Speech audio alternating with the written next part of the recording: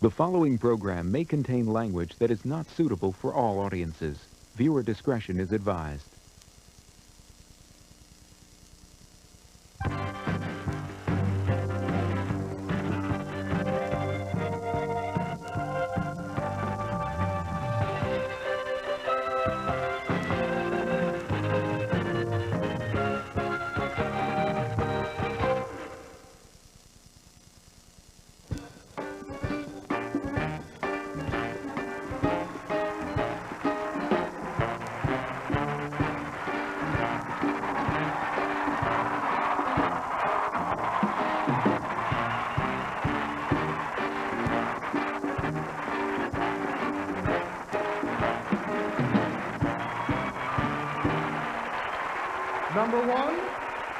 Number one, step forward and tell us about yourself.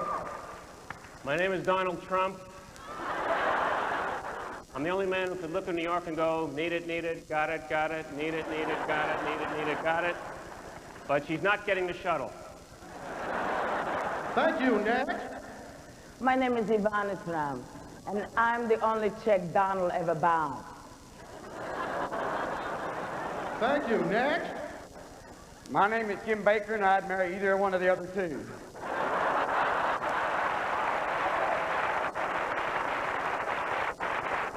Thank you. Next, the skinny one.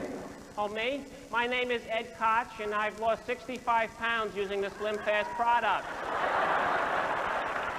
You know, I'm no longer big, fat, sloppy schlemiel now. I'm thin and sloppy, but still a schlemiel. You know, I used to run this city, and I... Next. I'm Leona Helmsley. Welcome to Helmsley's Big House, the only palace where the queen stands guarded. Thank you. Next. Yeah, my name is Bernard Getz, and I don't have any spare change. Thank you. No! Oh, gosh. Next. Hello, my name is Phil Rizzuto, and holy cow, you huckleberries, I tell you. You know, the other day, Cora and I played in this beautiful golf course in Teaneck, you know, right next to the money store. Thank you. Next. My name is Reverend Al Sharpton, and I'm offended and appalled that you and Cora will come in my neighborhood. We don't have no money store. I kick her ass and your ass, too. And what is this all about? James Brown stole my hair. Don't make me mad. Thank you. Next. Holy cow. Yeah, I'm Andrew Dice. Thank you. Next. Hey, fuck you!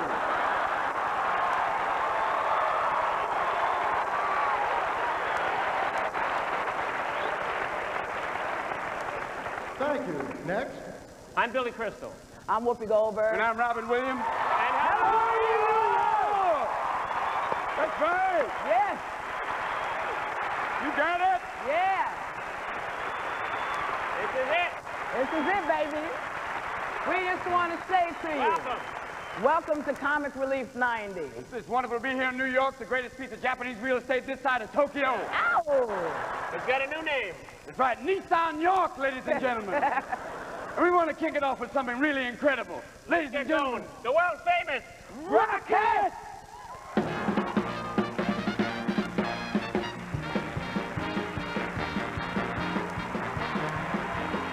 Live from Radio City Music Hall, Comic Relief 90, presented by HBO and Canada Dry.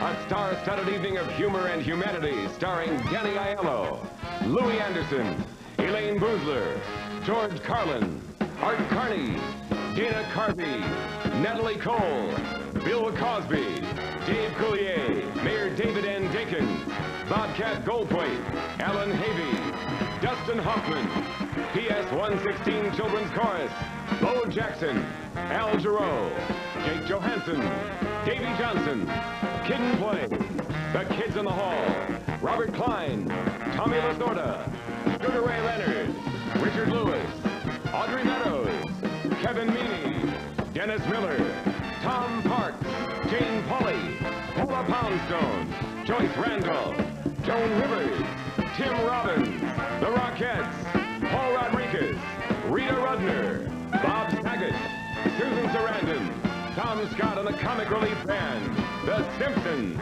Raven Simone, Stephen Wright, Robert Wall, and Bob Zamuda.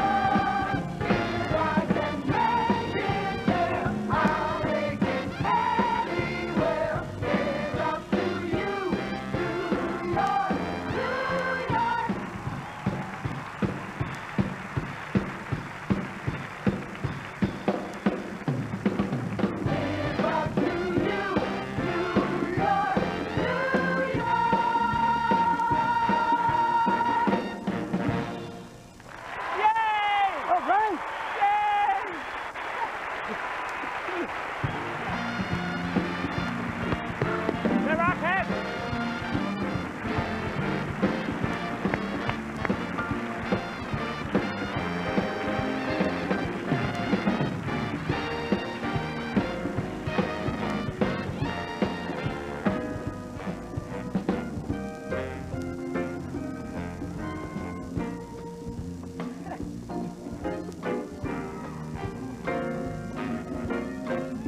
Ladies and gentlemen, the voice of comic relief, Shadow Stevens.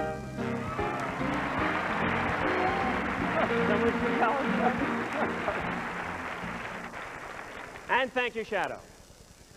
You know, everybody, welcome to the 4th edition of Comic Relief 90, coming to you this year from New York City, our hometown. Yes. My hometown. Not my hometown.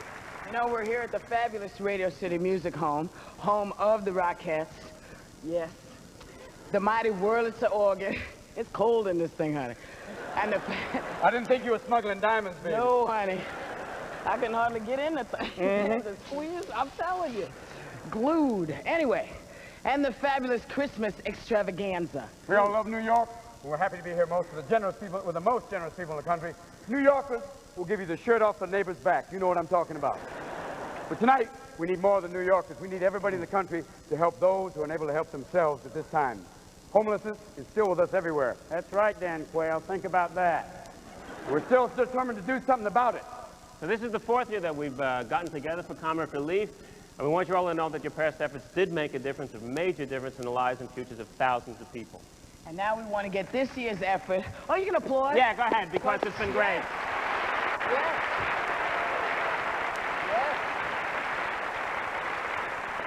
And I think we should say a big hello to Dave Winfield, who is now homeless, too. Yeah, we didn't need him, right. Okay, good. Yeah, Mr. Winfield, we found an old thing in the contract here about 40 acres and a mule. Let's get it going. Woo.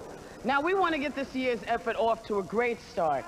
So if you're watching at home, yeah? How are you? If you're watching at home, this is a great time to get on the horn and make your pledge.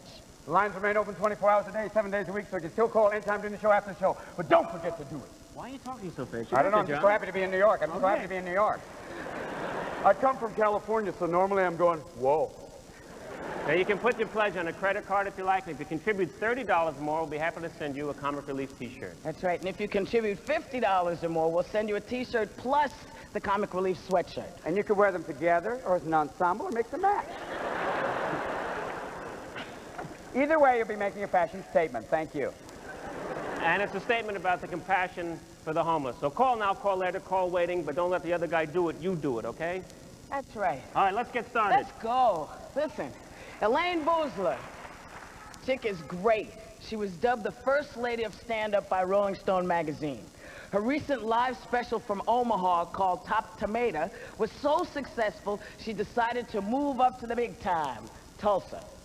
But it was also voted by Cable Guide as the best comedy special of the year. Ladies and gentlemen, she sang the national anthem at Chase Stadium last night. People were wild. Here she is, Elaine Boozler.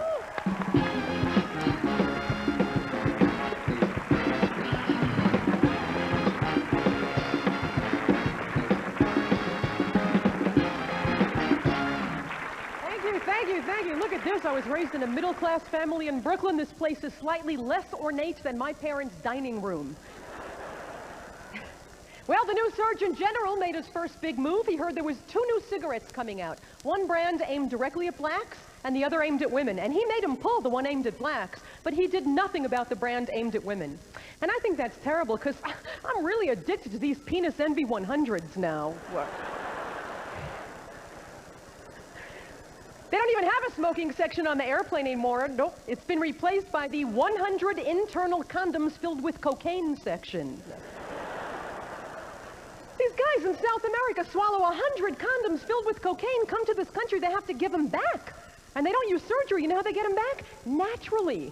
My God, the pressure. I mean, it's hard enough going to the bathroom first day in a foreign country, huh? Let alone with Carlos outside the door with an AK-47. Hurry up now, we got customers out here! So much violence. And you know, President Bush still doesn't want to outlaw automatic weapons. But to be fair, you do have to understand where he's coming from. And, well, you know, he is a member of the NRA, and they do feel it's okay to shoot a human being as long as you eat the meat after.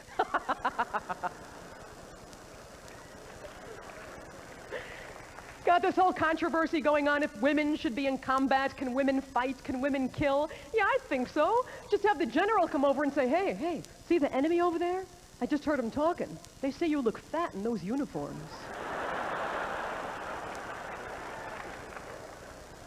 This guy was acquitted of rape last year because the young woman that he raped didn't have underwear on under her dress, and the jury said she was asking for it. So now when I leave the house, I always wear 2 pairs of underwear. Because I want that jury to know not only aren't I asking for it, I'm not even thinking about it. Thank goodness we got a couple of hostages back, which is terrific and rare. You never get the hostages back because you can't reason with these lunatics who have the hostages. You know why? Because you can't threaten them with anything because they're not afraid to die. So that's it. You know, I say threaten them with life because any coward can lay down and die, but to keep going every day is very hard. Get him, make him live. We got you. Kill me. Oh, no. We're going to feed you vitamins, oat bran, all kinds of good stuff. You're going to live. No, kill me. No, 60 more years of doing your taxes. 60 more years of, where do you want to eat? I don't know. Where do you want to eat? I don't know. Where do you want to eat? Kill me. No, no. Waiters, waiters. Happy birthday to... I learned a lot on Earth Day this year. It's unbelievable to find out that a hot dog buried in the dirt lasts 20 years and only a week in the refrigerator, huh? Everything that you threw out that broke in a year is underground now having a party. Big controversy in the National Endowment for the Arts. You know, they don't want to give money to things they consider pornographic in the arts now. In fact, Jesse Helms wants to now decide what will be art in America. I think we have enough paintings on velvet, frankly. I have this vision of museums filled with those prints of dogs playing cards. They say you'll never have a woman president because they're too erratic to run a country because their hormones change once a month and they're crazy. Yeah, right. Like if we had a woman president, she'd be like this. Get over here. That's right, I'm the president. What are you, nuts? You take hostages on a day when I am retaining water? I don't believe I have to sit here and waste my time with a morally bankrupt terrorist like you when there's a sale on and the stores close at 6. This is going to go very badly for you. You know why? 1, it violates international law. 2, I really hate the way my hair came out today. Wait over there. Send in the Exxon, idiots. Get in here. You had a year to clean up a coastline and you couldn't do it? You should have sent women, would have been clean in a week, for crying out loud. You only sent men. How are they going to get oil out of the ocean when they can't even get their socks and underwear up off the floor?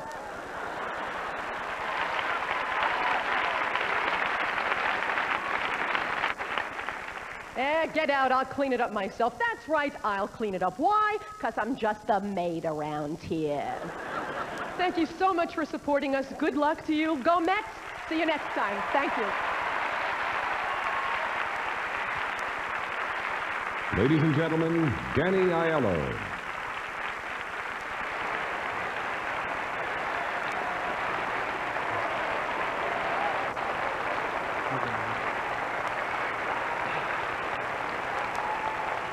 If there is a prouder, more determined group of men than the ones who drive the big rigs across country night and day delivering products and produce that keep America going, I've never met them.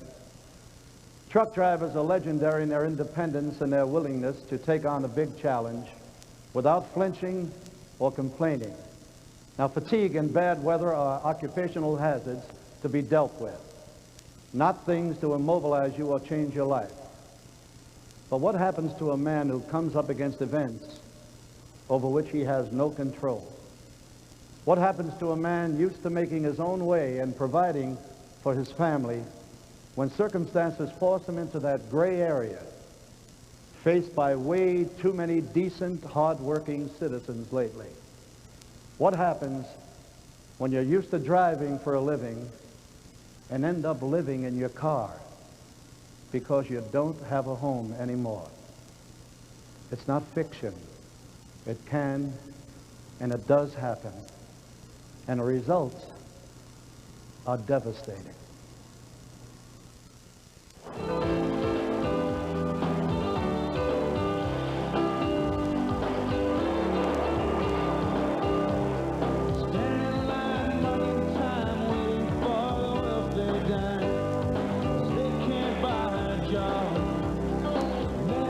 1 out of every 4 homeless people has a part-time or full-time job. Among the homeless, you'll find teachers with master's degrees, social workers, construction laborers, lawyers, and truck drivers like Fred McCarty. After 2 heart attacks, Fred lost his job and his home. Now, he and his wife spend their nights sleeping in a car. For Fred and Lynette, the greatest fear of many homeless parents came true. Their 2 little girls were taken away from them. The worst part that hit the hardest is to lose the children. They're in a foster home, and to get them back, there's no way I can get them back until I got a home. Recently, Fred was hired as a security guard, but they can only use him a few hours a week. His wife works part-time as well, but together, they'll barely make enough to buy food, let alone pay first and last month's rent for an apartment. Now, to get out of the rut that I'm in, I don't know how I'm going to get out of it. I'd like to have a job. I don't like living in a car. I can't sleep good at nights because of the pressure that's on me. I wake up just as tired as I was when I went to bed. The whole part of being homeless, to me, that hurts the most is the fear that it's going to continue that way. It hurts when I have to talk about the children because I know they're gone. They want to be with their mother and father.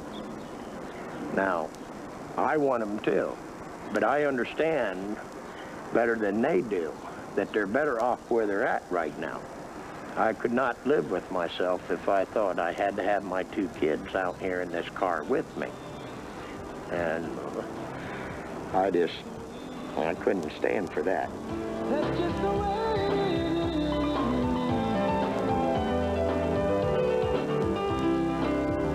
is. Comic relief. It's no joke. Call now.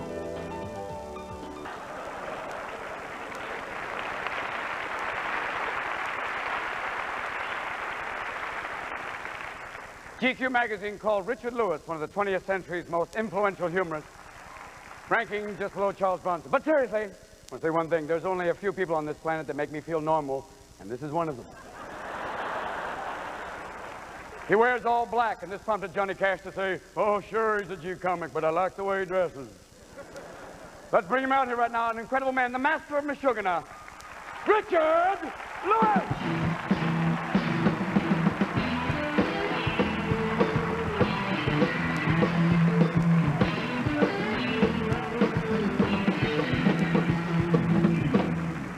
Thanks, Robin, very much. Of course, he had the same thing to say at Charles Boyer's funeral, so I'm not that impressed.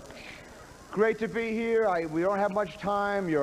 Thank you for coming on behalf of everybody, but don't applaud because they're going to say, get off soon, and they don't say 3 minutes, 2 minutes here. They make us watch the lost episodes of Different Strokes, so I really got to cover it. Jimi Hendrix, they play me on. Thanks, Tom, my favorite musician of all time, and yet... I have chest pains, but who cares, quite frankly. I've listened to Hendrix, that song, my favorite song. I still don't know the lyric. Purple haze, you're in my brain, and I want to buy a condo in Maine. See, I really... What a great place to have comic relief. This is it, man. I saw Dylan play. You know, Dylan, I don't mean to ego trip, but apparently he saw me one night or with Letterman or something. He wanted to meet me. It was a traffic jam. I got here late. I missed my rap with Dylan. I just fantasize now. I'm going, you had so many problems. Cambodia, too. I just like the conversation with him.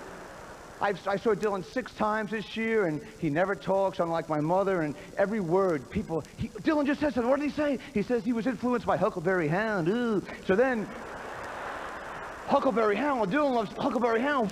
Then we run to the Museum of Broadcasting. Give me everything on Huckleberry Hound. I mean, people go crazy. But I don't know. I just want to feel good about myself. I'm psyched to be here. I wore the brightest color I have, quite frankly, and I don't know, this is a great cause. There's so many things to be concerned about in this, you know, in this country. My mother, of course, has this tunnel vision. She went homeless, schmomeless. When are you going to get married? I mean, that's where she's coming from, you know. But, you know, I'm anti-drugs. Unfortunately, I'm anti-health, too, which is sort of a dyslexic kind of thing. But forget speed. Who's ever watching, forget, you don't need, if I ever took speed, quite frankly, I would walk to Calcutta for no reason, you know what I mean?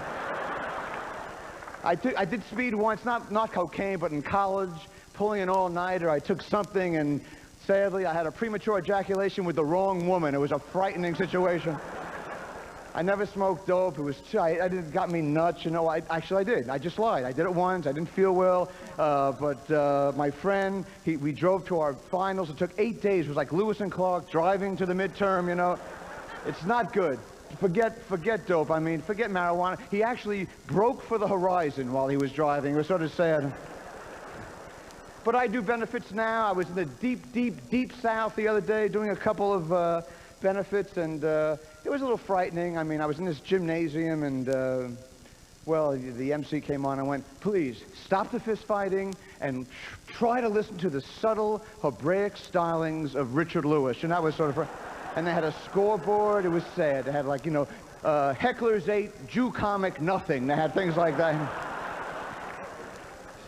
So I freaked out. I tried to find a temple. I looked in the yellow pages, you know, and the rabbi had a yarmulke with a raccoon tail on it, you know, and then I did a benefit for a mental institution. It was in the round. They had a theater in the round. You know these theaters in the round. You've been there. I mean, you do a joke and you vomit. You do a joke and you vomit. It spins around. But the mental institution, the stage was stationary, but every mental patient spun in his own chair as well. So I'm trying to do good things for myself, too. I mean, you can't help other people unless you help yourself. So I didn't buy, quite frankly. I leased the car of my dreams. I don't want to get sued, but I'll tell you right now, it was a car from hell. I'll tell you right now, it rhymes with Magwar. I'll just say that. It rhymes with I mean, the warning lights, they had, you know, it was like Todd A.O., it was like CinemaScope, and the manual, it came in a wheelbarrow, like it was like a nightmare. And I turned the ignition, every light went on. There was two Dutchmen hanging themselves in a room, and I went, what's this, two Dutchmen hanging themselves? And I called the Magwar dealership. What two Dutchmen are killing themselves? What should I do? You need oil. You need oil, they said. Plus, the car has all these fins, and I mean, aesthetically, it's gorgeous, but I can't, the reflection and the Aurora Borealis, it shines off it, and if you're even a tad suicidal, and you want to make a change into a lane, you go, I hate my life. We just eat it because you can't see, and then that mirror doesn't help, you know. Objects in the mirror. It might be an Amish couple. It might be a Circus Vargas midget. You know, you don't know. They should do the whole thing. It's not a steering wheel. It's really an ottoman. You know what I mean? It should have and even the ornament. The ornament was no good. It was a nightmare. They had, the Magwar ornament, on the hood of the car. My Magwar ornament had hip dysplasia. It was a nightmare. It was kind of I gotta get off. There's a million comics. It's a great cause. Please give. Thanks for coming. I'll see you.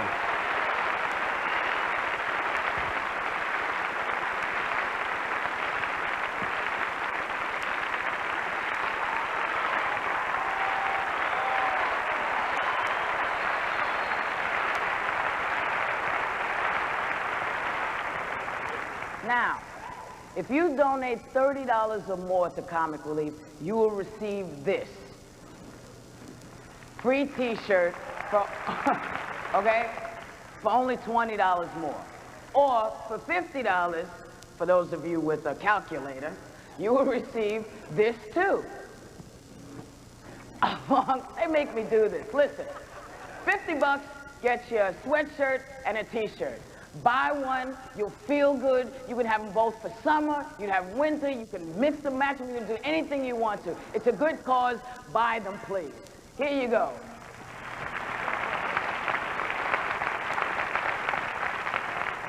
I don't know, Bob Saget, I think, is attempting to get a primetime series on every night of the week. He's on ABC's Full House on Fridays, and he's on Sunday nights hosting America's Funniest Home Videos. It's sort of like we're lucky that he has Saturday night off.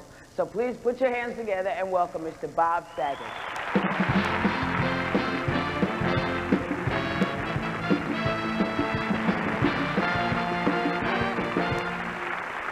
Great song, isn't it?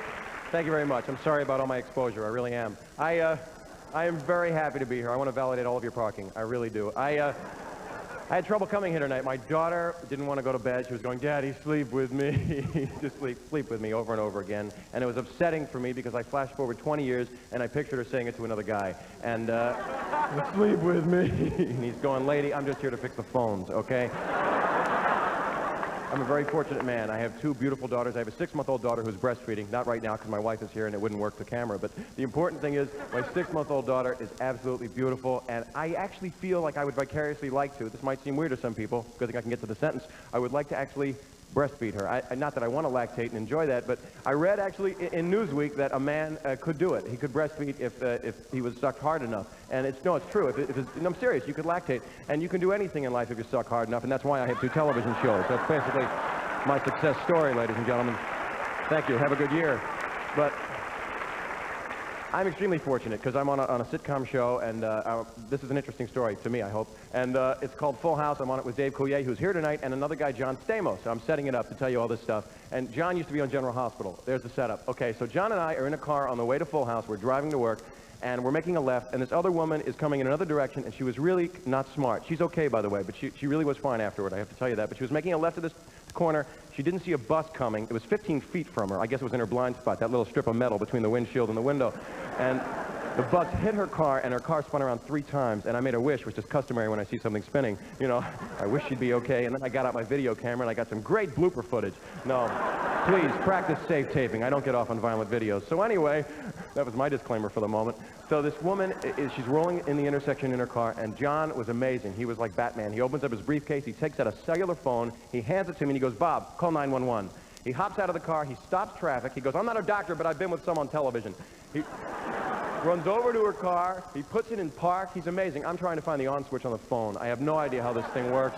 I'm looking at it, I can't find the 9. I'm thinking, should I get one of these things? Is it like, I don't know, $1.50 a call? Is there a base station? How does it work? These are great. Maybe I should order a pizza. I'm hungry. It's all exciting what's going on now.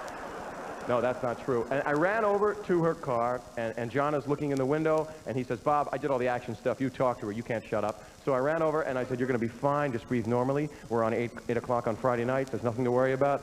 No, kidding. I didn't say breathe normally. And she comes to, and she looks at the 2 of us, and it was a very strange thing, because she came out of it, and it wasn't just a look of I'm in shock, I'm okay now. It was a look of recognition from seeing someone she knows from television. And it frightened me for a moment, because I thought, this poor woman thinks she's dead and she's in sitcom hell. It was like you're in a coma for 6 months, you wake up and the cast of Growing Pains is there for you, and Boner is giving you mouth to mouth. And I don't know about you, but I don't want mouth to mouth from a boner. So the important thing is that I said that. No, what I learned, oh God, what I learned what's really important is, I think, to get a cellular phone. I think that's the most important thing. And there's another important thing, if I may. Actually walk over here. This is another important thing to have. Oh my goodness, I can't believe it's here. Look, it's a video camera. How exciting. What could I do with it? I guess I'll just come forward like this. Oh, this is great. Hello, sir. How are you? Wow, you look incredibly important. Nouveau riche. Look at this. Let me get a little bit closer to you.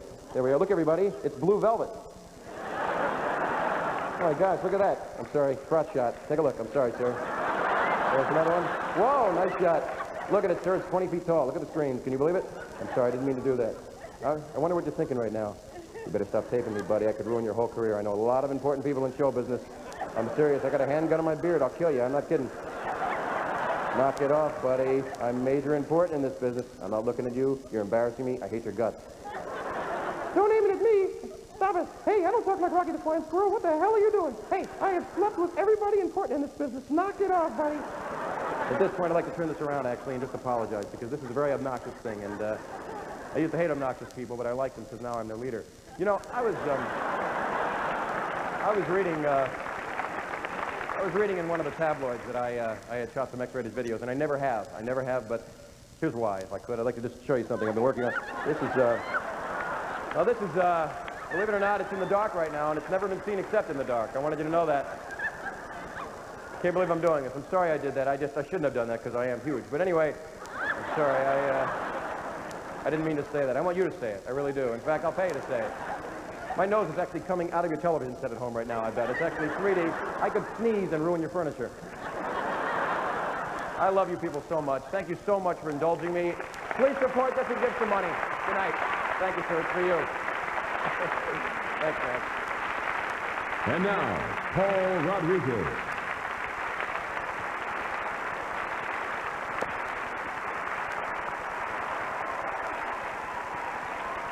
Ladies and gentlemen, I'll be back later on in the show to do the lambada, the forbidden grind for you.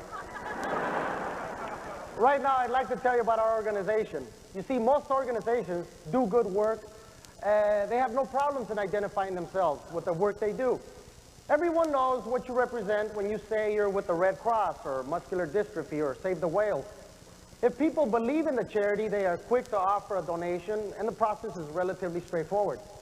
But for 4 years ago, when this organization was formed, it was not a simple sell. You'd say, hi, I'm from Comic Relief. People would say, no, thank you, we don't need Comic Relief. We're not bothered by comics in our neighborhood.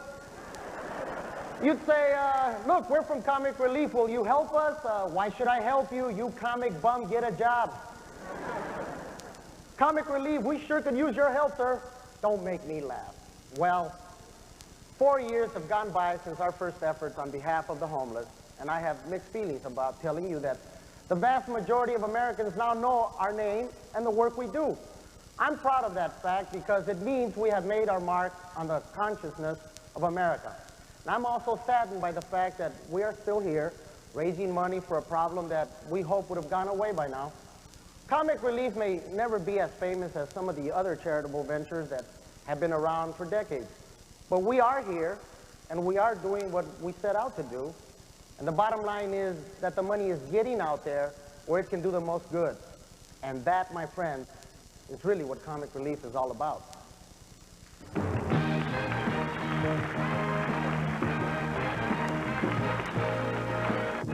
4 years ago, America's top comedians joined together to deliver more than just laughs. Their goal, to help homeless and hurting people across our nation.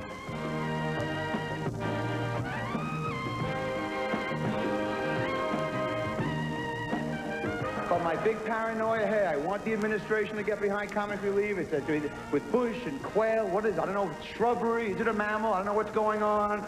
Coming for the take away. You're so white. Oh, yeah. I wanted to help bring attention to what's going down with the homeless. You know, in a country this size, we shouldn't have millions of people sleeping outside. The thing I like about this is all the money goes, you know, because they underwrite it. So it's great to know if someone gives $1, $1 goes back out. I like that a lot. Laughter and comedy can improve any situation and certainly improve our universe. So let's go for it.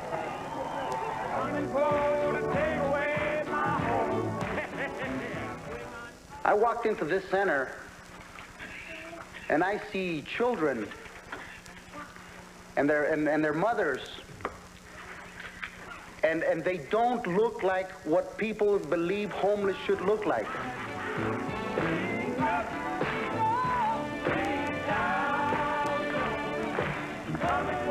Comic Relief has changed lives basically by letting homeless people know that somebody cares about them. Comic Relief is people helping people. It's raising consciousness on the issue of homelessness. It's bringing funds, much needed funds, to homeless project sites across this country for medical care, medical needs, emergency medical needs, and most importantly, consciousness about us people loving other people and doing something to help. So far, Comic Relief has touched and changed over 250,000 lives, but the numbers of homeless are still growing. Today, nearly 2 million people in this country call the street their home. Look around and you'll see more families sleeping in cars and in boxes, more children using streets for playgrounds, more women filled with fear. Please, help make a difference. Comic Relief, it's no joke. Call now.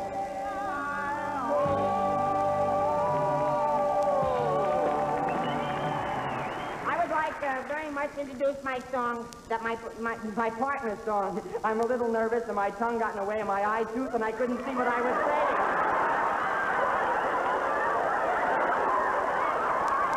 Come in, Tracy, I can hear you all right. So anyhow, I would like to, which camera? You're all moving around. Everybody's so confused.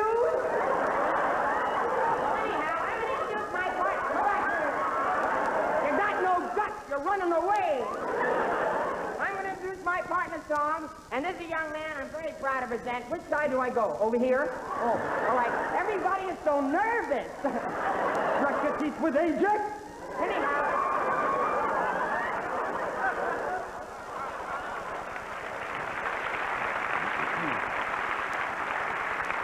Thank you very much. You know what I missed I don't hear in New York this year? From you participating Carvel ice cream dealer, buy one, get one free. Is he gone? I have the most disgusting voice in television. As I'm talking to you, I'm drooling in the vanilla. When Father's Day comes, buy Dad our new Thai cake. It's the same mold as the whale cake. I miss him. But this guy's still around. This is it, my friends. Joe Franklin. As always, we are seen much too much. Our guest tonight is the ghost of Eddie Cantor. He'll be here for Matches by Strike, to the unleavened experience of a lifetime, my friends. But enough of me. I'm delighted to be here. I have the world's greatest cold. Do I sound like Tony Randall and talking into a glass? And now it is my pleasure to introduce a very good friend of mine. He's a wonderful writer. You saw him in the Hollywood Nights. He was a DJ in Good Morning Vietnam. He was the great baseball coach in Bull Durham. We worked together on the Grammys and the Oscars. He was the reporter in Batman, and I just think he's a really funny guy who you're going to love. Get ready for Mr. Robert Wall.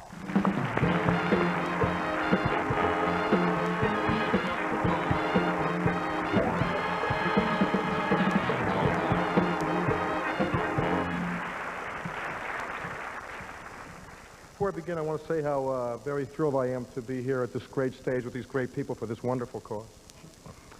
I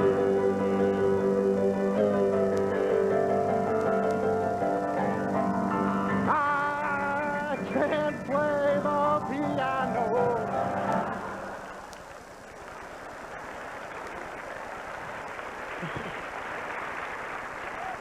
Do you know they got all pissed off at me here because I asked them to bring up a piano for that joke?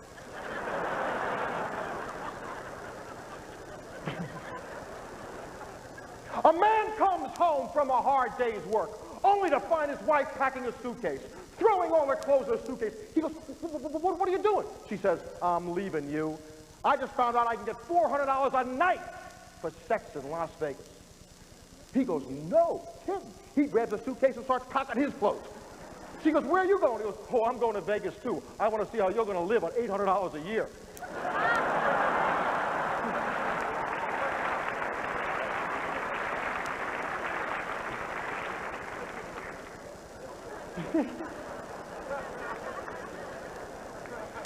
This is great. I'm glad we're talking about the homeless.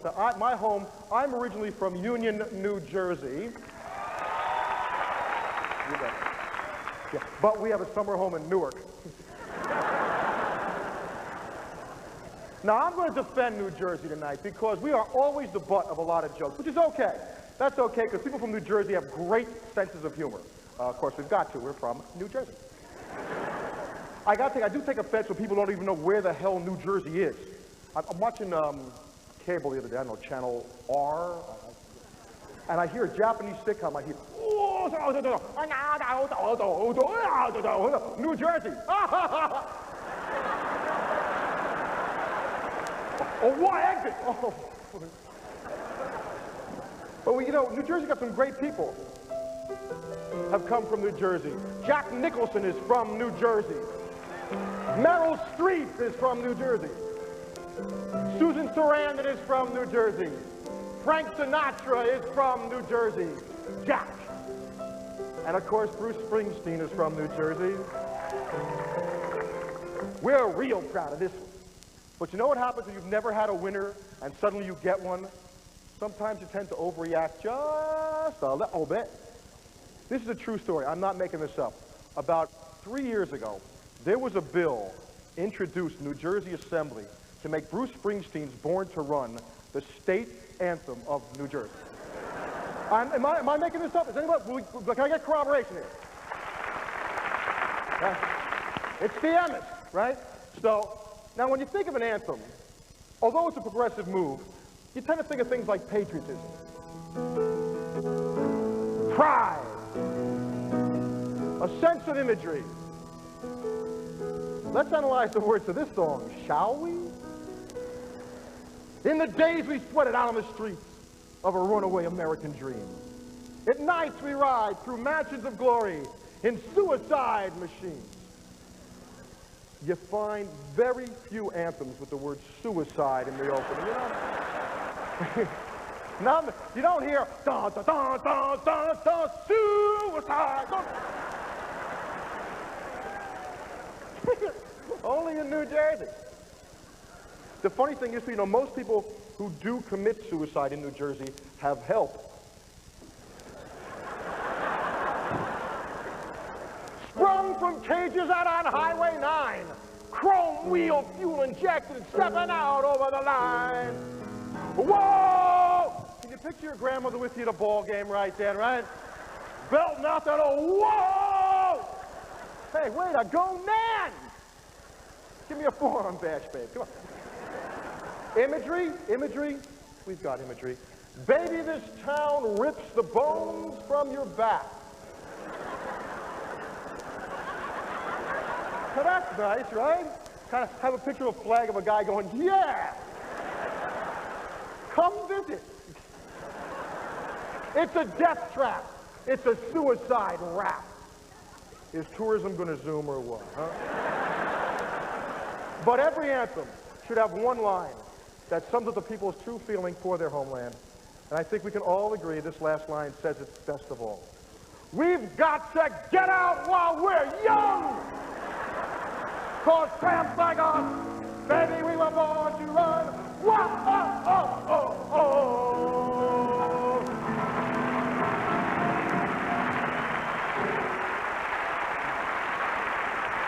Thank you. Thank you. Thank you. Robert Wall. Thank you. I hear applause, I say thank you. On June 16th, 1990, we will mark the 100th anniversary of the birth of a man who was truly special to all of us in comedy. Along with a rather fat gentleman with a little mustache, he brought comedy to the peak of perfection. And for all of us who aspire to the cap and the bells of the jester, we look to them for inspiration. This man's name was Stan Laurel. Laurel and Hardy were continuous, yes? 100 years ago. Laurel and Hardy were continuously inventive, timeless in their ability to draw humor from even the most ordinary of circumstances. So let's watch the masters at work for a moment. Now you just leave everything to me.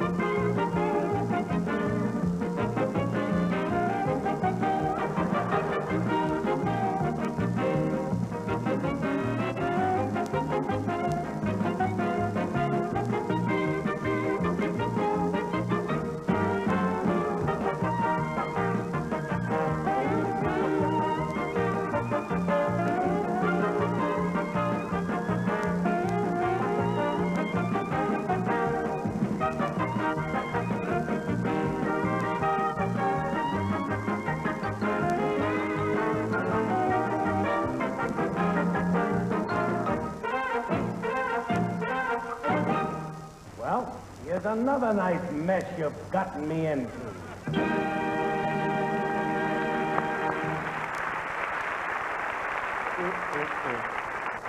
So while other kids are dreaming about playing shortstop for the Yankees or point guard for the Knicks, who won today?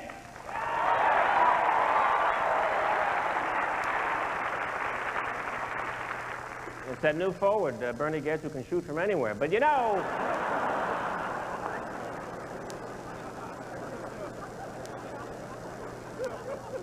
I also dreamt about being the invisible man in the girls' locker room, but that's another story. I had one dream, and that was to work with Laurel and Hardy, and of course that was impossible. But I've been able to fulfill some of the other fantasies, and tonight may be the highlight of my career. So through the magic of videotape, I got a chance to work with my two idols. So see if you can tell which one is me from this scene from Way Out West. They weren't big, huge, poofy enough. Kind of a weird. I usually wear both, you know, shirts and jackets. Sometimes they both have big, huge, poofy shoulder pads. I got these big mountains near my ears. People are talking to me, I can't even hear them. I'm like, I'm sorry, the pads were in the way. If you could just speak directly into the valley, that would be helpful to me. In a way, we have to have that. And if, you know, the thing is, if you send them to the dry cleaners just once, they come back big, huge, poofy, deformed shoulders. And if you don't get them on just right when you're getting dressed, it looks just for a second like there's somebody right behind you. I can't tell you how many times I've frightened myself alone in my own apartment. I defy anybody to tell me why we have to. Somebody told me one time it was to make your hips look smaller. Oh, I don't think I'm fooling anyone. Now exactly how would that work? Okay, wait, now I'm skinny, now I'm fat, now I'm skinny, now I'm fat. What a remarkable weight loss program. And I never felt hungry at all. I'm glad they're doing this in New York this year. I rode on the subway the other time for my second time in my whole life. People always told me that the New York subway was scary. I don't find it scary. I think it's a little odd. They have big no spitting signs up everywhere. I don't know if I just have a big defiant streak in me or what, but I never even thought about spit until they brought it up. And then it was all I felt like doing. Somehow activated my saliva gland or something. I was like, oh great, now where am I gonna spit? I never get to spit. This is kind of cool in here. Isn't it kind of neat in here? I'm hoping that I'm the only performer held over with the Rockettes. I just worked with them from here on in. Just a thought. I usually just work nightclubs. A couple weeks ago, I was in a club. There was a guy right up front. He told me he was a plastic surgeon, and he has 2 kids. I thought, boy, that would make the daddy's got your nose game a little scarier, wouldn't it?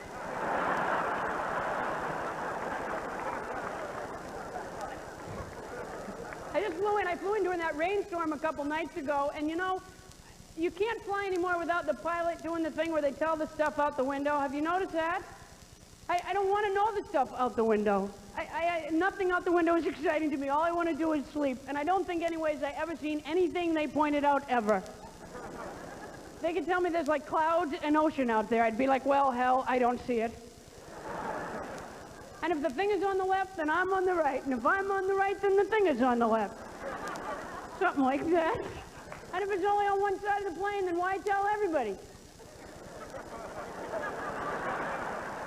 Tell the people on the left, for heaven's sake. Just like, people on the left. This is the pilot. Don't tell the people on the right. There is the coolest stuff out your window right now. Don't all look at once.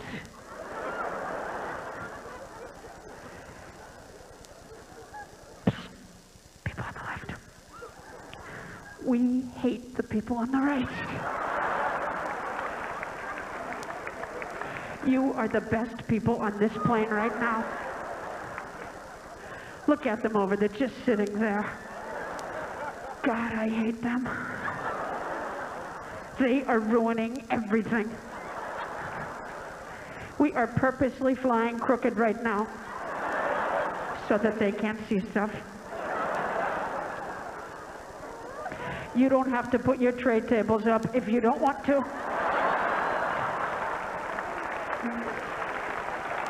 Thank you very much. Listen, I gotta go. You guys have been great. Thank you so much.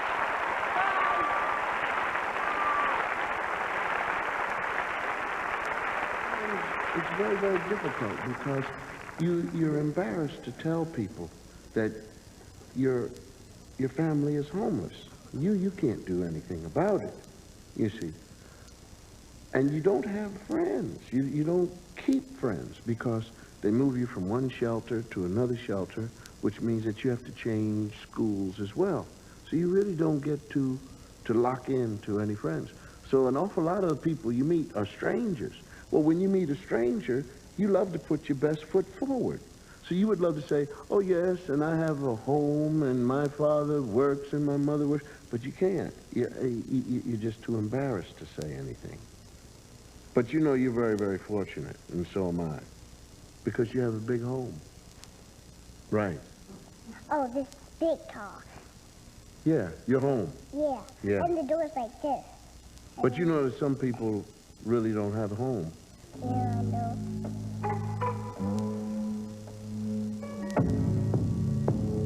Mother, the other kids would teasing me at school.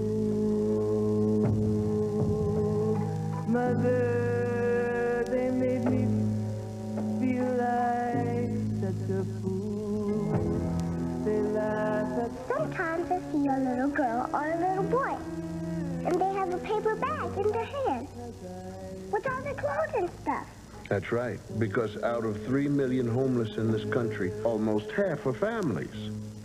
And that means that 1 out of every 5 homeless people is a child. If we can find a house, I don't know what we're going to do. I feel sad. No one knows me. I don't have no toys, nothing. I've been in 4 schools. Now this is my 5th. I miss my friends. I miss my teacher. Everybody from school. 17, 18. I think about that, and I think where we're gonna go, but I can find no answer where we're gonna go.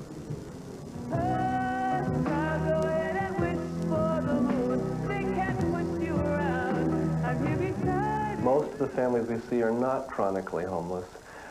Most of them do not abuse drugs. They do not have mental illness. I think the work that Comic Relief is doing to help families who are living on the edge, and there are more and more of those nowadays in our country, is really essential. They may be depressed and beaten down because of their experience, but most of these families, with a little bit of help, can get back into a home. And many of those families will not become homeless again. It's good to help homeless people.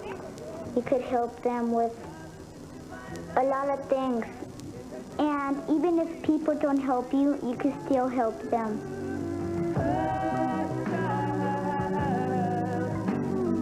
Comic Relief is no joke. Call now.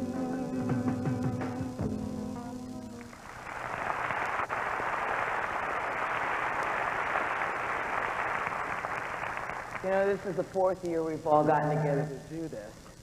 And it's a kind of wonderful thing because we all get to see each other, but it's very sad when you think of the state of affairs. And before we introduce the next guests, who are very special and dear to us, I thought I would like to sort of remind you that this nation is a strong and wonderful one. And I thought I'd use the words of John Steinbeck.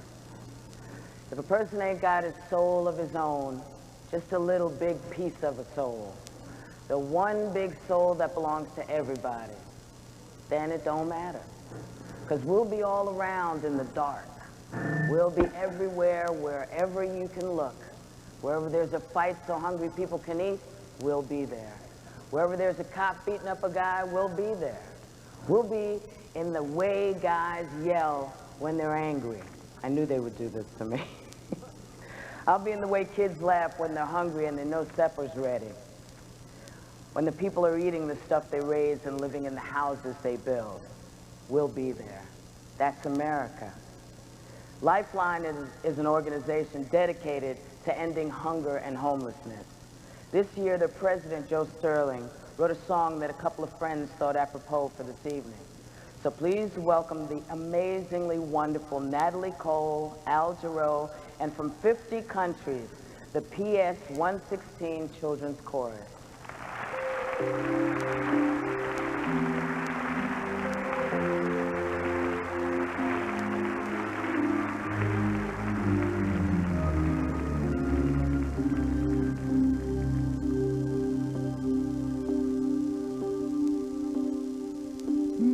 President, do you think that it's a sin when the rain sets in that a man should sleep alone out in the cold on a stormy night?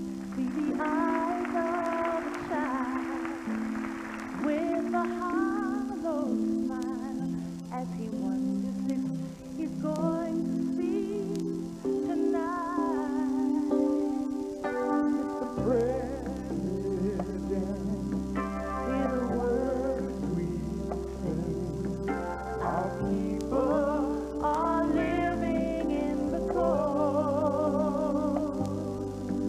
Whether black or white, whether wrong or right, it's time for us to take care of our own.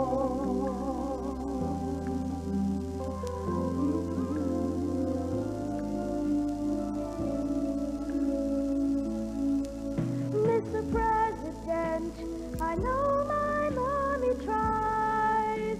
She tries, but still she's fine.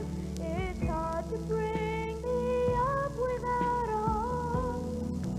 And if things don't change, don't you think that it's the same?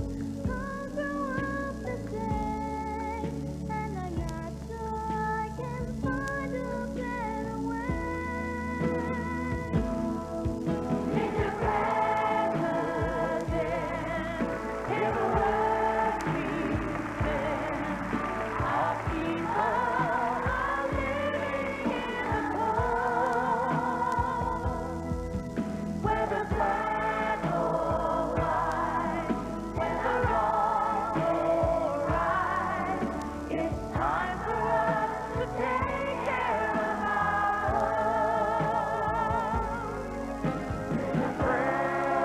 Mr. President, hear the words. Don't you hear the words we say? Our people, 'cause our people are living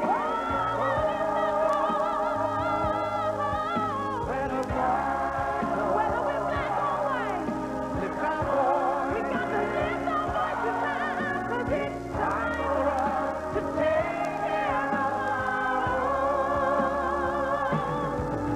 Mr. President, hear the words we say. I know you are.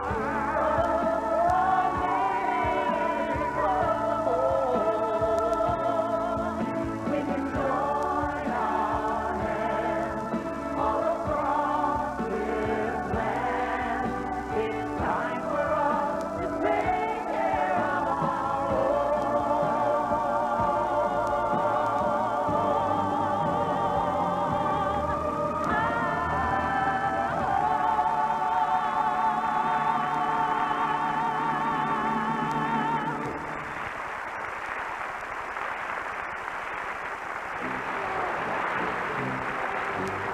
Welcome to the Bright family.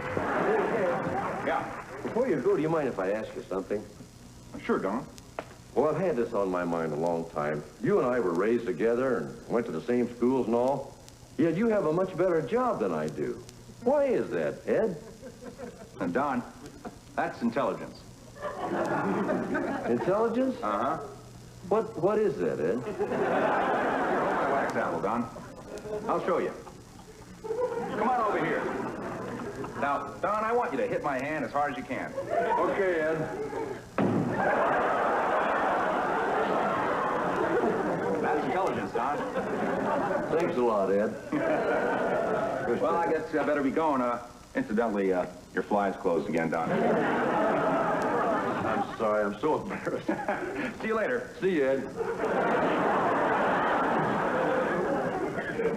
Hi, Dad. Hi, son. Say, son. Huh? Come here a minute. Yeah. Do you know what intelligence is? Intelligence? No. Okay, I'm going to show you. I want you to hit my hand as hard as you can.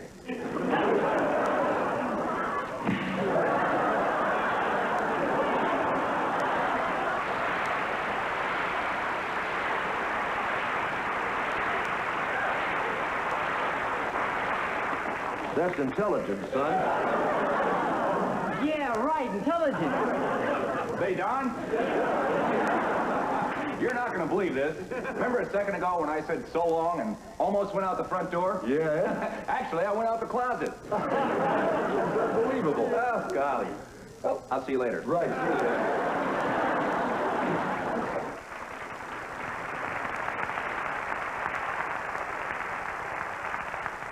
You ever have one of those days where, like, everything is going wrong? I feel like I'm getting my period. Anyway, operators are standing by to take your pledge, so get your credit card ready. Now, Dennis Miller is the funniest journalist since Marvin Cowell. He's been...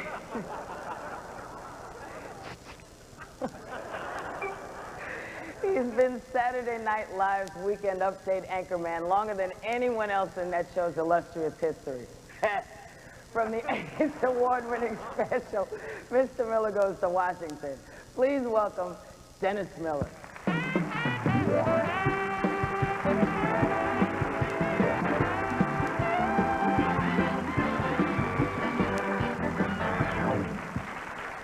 Thank you. I'd like to say good evening to everybody watching at home, and hi, Nora.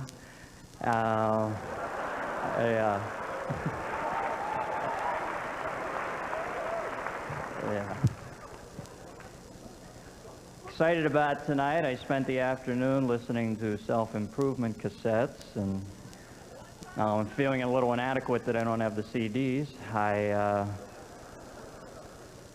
appear a little melancholy tonight, as most of you are probably painfully aware. Today would have been ex-Rolling Stone guitarist Brian Jones' 46th birthday. And you know, if Brian were alive today, I'm sure that all of us would be more than a little surprised.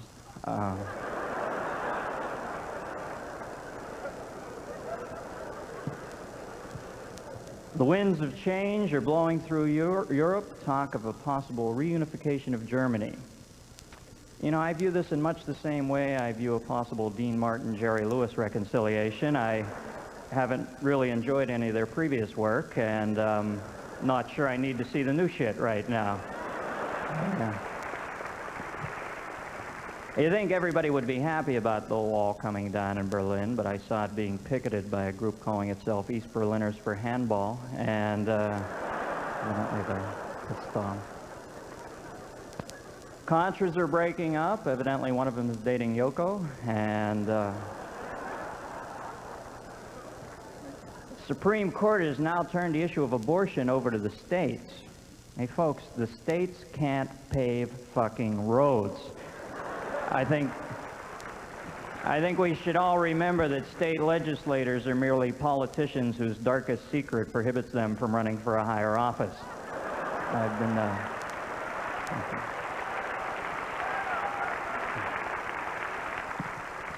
been traveling a lot. I just got back from LA. I love Louisiana. Flying in this country has turned into an amazingly arduous process, especially boarding the plane, which has now become this tedious Bataan death march with American tourister overnight bags. Always get stuck behind that one guy who takes forever to get situated. He's clogging the aisle like a piece of human cholesterol in the passengerial artery, folding that sport jacket like he's in the color guard at Arlington National Cemetery, or else I get stuck behind the wizard who wants to beat the system by gaffer taping a twine handle onto a Frigidaire freezer box and calling it carry-on. He's wedging it into the overhead. It's like trying to get Pavarotti into a wetsuit, for Christ's sake. And exactly when did stewardess in this country get so fucking cranky? Now, I know it's a tough job. There's got to be 1,000 different ways to tie that neckerchief, but why piss on me? I mean, they come down the aisle now like the old broad from Russia with Love with a knife point coming out of her shoe. You know, peanuts, Mr. Bond? Okay, slow down. A lot of terrorism in the air, but I think when you walk through an air terminal and you see the crack security people manning the perimeter, well, came into Newark the other day. The woman working the X-ray machine had the attention span of Boo Radley. She had a channel flicker. She was watching baggage from other airports, and You think pilots make fun of those guys who bring in the last 10 feet into the air terminal with those cone flashlights, huh? Well, thank you, Vasco da Gama. I kited in from Malaysia. You're going to take me the last furlong, Captain Eveready. I hope you don't blow a D-cell. I'd hate to be stuck out here in the Bermuda tarmac for the rest of my life. I was working at Trump Castle not long ago. I flew down on the Trump helicopter, 6 seats. We're 10 minutes outside of Manhattan. The stud pilot, Race Bannon, comes on the PA system and announces he is turning off the fasten seatbelt sign, releasing us to get up and move about the cabin. Well, thanks a lot. I'm hunched over in this ballpark Frank. This guy's giving me the green light to do-si-do up the aisle. Yeah, I think I'll head up into the piano lounge. They've got a midget with a Casio on his lap. For Christ's sake, the bathroom was a NyQuil cup. How mobile was I going to be? Why is it now whenever I come up to a red light, invariably there's some young teen team there from the local fraternity collecting for their favorite charity? If I choose not to give, they give me that tisk look like I'm Eva Peron fleecing the masses. All of a sudden, they're serious, civic-minded young individuals. You know, the night before, they're running around the frat house with Bing cherries jammed up their ass, trying to drop them into martini glasses. All of a sudden, they're Albert Schweitzer, and I'm Frank Lorenzo, I guess. What's with these Dockers commercials on TV now? They have these incredibly bad chinos that you used to buy by mail order off the back cover of Parade magazine. Now they have these 8 or 10 big chill encounter guy groups sitting around a friend's solarium at 3 in the afternoon with a kite, just kicking around life like us guys are always prone to do, and everything's shot from dick level, like who's working the camera here? Professor Lovelace, the deranged midget from the Wild Wild West, and all these guys do is talk about how they can't get laid wearing these pants. Great, there's a ringing endorsement. Give me 2 pair. I'll go live in a fucking cave and do circle jerks with D.B. Cooper for the rest of my life. Thank you. Good night.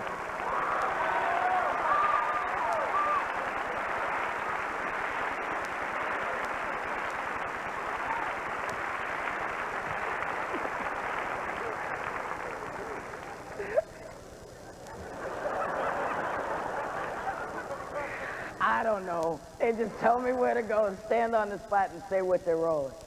Now, taking over the role of Uncle Buck from John Candy is a large order. In fact, it's a double order of fries. I don't know. But Kevin Meaney will do just that on CBS this fall. A one-night stand veteran and an Emmy winner for PBS's Comedy Tonight. Please welcome, I'm having a nervous breakdown. Please welcome a man Johnny Carson calls unique, Mr. Kevin Meaney. Thank you. Thank you. Thank you very much. It's great to be here for Comic Relief. I remember when I was a child, my parents were always worried that we were going to lose the house for some reason. Anything could lose the house when I was a kid. Mom, can I borrow the car tonight? You are not taking that car out tonight. Taking the car out at night. You're going to smash into somebody, they're going to sue us. And we're going to lose the house. Well, those were my plans exactly, Night Mother, yes. To go out and smash into someone so we have no place to live. I'm the evil one. You're the crazy one, that's what you are. Driving around at night. Well, we've got a big thing here tonight. We've got T-shirts. And I'm going to come out to the audience and sell them. So look out. Where are the big celebrities that we have here with the big dough?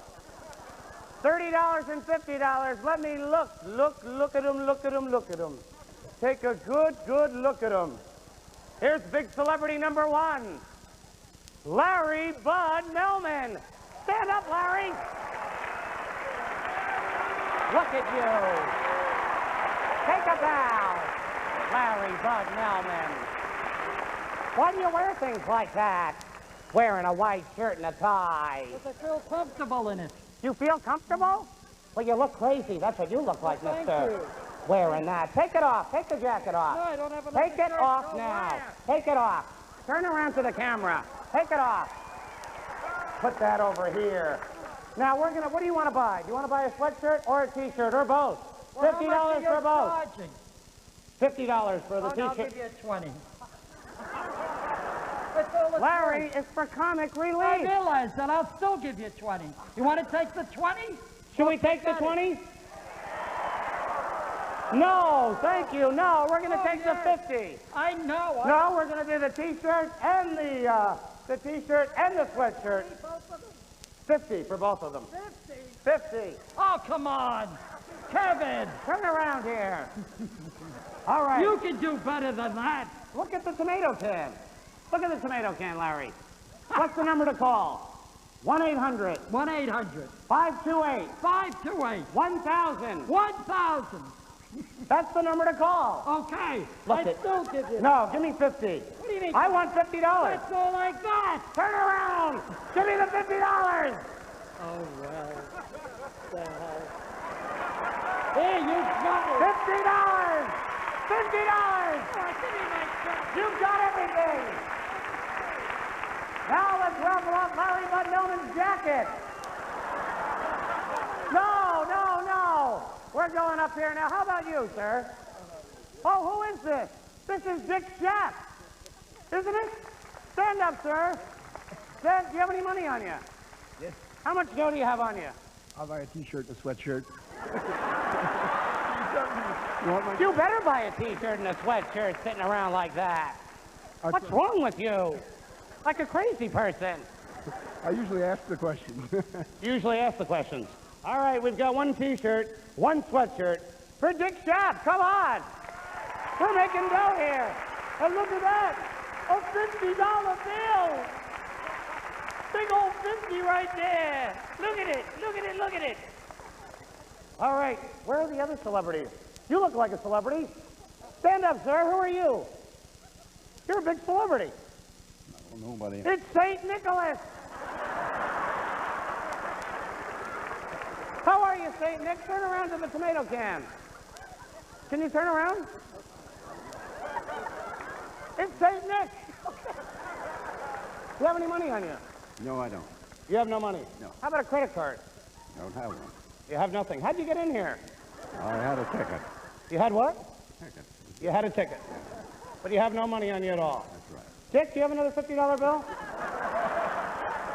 Come on, Dick, cough it up. Come on, he's given you presents all your life. Bud.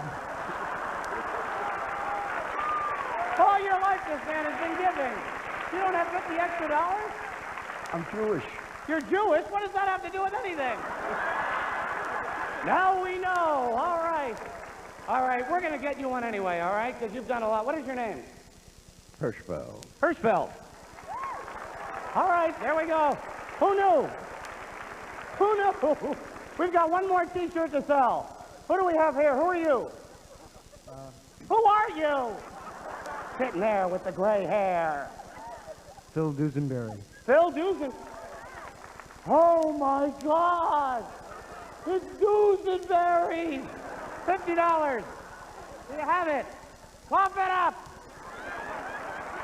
Cough it up, Dusenberry. Come on. Look at all the money he's got. I don't believe it. 20, 40, $60. No change on that one. Thank you, everybody. We'll see you. I had a great time. Comic Relief. 1-800-528-1000, the number to call for those donations. Good night, everybody. Ladies and gentlemen, Dustin Hoffman.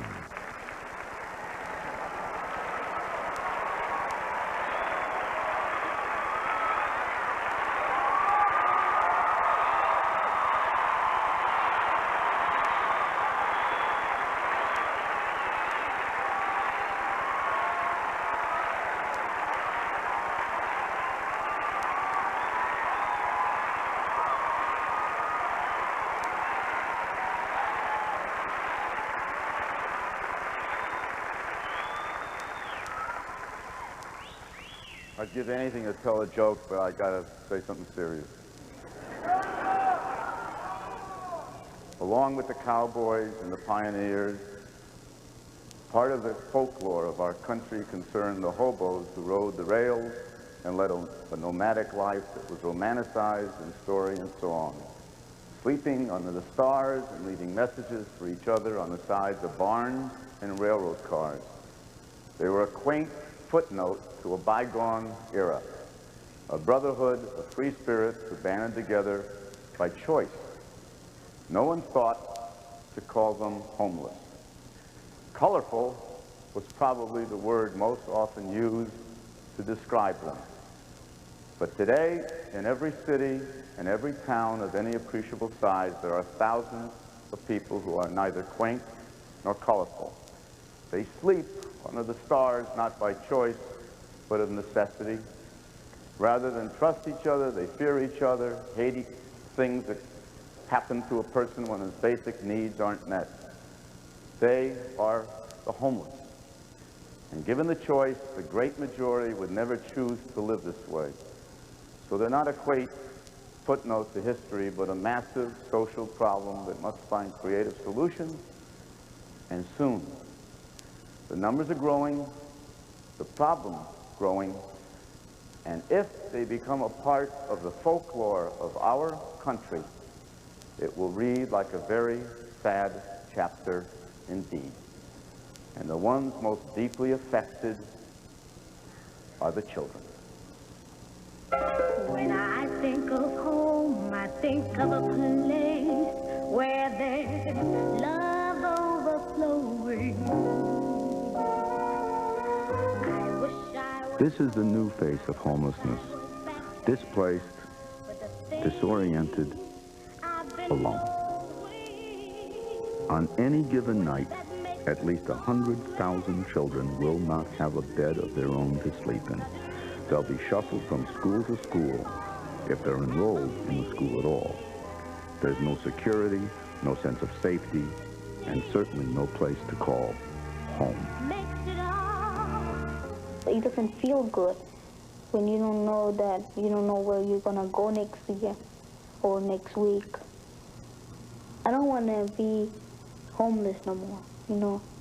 I want to get my job to help my mother and to help my brothers and my sisters. I want to be somebody in this life.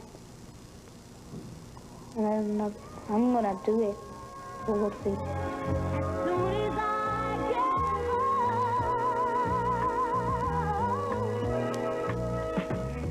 Umberto and thousands of children like him may not have a chance to see their dreams come true unless they get a helping hand. Through Comic Relief, you can provide the love and care that can change a child's life forever. All it takes is a phone call. Comic Relief, it's no joke. Call now.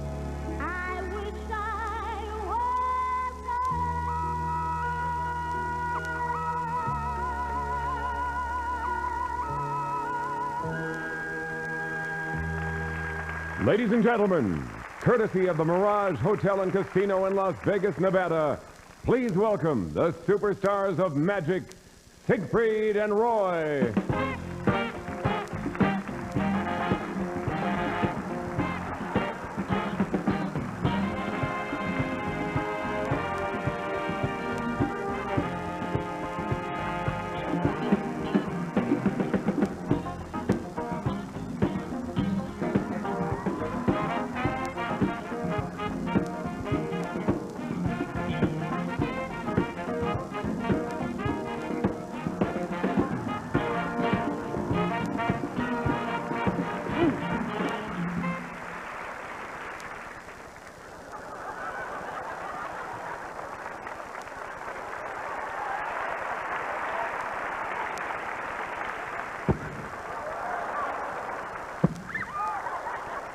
Great balls of fire.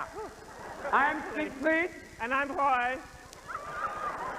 And we are so very happy to be here in Radio City Music Hall.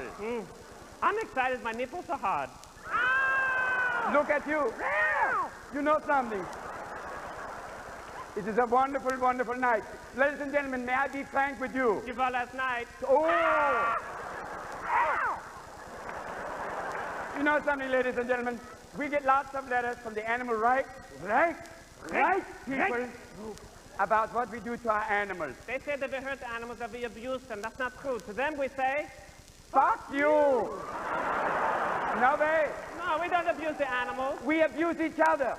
That's right. Thank you, Marlena. So, ladies and gentlemen, we also say to them, we respect the great big pussycat. Yes, anything that big that can still lick its balls, you've got to admire. Don't try this at home, I tell you that. You hurt your neck, didn't you? I know. We can never go back to that hotel. Now. Let's get to the trick, shall we? Yes, let's bring out the wand and do some magic. Where's the wand? Here's your wand, I'll tell you that. Really? You couldn't even pick a lock with that. Let's do it now. Ladies and gentlemen. What did you do, break into Peter Allen's closet? Oh, thank you. What are you, a vampire on a day pass? Get real. Now. Okay. We would like to do the big trick for you right now. This is a cat trick. What we call the big cat trick. Ladies, bring out the big box for us, please. Women, can't live with them, can't live with them. Let's go. Here, please. Girls, move it! Man, not to be behind the blood. Look at this, thank you. Here. That's good. Thank you very much. Get those back to the endangered birds. As you can see... Stop it, schmuck. Shut up, shut up, shut up, shut up. All right. As you can see, there is nothing in the cage here. Nothing in the cage. Hello? Hello? Hello? Hello? Can you hear me? Yes, I can. Hello? Hello? Anybody home? You see, nothing there. Nothing in the cage. And now we want to do this incredible trick. We would like to stop jerking your chains and bring out the real cats now. The incredible, dangerous cats. Please, ladies and gentlemen, this is the act that killed our agent. Thank you. We cover the big box here. Cover. Now we turn around. Turn around, find the island. Don't you ever do that again to me, I'll hurt you. Oh. Keep it up. And now, the cat.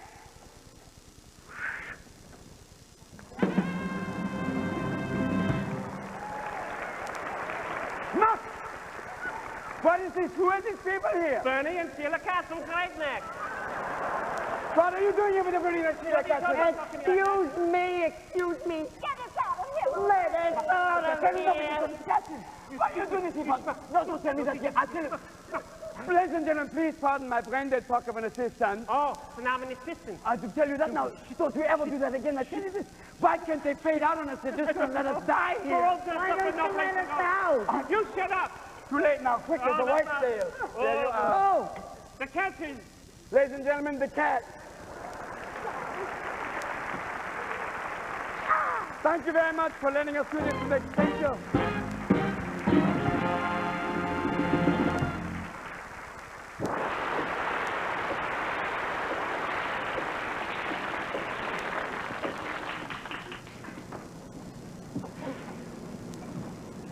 One really dingy. Gracious, hello. Have I reached the party to whom I am speaking? Is this General Motors? Hi, General. How's everything at the Pentagon? Tell me, how's Mrs. Motors? Oh, I beg your pardon. You are the president of the General Motors. Of Motown fame? Of course, now I recall General Motors. That's a switch, isn't it? Somebody recalling General Motors? Now then, sir, this is Ernestine Tomlin from Telephone Repair Service, or as we say in the trade, Ma Bell's Fix-It Shop. You complained that your phone isn't working. Well, Mr. Motors. At long last, the brake shoe is on the other foot, so to speak. Now you know what it feels like to be stuck with a lemon.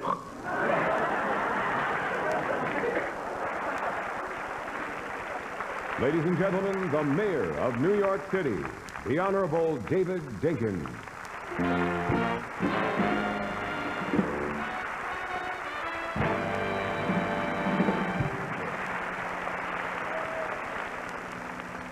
Thank you very much. I thank Billy Crystal, Whoopi Goldberg, Robin Williams, and all of the wonderful and talented people who have made this evening's show possible, including the thousands of comic relief volunteers throughout our city. They make us proud to be New Yorkers. This coming Tuesday, I will attend an exhibition of work of the homeless artists who participate in the drop-in program on Beaver Street in Manhattan. As part of the festivities, I'm going to be receiving an award for my support of the homeless people of New York. I must tell you that this award means more to me than almost any other that I've received in more than a quarter of a century in public service. I was Manhattan Borough President when the idea was raised of a drop-in center to serve the homeless of Lower Manhattan. Initially, there was great opposition from some in the community. But soon enough, even its strongest opponents came to see that the John Hughes Drop-In Center represented a huge step forward, not only for the homeless of Lower Manhattan, but also for the entire community. In fact, some of those who initially fought this center now support it most ardently, which goes to show that all of us can change. In our hearts, most of us really do want to do the right thing. The John Hughes Drop-In Center is a remarkable example of what we can achieve when we put our minds and hearts together to deal with the problem of homelessness. And so is Comic Relief. Since 1986, Comic Relief has donated $8.7 million to 23 American cities. Yeah, I think that rates applause.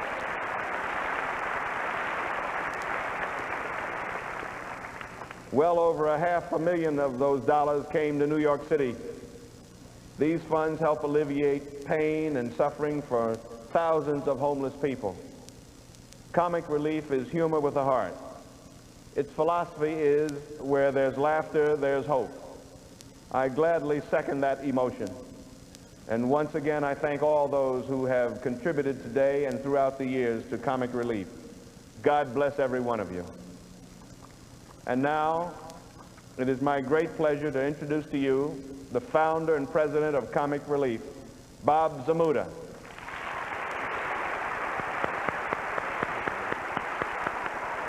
All right, old buddy, go get him. Thank you.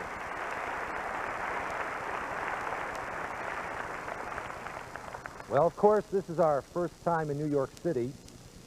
For the last 3 shows, we've done them from Los Angeles, and we were very nervous about coming here because of the fact that what people say about New York is, well, I got to tell you, this city has really opened their hearts to Comic Relief. I want to thank you all.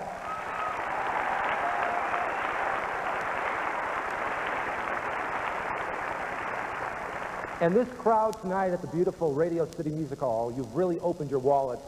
We have sold out. We have raised nearly tonight $700,000 right here in the room. So thank you. You up there.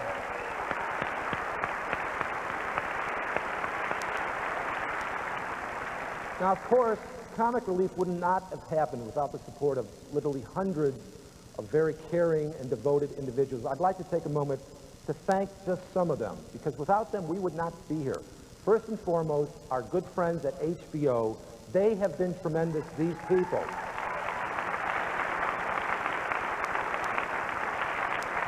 I had originally brought the idea to a good friend of mine, Chris Albrecht. He's the Senior VP of Original Programming, and Bridget Potter. She's been behind this from the get-go. But I really want this man to stand because he's the guy who signs the checks. He pays the light bill. And he's the fellow, because, you know, see, HBO not only picks up the entire cost of this production, they pick up the cost of the charity, thus making it possible for every penny that comes in to go directly to the Homeless Project site. They give us free offices, free telephones. Because of this gentleman, I'd like him to stand. He is the CEO of HBO, Mr. Michael Fuchs. Could you please stand, Michael? There he is, right here.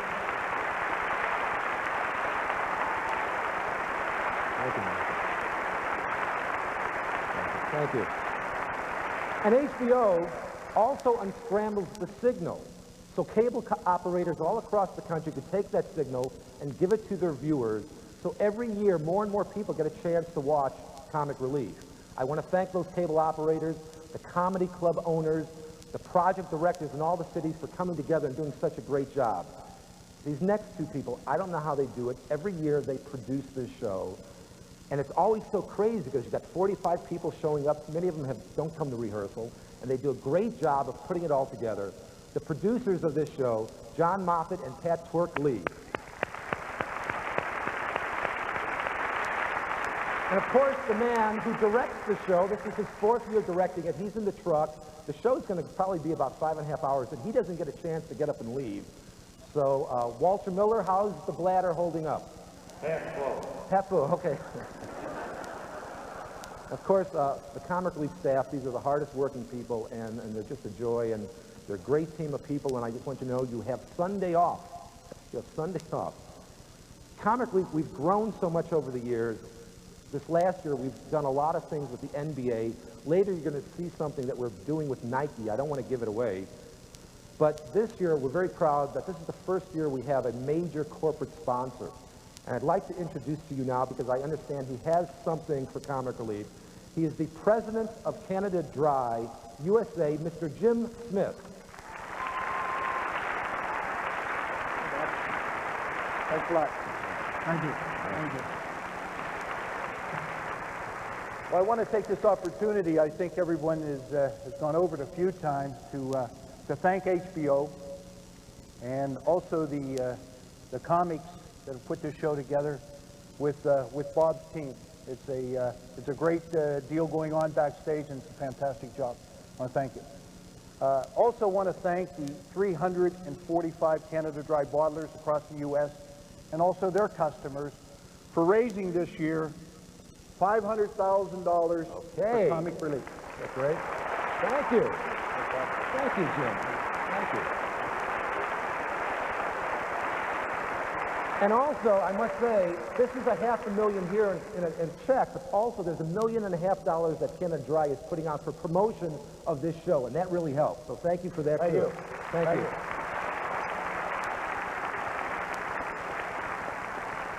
And last, I just want to close by thanking, of course, all the comedians, especially 3 individuals. If it wasn't for them, it would never have happened.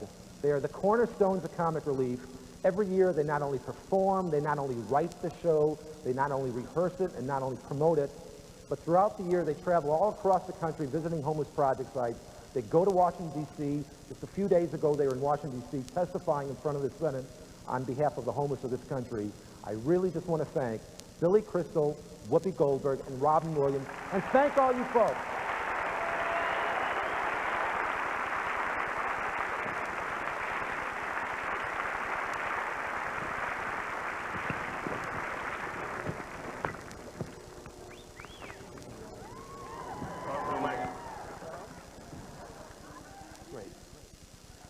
Please remember, if you can't get through to our operators, please call back. The number is always open 24 hours a day, 7 days a week. So, why don't you try again right now? And please, ladies and gentlemen, if you're watching Channel J, looking at 976p, please, the extra E means extreme. There must be somebody who must have a number, one number off, who's going, yes, this is 97, yes, what, this is 976 twit, what do you want? What? Honey, it's for you. Now, we'd like to bring out an incredible performer next. I was stalling for time right now. There's people backstage. It's incredible people being stripped of clothes. Run out. Do it. Just keep going. The lines are open. George and Barbara Bush, please send in some money because you're on the dollar bill. So come on. If you can. It used to say, in God we trust. Now it just says, trust me. Now, our next performer is a writer, a director, an actress, a best-selling author in both fiction and nonfiction, a comedian, and most importantly in show business, a survivor. Ladies and gentlemen, can we talk Joan Rivers?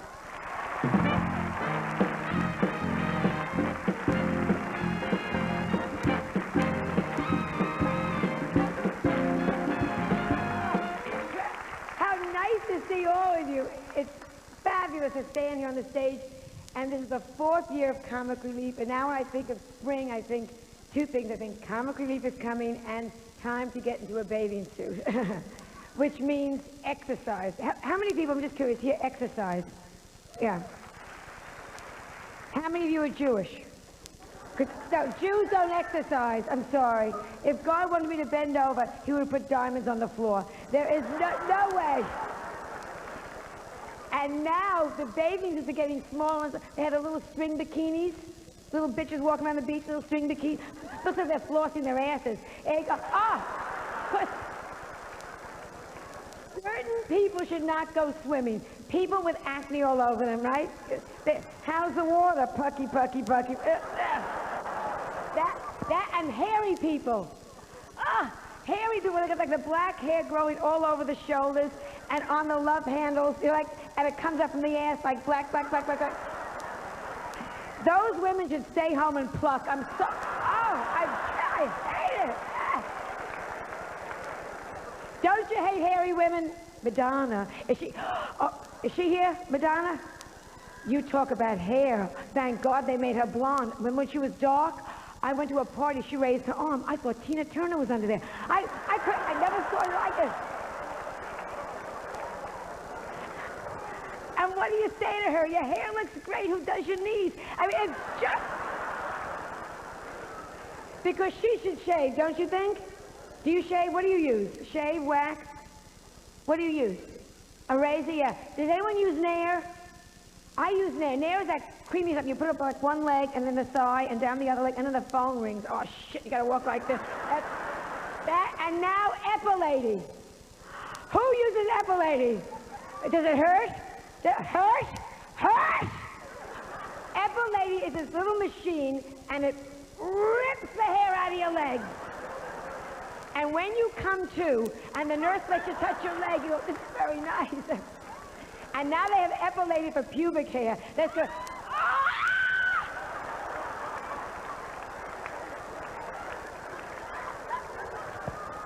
All over the beach this summer, they're going to say, what's the matter? Did you lose a contact lens? You're going to go, no, Epilady, Epilady. Because I'm thrilled. I love going to the beach. I love going to the water, especially now, because I had a hysterectomy. Can we talk here for a second? No, it's great, because you don't have to worry about your period. Don't you hate your period? Yeah. Do you use tampons? We can talk. It's the 90s. What do you use? Do you use tampons? What size? No! They come big sizes now, am I right? My day they came small, junior, then now they come super plus. Super plus! I bought a Super Plus. I put one in me. I went in the swimming pool. All the water went whoosh!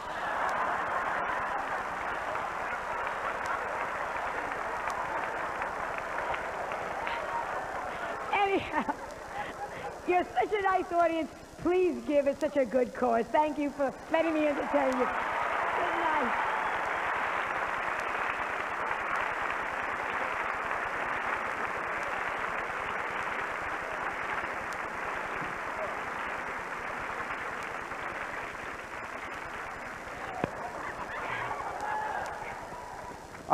I'd like to thank the Academy and... No. Fat chance, it's over. You missed again. It's incredible to sit at the Oscars and they read those names and your sphincter goes... And they're reading, and the nominees for Best Picture is someone other than you. And they always keep the camera on you so you can go, oh, I'm so happy for you. You never have a realistic one where they go, you prick! You bastard! You don't even have a green card! Give it to me! Oh, no! Ah, no!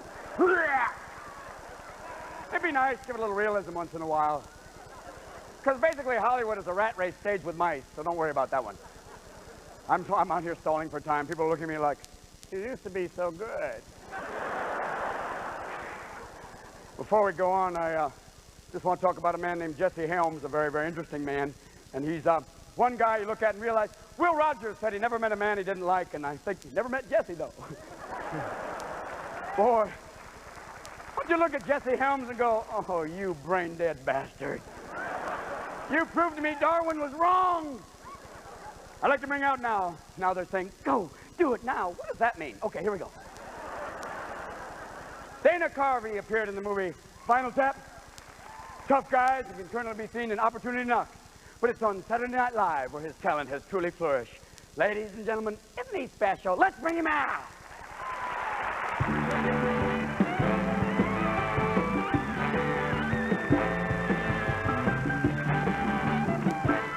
Thank you very much. Feel very weird. Next door, crazy over there, man. Yeah, you know, don't be heckling me now, you know. You know, this is a benefit, you know. I could easily stretch your love handles out so you could carry yourself to the garbage. Because that's where losers live. Quick impression, Katharine Hepburn trying to start her car.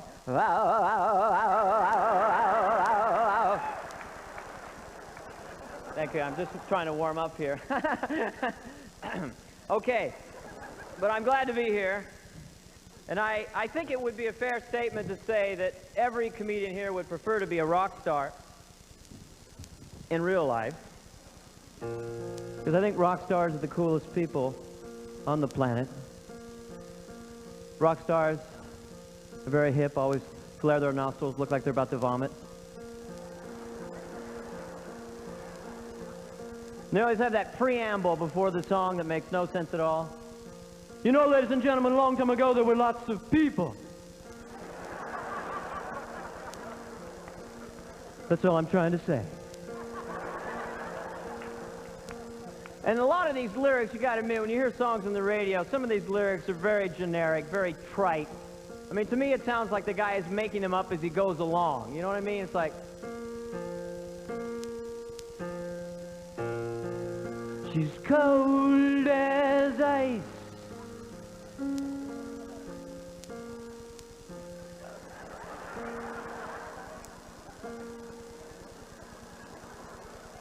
Paradise and the feeling was a night.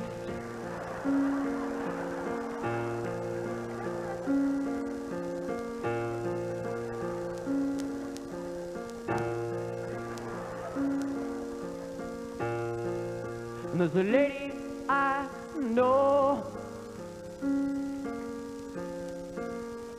If I didn't know her, she'd be the lady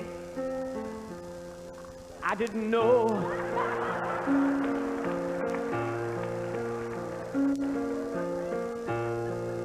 And my lady, she went downtown. She bought some broccoli. She brought it home. She's chopping broccoli. Chopping broccoli. She's chopping broccoli. She's chopping broccoli. She's chopping broccoli. She's chopping broccoli. She chop. She chop. She chop. Ooh. She's chopping broccoli.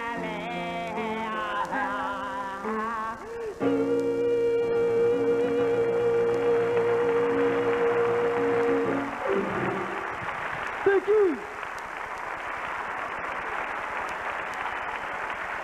Oh, good night.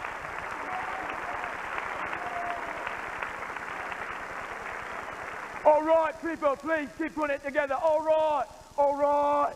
Remember now, ladies and gentlemen, $30 for an incredible T-shirt, $30. And also this lovely sweatshirt for $50 and a T-shirt and electrolysis for $100. So please send in your dollars or you'll get this lovely coat worn by a jockey for no reason. In the dictionary, under the word brilliant, it says Stephen Wright. Also under the word irony, it says see irony. It also says see bizarre, surreal, and catatonic. Ladies and gentlemen, the short film The Appointments of Dennis Jennings, in which he wrote and starred in, garnered him an Academy Award. Damn! Please welcome one of my personal favorites, Mr. Warmth himself, Stephen Wright.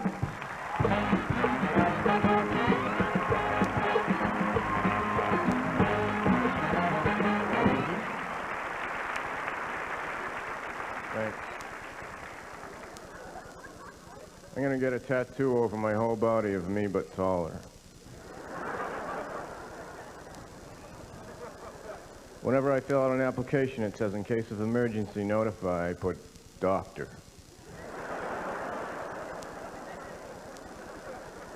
What the hell is my mother gonna do?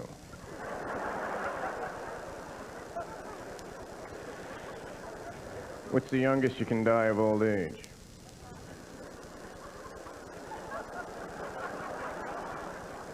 I have an air conditioner in the window in my house. Last summer I turned it around the other way. I turned it up full blast and it got cold out. I watched the weather that night. They said it was supposed to be warm. I don't understand. And I was like this.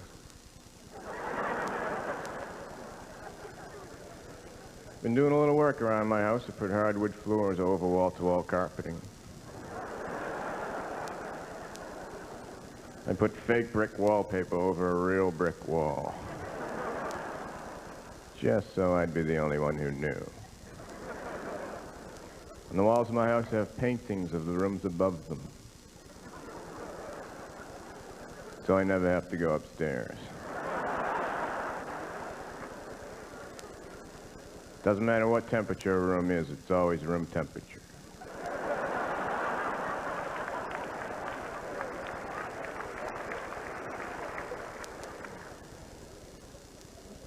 I bought a cordless extension cord.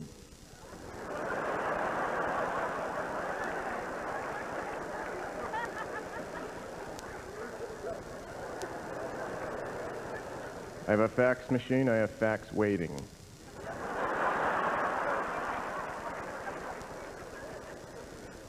I was driving down the street past the gas station. There were two signs in the window, help wanted, self-service. So I went in and hired myself. I made myself the boss. I took all the money and I left. I was driving down the street 100 miles an hour for no reason. The police stopped me and they said, "Why were you going so fast?" I said, "Why? I had my foot to the floor." Sends more gas through the carburetor. Makes the engine go faster. The whole car just takes off like that. And I said, "See this right here? See this? This steers it." One time I went through a stop sign, they stopped me and said, "Why do you go through a sign?" I said, "Hey, I don't believe everything I read."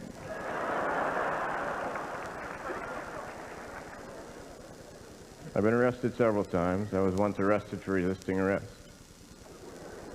You're under arrest. No, I'm not. You're under arrest. I can't wait to be arrested and go all the way to the witness stand. Do you swear to tell the whole truth and nothing but the truth, so help you God? Yes, you're ugly. See that woman in the jury? I'd really like to sleep with her. Should I keep going, or are you going to ask me questions? When I was little, whenever my mother was going to have another baby, she would send me out of the way, make me spend time with my grandfather. He was completely out of his mind. He was insane. He lived in a big house on Moosehead Lake in Maine. Every day he made us stand in a little room together, side by side, looking straight ahead for 3 minutes without talking to each other. He told me it was elevator practice.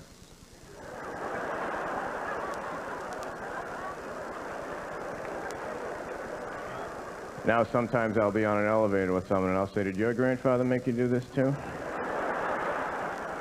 And they'll say, "What the hell are you talking about?" He was a small claims court jester. So I'm driving down the street 150 miles an hour with a friend of mine, cruise control on, both of us in the back seat. The police pull us over. They don't know who to arrest. Nobody's driving. Thanks a lot. Please welcome James Hawley.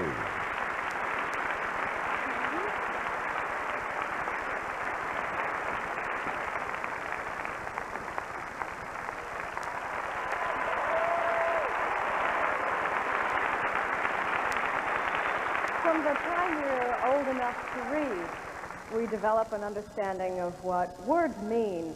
And we think everyone has the same definition of things as we do, but often that's not the case. For example, the word car to most of us means a vehicle to get from one place to another. But to a child who is homeless, a car may be the place where she sleeps at night and keeps her meager possessions. Home is the house where we live, but to a child of the streets, it may mean a cardboard carton or a shelter with no privacy or a doorway. Being the mother of 3 children, I'm constantly aware of how eager they are to learn and absorb the world that exists around them. They love to touch and explore and smell and taste and listen and learn. Children are receptors for the things that are presented to them, and their view of the world is colored by what they observe.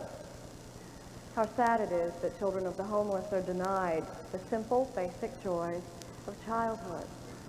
How sad it is that the cycle of poverty may never be broken in their lifetime.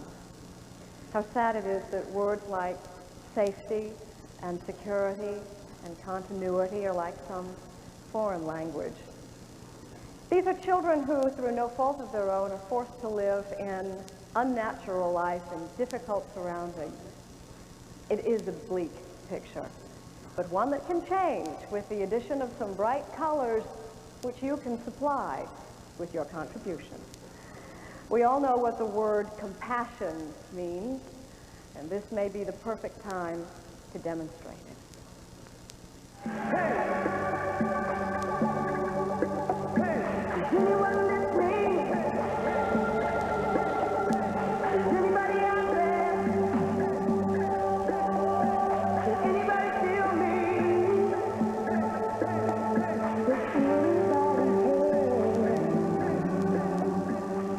Abandoned by her parents at age 3, Marguerite lived her life tossed from shelter to foster homes and ultimately to the streets.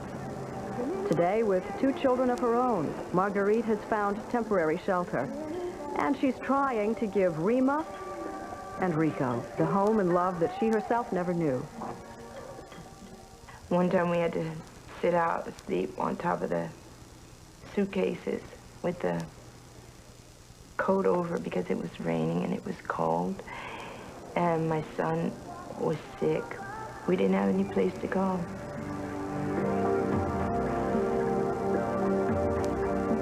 My coloring is a house. I like to color houses and people, and I make a lot of things for my mom. We all have no place to live, then we have to sleep in a car. She's a very positive child. She's just kind of hanging in there to be strong for me, but, you know, she wants a normal home. She wants to go to school with the other children, and she doesn't ask for a lot, but she does want her own home. It's scary to be homeless, and no one should have to be homeless. Somebody has to care. Somebody should. I do. I don't think people just decide I want to be homeless, I want to live out in the streets the rest of my life. People are looking for solutions. I know I am. I wrote a poem about homelessness. It's called Oh Yes, I Hear the Laughter. Oh yes, I hear the laughter as I search through my plastic bags that hold my home. And then I know what comes after, when I see no bed or food, nor brush, nor comb. And yet I realize I've still got my soul. So I'm hanging in there mean and lean. And when I feel blue, I dye my hair green.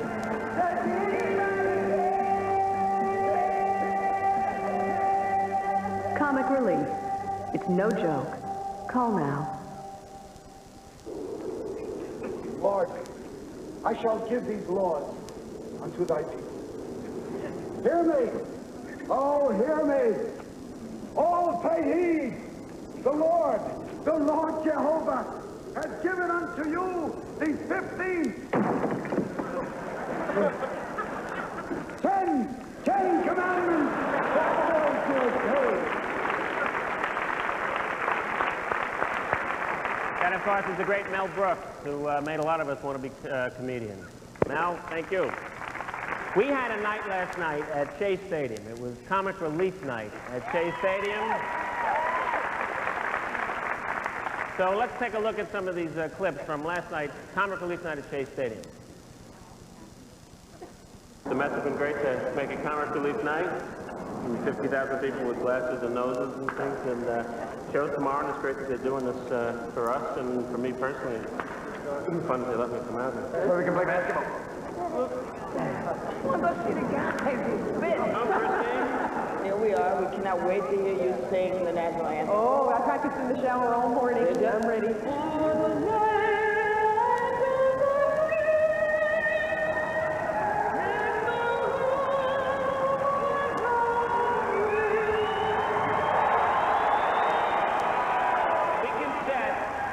The Guinness record for the biggest joke ever told. There's about 30,000 people. Take my wife.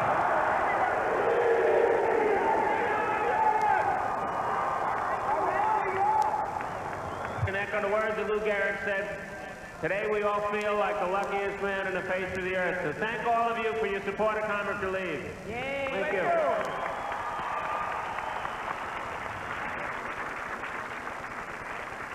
After was a hysterical night. But you know, ladies and gentlemen, we had a great time and the Mets won, so what else could we do?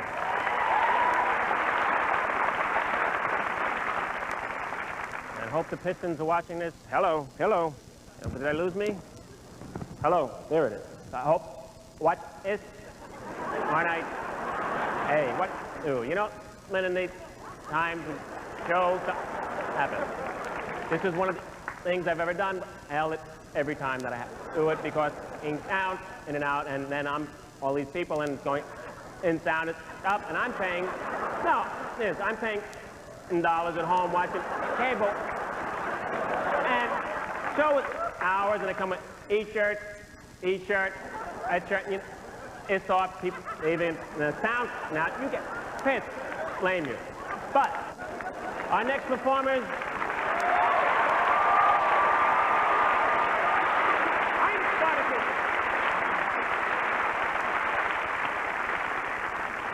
our next performers are 5 lads from Toronto, whose series on HBO has become a cult favorite. Please welcome the hottest thing to come from Canada since Margaret Trudeau. Here they are. Foley, McCullough, McDonald, McKinney, and Thompson, or as they're better known, the Kids in the Hall.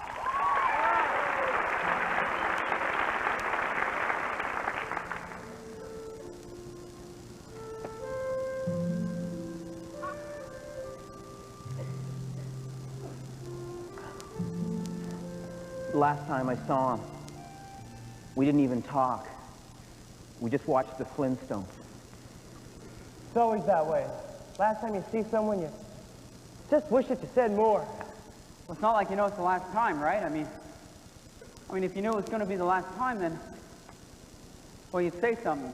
Anything. Yeah. Stuff I remember about Reg, the little stuff. You know, like the way you'd always make sure you had that lift home. Oh, yeah. Even if you had your own car with you, he'd still insist on giving you a lift. Yeah. Of course, next day you'd have to go back to your car. But he'd give you a lift then, too, if he could. Yeah, he wasn't working or something. Yeah. Hey, to Reg. Yeah. To Reg. Fuck, he could skate. I never saw a man more graceful and two blades than a sheet of ice. Hey, guys, remember his hair? Oh, yeah. It was always perfect. Yet you never saw him with a comb. Yeah. Weird. I can't believe he's dead. Yeah. Seems like only yesterday we're just a bunch of kids hanging out, getting Slurpees. Next thing you know, we all got jobs. Or girlfriends. Next thing you know, they're moving in with you. Next thing you know, you're out buying piano wire. Good, strong piano wire. Sneaking up an old Reg while he reads. Jobs become careers. Girlfriends become wives. And Reg becomes a lifeless corpse in your arms. One last... And that's all she wrote, sister. Yeah. You know, it kind of makes you think about the fragility of human life, don't it? Nah, not really. Remember how he fought back? Very true. Yeah. Clung to life like a terrier. What a death grip. Almost broke my fucking rib. Hey, easy to beat up, hard to kill. Yeah. Correct. I wonder where he is now. What? Huh? He's in a shallow grave. Up by the track, don't you remember? Hey, it was your idea. What are you trying to say? Oh, no. I know where his corpse is. No, I meant spiritually. I wonder where his soul is. Oh, yeah. Well, you know, guys, I'd like to think that if there is a heaven, our buddy Reg is up there, helping folks out and maybe even jamming with Jimi Hendrix. I didn't know he could play guitar. Oh, yeah. Yeah, he was gifted. Just goes to show you, you can kill a guy, fold him up, stuff him in your trunk, and still you don't really know him. Although you get to know a guy pretty quick when you watch him beg for mercy, eh? Hey. To good friends, to good times. And to ritualistic murders. To Reg. Cheers. The comic relief was provided by the Park 51 Hotel, Manhattan's hideaway for the sophisticated and elegant, and comedians, too.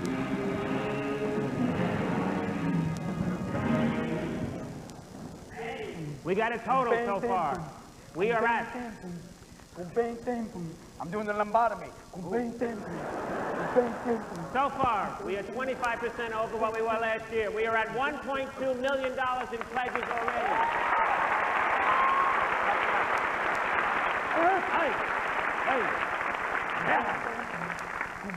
So far, the average pledge is $40 goddamn dollars. That's right. $40. And the West Coast is lagging behind the East Coast. Not so good. People, come on, people. All you people in San Francisco, let's do it.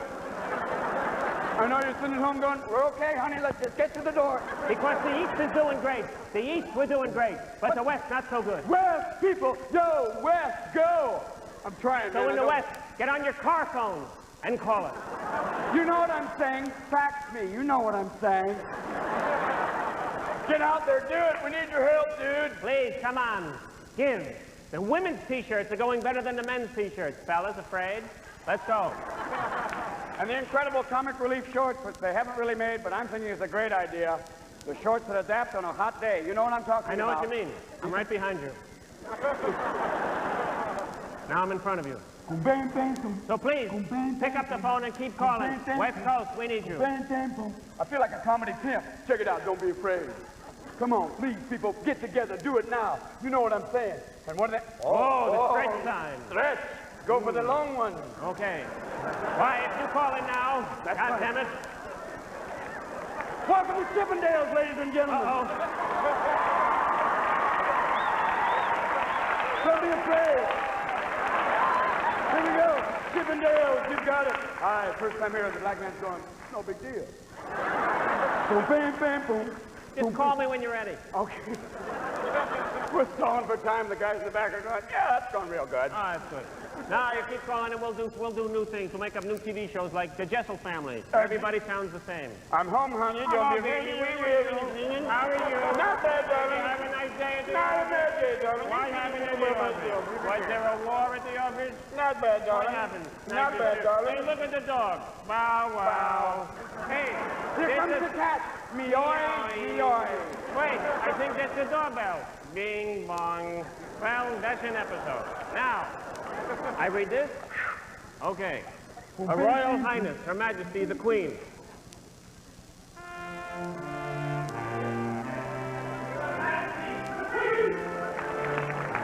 Don't turn the fucking music off. Turn it off. Turn it off. Don't turn the fucking Queen my arm. Rubbish. Should be God made the Queen. God knows I haven't been touched in years. I haven't had to eat in 30 years. Oh, bullshit. I sit here day after day in this opulent hell babysitting your fucking brat. I can't stand it anymore. I can't take it. I need a new life. I need charm and fun. So I've decided to form a rock ensemble. Ridiculous. What do you mean ridiculous? Janet Jackson, Madonna, Pope Paul II, they all get to go on tour.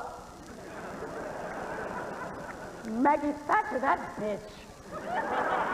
She goes everywhere. I had a life before she showed up. But I'm bigger than they are. I am the true diva. Why, damn it, I can vogue with the rest of them. Mother, now you must take Shut them voguing. Mother, you must take it nice and easy. Oh, die, you make me sick. Nice and easy may be okay for you. But every now and then, I like to do it nice and rough. So, kiddies, we're going to take the beginning of this song and do it easy. But then we're going to do the finish rough. That's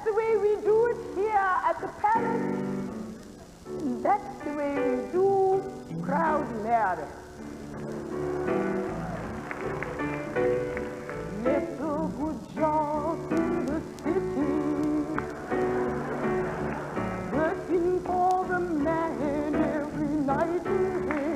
Simple, but I never lost 1 minute of sleeping. I was worrying about you anything you might have seen. Rapidly 6 wheels keep on turning.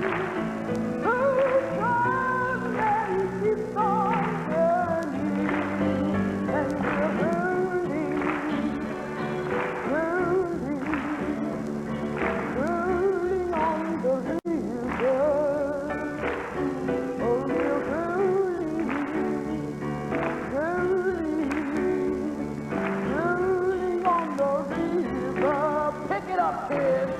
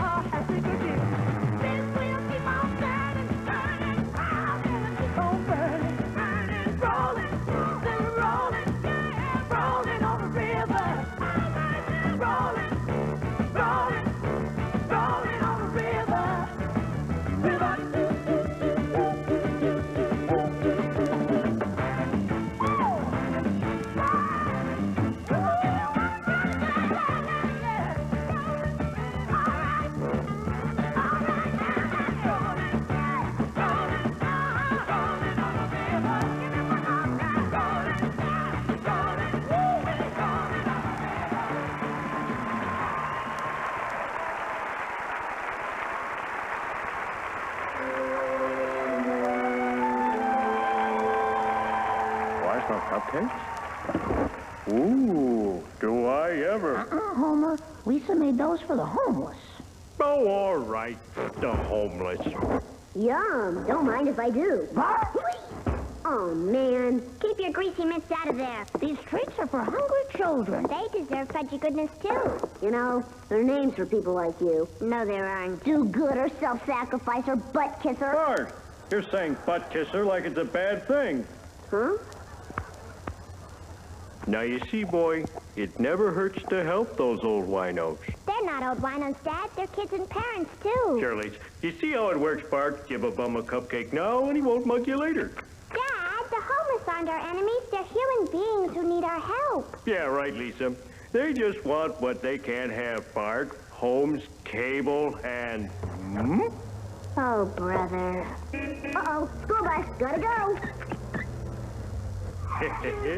Thanks for caring so much, Dad. Don't.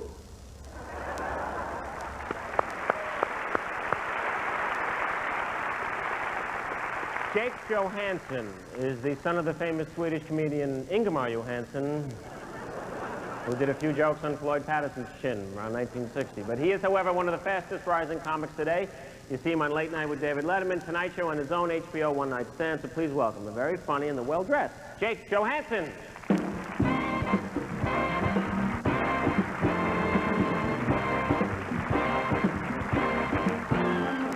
Hi, thanks very much.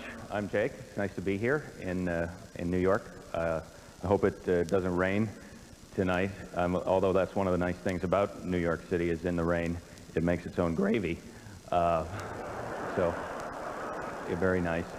I'm a little antsy being away from my home. I just moved to a new place and had a little troubles moving in. The phone didn't work right, so I had to go to the neighbors to borrow their phone to call the phone lady.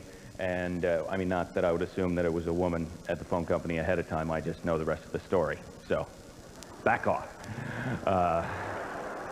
So, I go down to borrow their phone, and I'm a little nervous meeting new people to begin with because I believe that extraterrestrials live and work among us.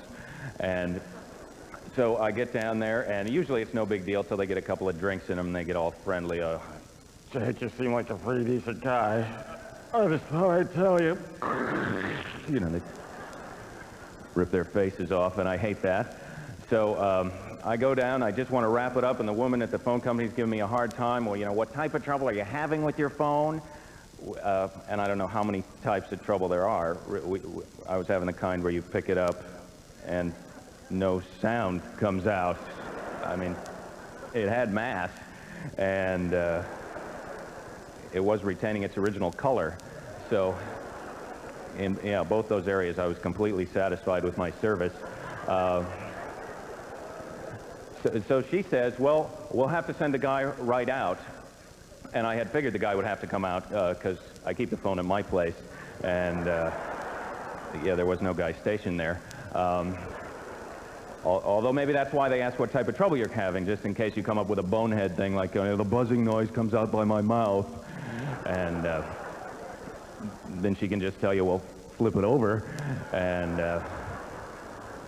you save the guy a trip, see? So, but she says, we'll send the guy right out, which is a big lie. He's not coming right out. Like, there's a big fleet of guys right there. Jake's house, ready? Go! They don't come right over unless you go out. If you go out for 5 minutes, the guy will be there. Yeah, I think as soon as you call, they put your house under surveillance.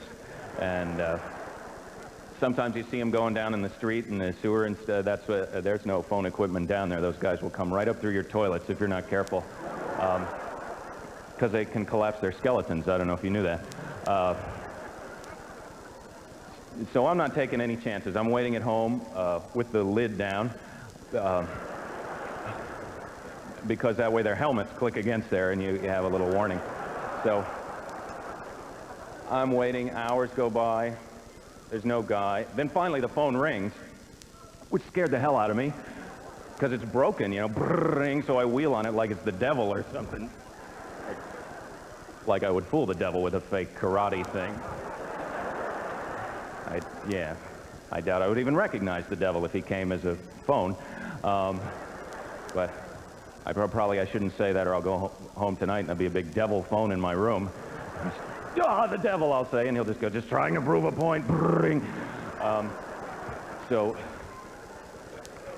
let me just say that I would recognize the devil if he came as a phone, and so there's no need for a personal appearance. In case there are any of Satan's little helpers here tonight. So I answer. I'm scared, but I answer the phone. Hello, which is what I always say. And I say hello, and the guy goes, hi, this is Al from the phone company. I'm on a pole outside your apartment. No one had ever said that to me before. So I look out the window, and I'm on the 3rd floor. And there's Al right there. Normally no guys are there, so it's kind of a big day when there's a guy out there whose name I know. Yeah, so I wave at him, hi, Al, and then quick I look away, right, because he might pull his face off at that moment. They think that's funny. Anyway, thank you very much. That's all my time. Thanks.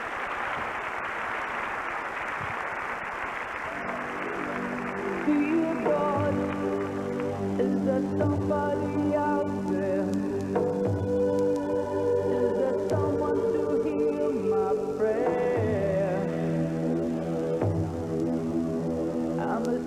In 24 major cities, you'll see a change in the lives of the homeless because Comic Relief was born. And America's top comedians came to visit and to care. They discovered that homeless people are a lot like you and me. Since 1986, Comic Relief has raised almost $9 million. Every penny bringing hope and help to desperately needy people across our nation. Oh, talk about inflation. Whoa! For example, we've given over $424,000 to Boston. We need 2 forms of ID. Los Angeles received almost $442,000. Another $318,000 went to Milwaukee. Nearly $400,000 to Washington, D.C. Over $500,000 to Denver. We just took this out of Robin Williams' pocket. And New York has totaled $508,000 to date. We're going to endorse this over to you. I'll scratch off Ed Koch here. Hold on. Comic Relief has also joined hands with organizations such as Housing Now, the National Coalition for the Homeless, and others. More than just a television event, Comic Relief is a year-round effort, providing doctors, nurses, mental health workers, help finding jobs, even hot meals. I feel nice. Okay, I think that says it all.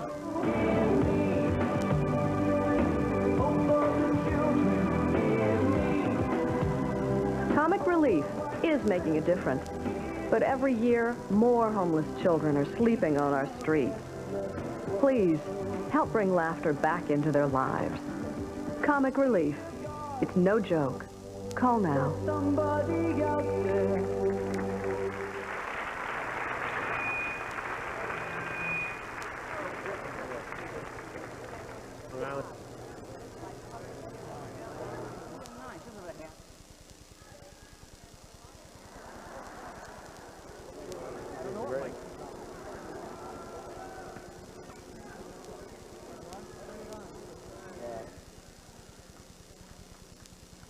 How's this?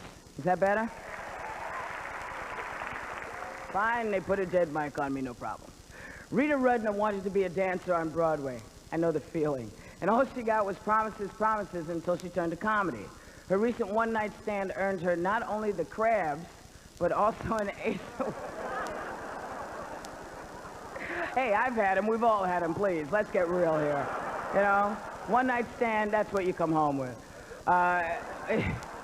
I'm sorry, Rita. That's what's on the thing there. See, I'm going to get my ass kicked. But she also got an Ace Award nomination as Best Comedy Special. I already did that part. Keep going. She won the American Comedy Award for Best Female Stand-Up. Please welcome the subtle yet stinging comedy of Rita Rudner.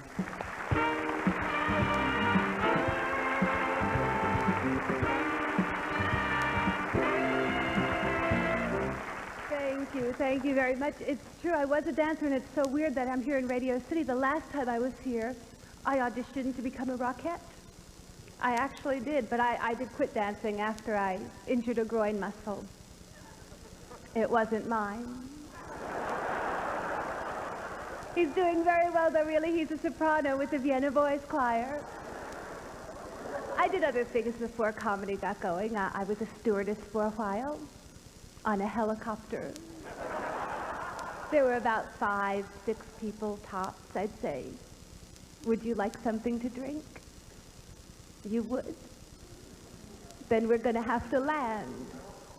I had the most boring office job in the world. I used to clean the windows on the envelopes. Now I work for myself, which is fun, except when I call in sick, I know I'm lying. And now it's the 1990s. I'm trying, like everyone else, to become a better person. I have a confession. I have a fur coat I bought about 10 years ago. I feel so guilty I've been trying to revive it. I have a friend who's so into recycling, she'll only marry a man who's been married before. And more men are getting married nowadays. It's a little bit dangerous out there. I guess men have to choose now between marriage and death. I guess they figure at least with marriage they get meals. And then they get married and find out we don't cook anymore. And I'm trying to decide whether or not to have children. I really don't know, and my time is running out. I know I want to have children while my parents are still young enough to take care of them.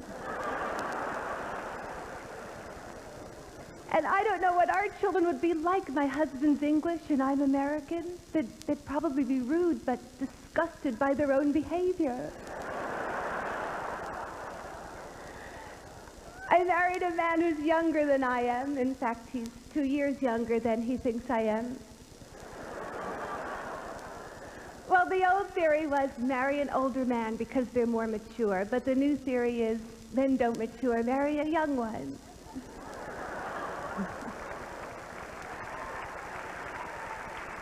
For all you men who aren't clapping, don't worry, my husband hates that joke too. But he still gets angry when I bring cereal home that doesn't have a prize in it. You know one cliche that is true about the sexes? Men like cars, women like clothes. I only like cars because they take me to clothes. You know who really, really loved clothes? Nancy Reagan. Did you hear they're trying to make her pay taxes on all those gowns that she borrowed? Well, she says she shouldn't have to pay taxes because she was the first lady, so she had to look good. So I think she's right. She shouldn't have to pay because I don't think she looked good.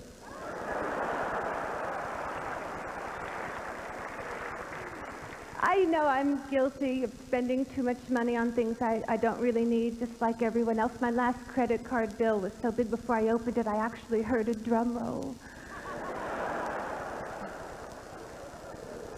So this month, I'm going to put a donation to Comic Relief on my credit card, and I really hope you will too, because that way, at the end of the month, when you get your bill, you won't look at it and think, oh my gosh, I spent this on that, you know? You'll look at it, and you'll remember that you helped someone who really needed your help. Thank you for listening to me. Give to Comic Relief. Thanks a lot. Good night.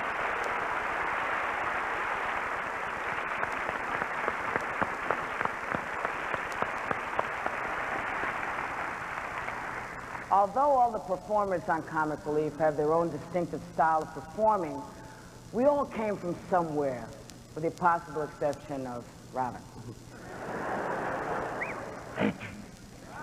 I came from Jonathan Winters out of Secretariat. But I know what you're driving at. We all have our debt of thanks to those who came before, whose work we studied, admired, and learned over the years. John Houseman said, Mr. Williams, the theater needs you. I'm going off to sell Volvo. But no matter how far out you work, the first rule of comedy is to have a basis in truth. It's important for the audience to recognize some part of themselves in what you do. Now, nobody knew that better than the folks who created and performed in the classic sitcom, The Honeymooners. Yeah, go ahead. All right, let it go. Let it go. Move on, please. You're not going to say that, are you? No, ma'am. Okay, keep moving, baby. Move Head it on through, honey. Praise Pop. An incredible show that the likes of us has never been seen before. Yes, sir. Or after. Now, the great one may have left us, but he left us with a remarkable record of ensemble playing that keeps delighting new generations with its timeless timing and universal themes. Oh, hiya, hon.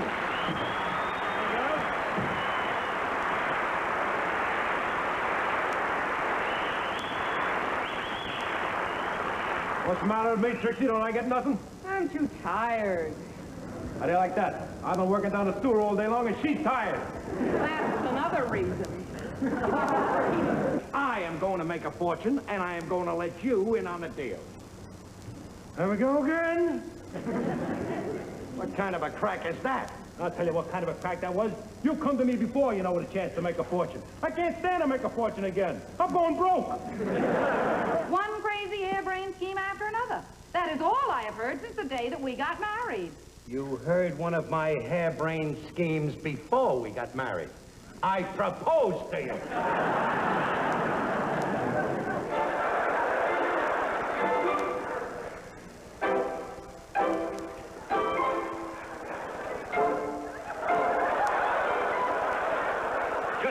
claiming a 50th, the wonderful friendship 50th. You're my pal.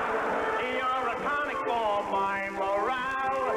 As we paddle up life's canal, it's guys like you who make it swell. I think you're really great, and with God you'll always rate.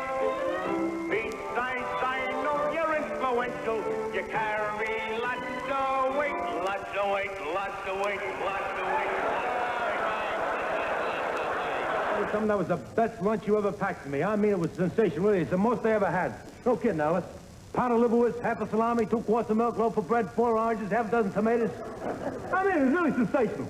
Oh, you dope. You left your lunch on the table and took the bag of groceries. I'll just, I'll cut down on something. I know what you'll cut down on. My food. That's what you cut down on, Alice. My food. We'll have a phone, but I won't have anything to eat. Oh, Ralph. Don't old Ralph me. I'm sick and tired of hearing that old Ralph. The bills will get bigger and bigger, and I'll get less to eat. I'll start losing weight. Then you know what I'll look like? Yeah, a human being. Oh, are you gonna get yours? You want to go to the moon? Do you want to go to the moon? You might be going to Mars, you know.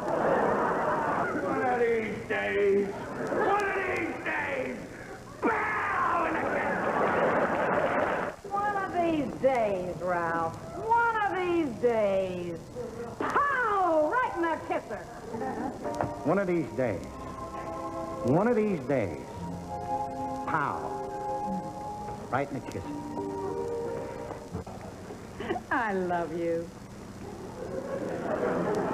You love me? Yeah. Baby, you're the greatest. Baby, you're the greatest.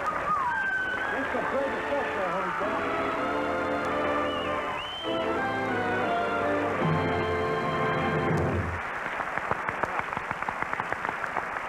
And ladies and gentlemen, please give a rousing New York welcome to 3 of the stars who made the Honeymooners so unforgettable: Audrey Meadows, Joyce Randolph, and Art Carney. The Honeymooners!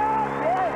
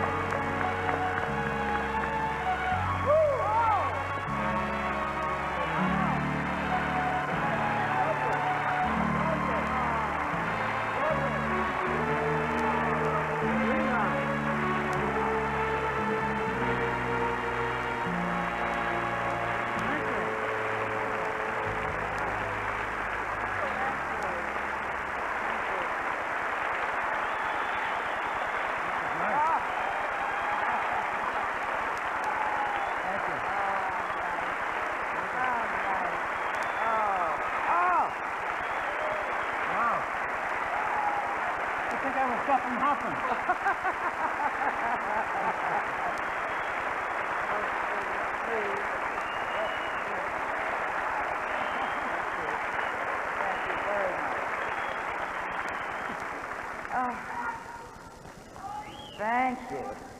Thank you. Watching those old shows is always a lot of fun. And my wish for every performer is that they will have an opportunity to work with some such comedic geniuses as Jackie Gleason, Art Carney, and Joyce Randolph.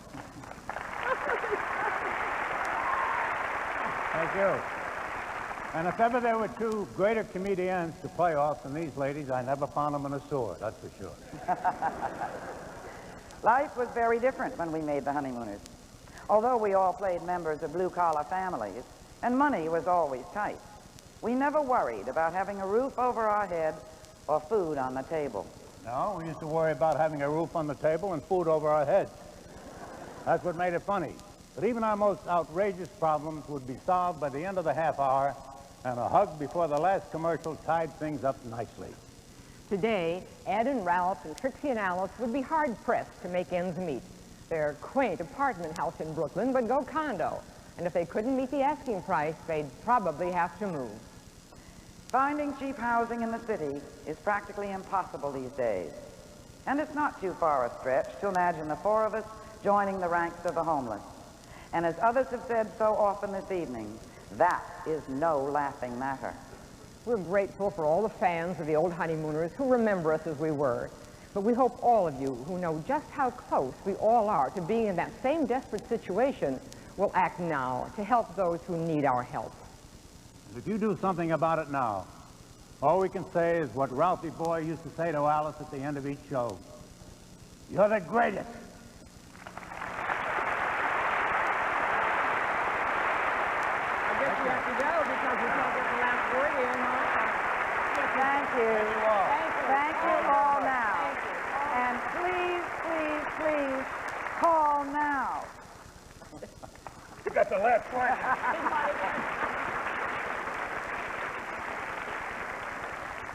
Just a reminder, if you can't get through to our phone number, please call back. I have someone very, very, very wonderful I want to bring out right now. Another man who explores the ozone, a brotherhood of the bozo. I'd like to bring him out right now. Ladies and gentlemen, Mr. Bobcat Goldthwait.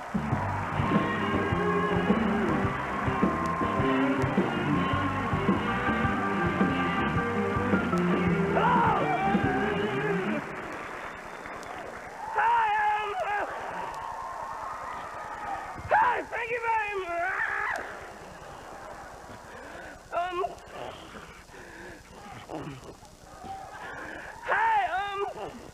Thank you very much. It is an honor, and thank you very much. It is an honor and a privilege to be here on Earth Day, and I would like. Did anyone see another piece of paper?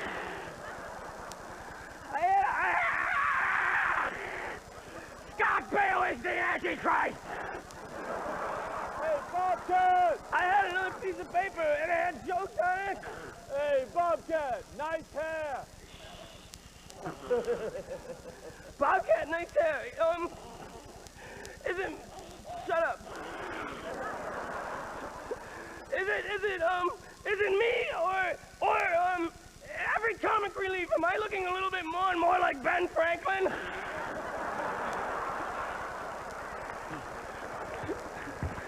I did an Earth Day television show, one of the many millions that were on. It was a tad hypocritical of me because it was on television, and it was like, Earth Day, brought to you by Dow Chemical. We had the Valdez oil spill was back in the news because they finally sentenced Hazelwood. He got off really soft. He got off with like a Zsa Zsa punishment. The man was drunk driving an oil tanker. He let the third mate drive. What kind of party was going on where the captain goes, I got an idea. Let's let Gilligan drive for a while. And I'm not smart enough to be the president, but I was a little confused because President Bush waited 3 weeks before he did anything, and when he finally did do something, he sent the army to Alaska. George, if you're watching, and if this happens again, how about the guys with the boats?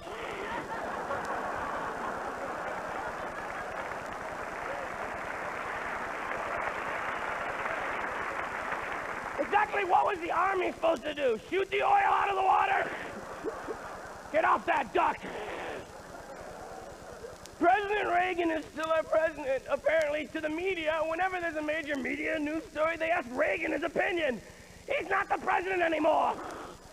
We had hostages free. They asked Reagan what he thought. I'm like going, I don't know, maybe they just think like George Bush is Reagan's son or something. You know, they call him up, is your father home?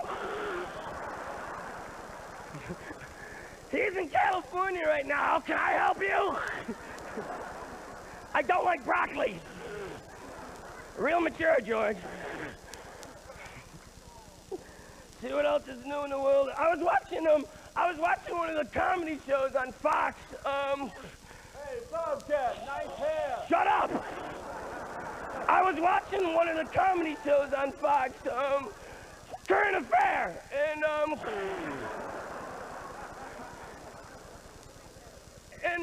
there was a public executionist for some prison, and he goes, killing a man in an electric chair. This is easy for me. It is like going to my refrigerator and getting a beer. Woo! I went, there's someone I'm going to scratch off my A1 party list. It'd be like, hey, did you get my beer? Huh? I thought you said kill your dad. I've had a lot of beers. None of them ever went, ah!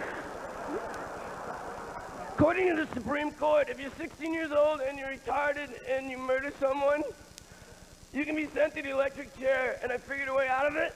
Like if you're 16 years old and you're retarded and you murdered someone, for your last request, you ask them to make you a pair of pants out of an American flag. And then you go ahead, burn it. You'll be here next year. Nah, nah, nah, nah. Anyone see Reagan's Poindexter testimony? That was pretty fascinating. No, no one did. Every fucking yuppie in New York is in the audience and went, no, we didn't have CNN that week.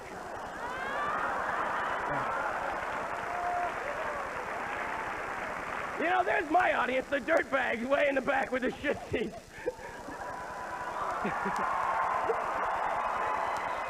My people, the guys with the vomit and the Metallica t-shirts.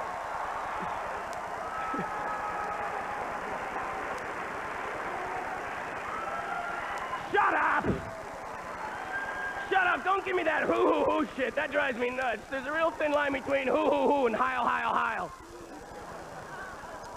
Reagan's Poindexter, he was on trial, he was the president, he forgot everything. They go, 120 sometimes he went, I don't remember.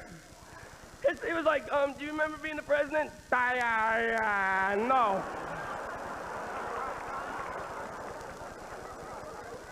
I have a theory, remember when they gave him brain surgery? Maybe they put like a little itty-bitty transmitter in his head, and they go, do you remember okaying the sales of weapons to Iran? And he goes, well, yes, I no. Yeah, you'll see me at the White House press party real soon. I'm a fan of U2. I'm a fan of Bono. I like Bono. Bono from U2, though. Bono always looks like he's trying to figure out who it is yelling out his name during a concert. He's always like...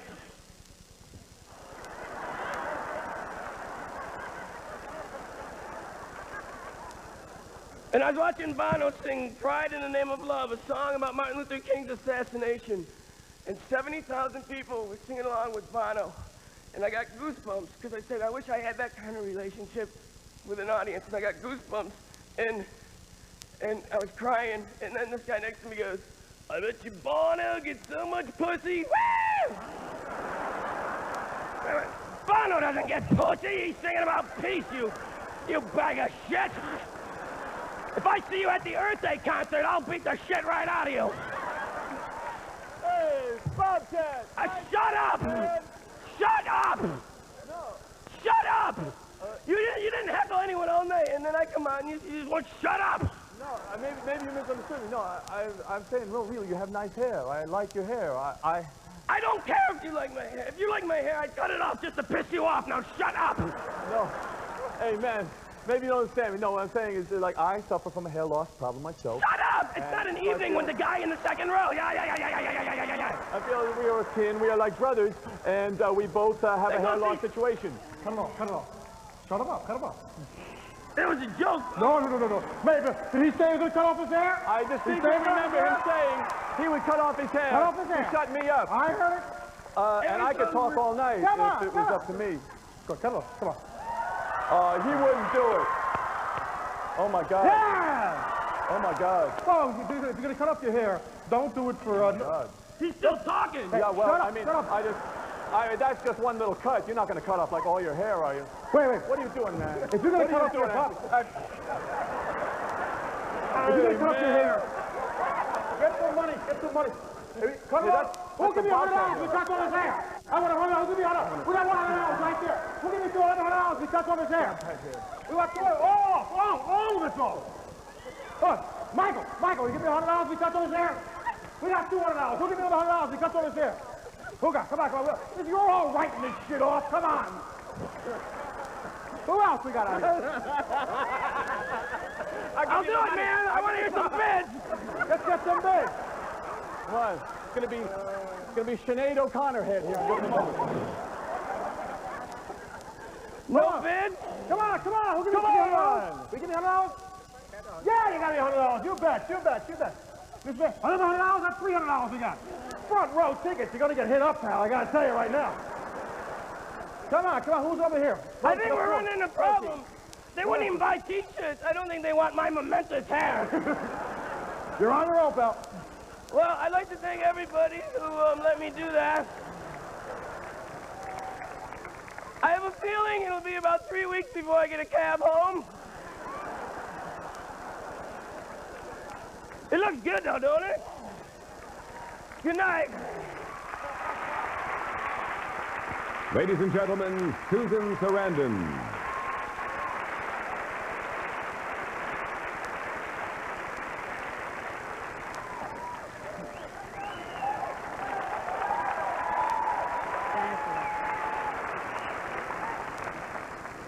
Children are gifted with the ability to imagine just about anything. This natural gift is nurtured in many ways through books and stories told to them by older siblings and friends and parents. Children are subjected to all kinds of odd and impossible situations in the stories that they're told from the cradle on up. Fairy tales, ghost stories, cartoons, and superheroes. Nothing is too far-fetched for the young mind to absorb. All is grist for the mill of imagination. But what happens when the child becomes the center of a story that is not of her making? What happens when a child is faced with a life situation that is beyond her ability to even imagine? What happens when the unimaginable happens? Living in a safe, secure environment with all the creature comforts, with affection and attention and love, Bobby Jo could no more imagine herself homeless and on the street than she could imagine being without her father.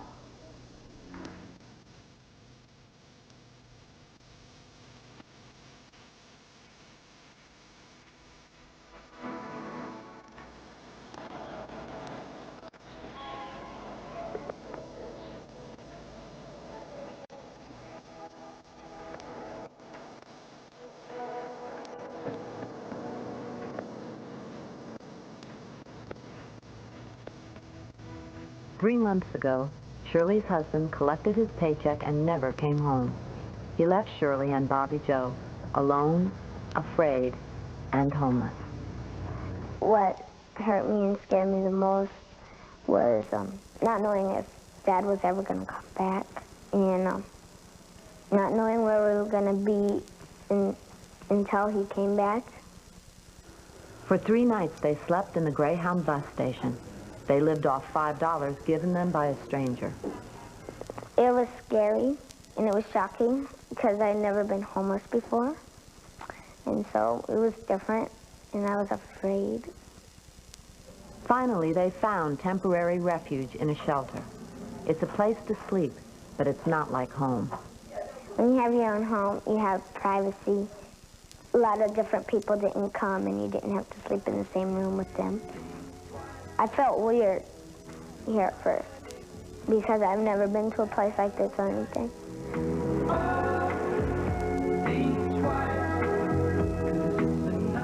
When you're a homeless child, you worry. You worry about missing school. You're scared of losing friends. Instead of laughing and playing, homeless children tend to cry a lot. But despite being homeless, Bobby Jo got all A's on her last report card.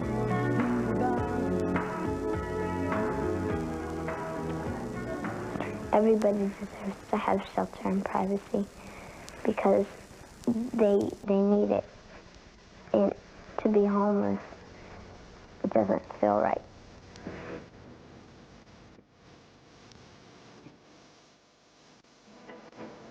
Comic relief.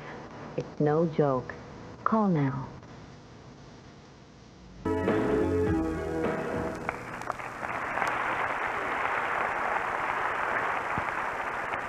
With the success of their first movie, the box office smash House Party, the New York-based duo of Kid and Play have crossed over from gold records to the silver screen.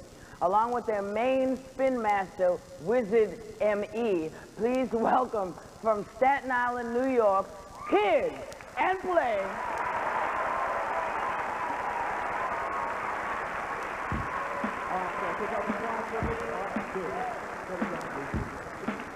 please shut up. Where's Phil? They got something to say. All right, yo, let's get this together, because it ain't going to last forever. You know what I'm saying? Yo, man, don't trash my place. Hey, yo, Herb, bass.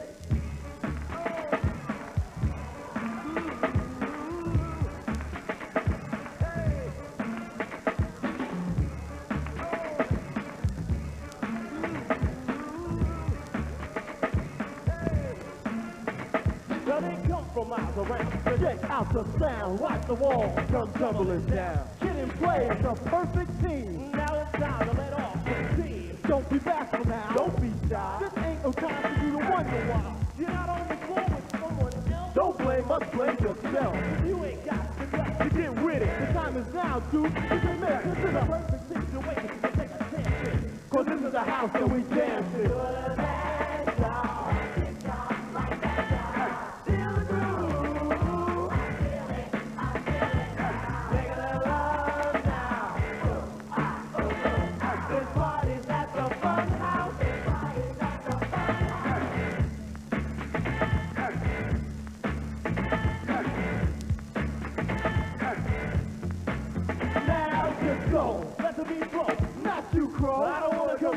Face so slow, move not slow. Yo, be a dynamo, kid and play sex so. And yo, let's flip when the beat rips. We've got a gift and we've got the tools to suit. It's your place or mine, anywhere just fine. We're in the mood to unwind and find a good time. I'm looking for a great time. If that's too much to ask, then I'll pass. Settle for a nice time, anytime the right time. For kids play rock, right here's your time. So let that down.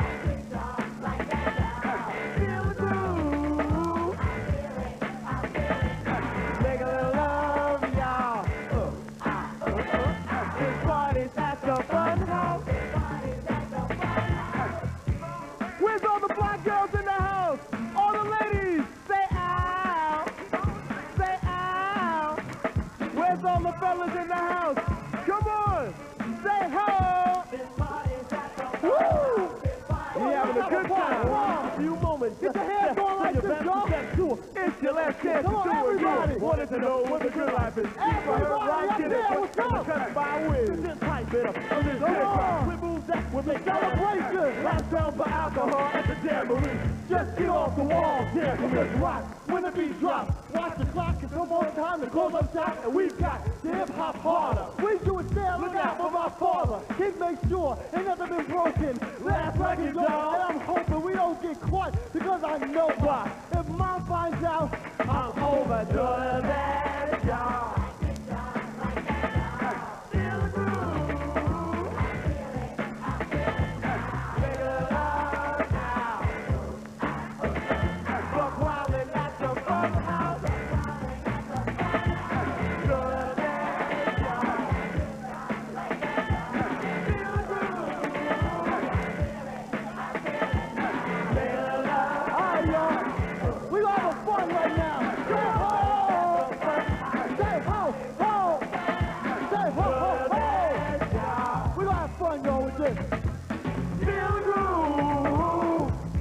What's up over here? What is this? Is this a funeral? Come on, let me hear you say ho! Burn the house! Say ho! Ho! Come on, come on! Keep on singing! Keep on singing! Like this, y'all! Like that, y'all! Keep on singing! Keep on singing! I feel it! I feel it now! Keep on singing! Keep on singing! Keep on singing! Keep on singing! I'll meet you at the burn house! Yo, Kid and Play would like to dedicate this performance to the memory of Robin Harris. Robin Harris, y'all. Contribute to the cause. And contribute to the cause. Call the number. We love you. What is that?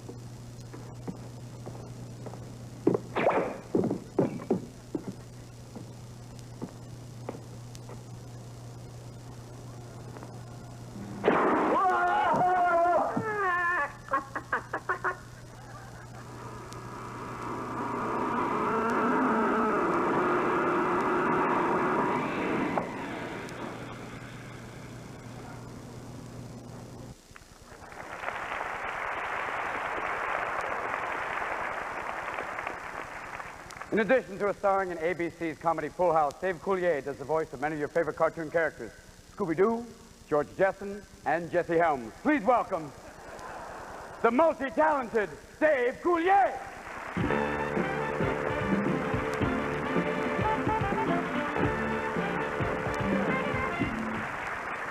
Well, I've been thinking about these Teenage Mutant Ninja Turtles and what a ridiculous concept kids have bought into. Now, of course, when I was a kid, we had shows like Mighty Mouse, Underdog, Super Chicken, you know, shows that made sense. We had shows like Bullwinkle. Yeah. And now, something we hope you'll really like. Thank you. A little poem. You guys believe I can vote? I can. Spider, spider on the wall. Don't you have any brains at all? Don't you see the walls just been plastered? Don't you see that, you little spider? You know, just kind of, see, because, oh, come on now, cut it out, quit it, come on. We had some great shows when we were kids. You ever notice, like, cartoons sometimes, you know, you always want to see them really slip once and blurt out something. Really just lose it one time, really vent their emotions. Have somebody like Yosemite Sam slip once, blurt out something like, "Ooh, I hate that fucking rabbit." You know, just once. While your parents were watching with you, just kind of.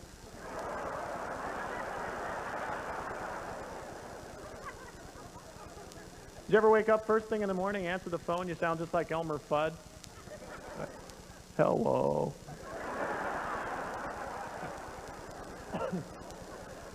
And we never admit to the other person that we just woke up. We always lie. It's like, oh no, I've been up for hours and hours. Then you go, you look in the mirror, you look like Elmer Fudd. This is worse than I ever dreamed. Why did the Coyote shop at that shitty Acme store? Does anybody know? How many crappy products does it take before you stop shopping there?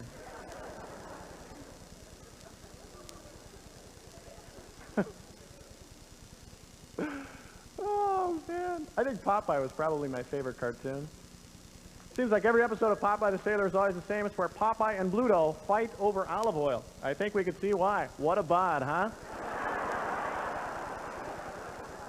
And Popeye and Bluto fight over olive oil. Whenever, of course, cartoons fought, you'd always see that big cloud of dust, right? And then their arms and legs would fly off it. And, of course, Popeye's arm would reach out, grab a can of spinach that, of course, just happened to be there. And you knew it was Popeye's arm immediately because, of course, the swelled forearm and a huge calcium deposit in his elbow. It was like an arm nipple. Does anybody have one of those? Of course, he chugs that spinach down. You'd hear the Popeye theme music right away. And Popeye's arms start going crazy, but that was always the best part. Because at that time, you get to see which picture was going to appear in his muscle. The guy had everything in there, hurricanes, marching bands, tanks, battleship destroyers, in this guy's bicep. Now, suppose one of you got in a fight with this guy, and all of a sudden he just went, battleship. Okay, I think you already kicked my ass, all right? Trust me on this one. Knocks Bluto for one big solid punch, really tags him, just, whoa, whoa, whoa. Hey, little fucker, you don't like this footage. And those two were always mumbling stuff under their breath. I listened to one show really close. I swore I heard Bluto mumble, "Oh, the hell with it all. We got no boobs anyhow." Of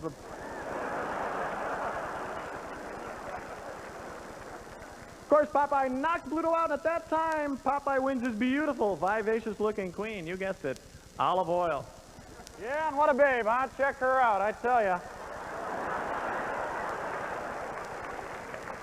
Well, don't even call if I'm out with me. All it says Popeye the Sailor Man. There you go, gang. And of course,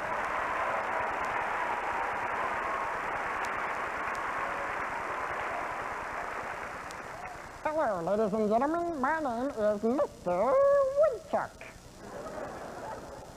And this is a comic relief t-shirt. And it's $30 for the t-shirt. And $50 for the t-shirt and the sweatshirt. So buy one for your girlfriend. I bought one for my girlfriend. Woodchick. So call 1-800-528-1000 and get one for you, Woodchick. Good night.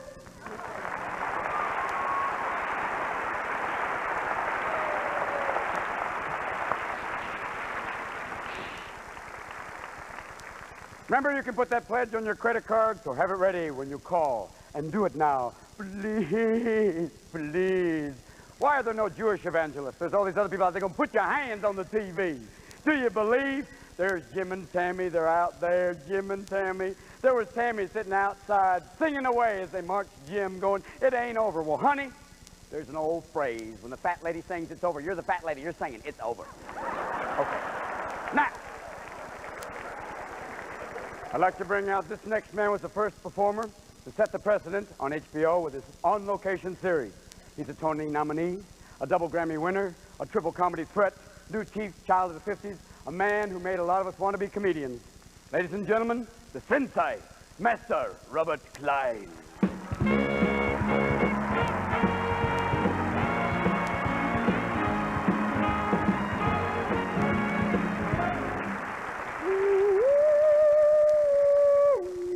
Always wanted to do that in Radio City Music Hall. This is quite a jump in here. Did you see when the elevator was up? You know, a few years before he died, Bing Crosby was 77 at the time. He fell off the stage, broke his hip. And people are so cynical. A cab driver in New York told me, you hear about Bing Crosby? Fell off the stage. He did it for publicity. You know, I thought to myself, it's quite a notion. You know, Bing went, see, I have $480 million in liquid assets. 77, I think I'll jump off the stage, break my hip for publicity. You know, I mean, it's...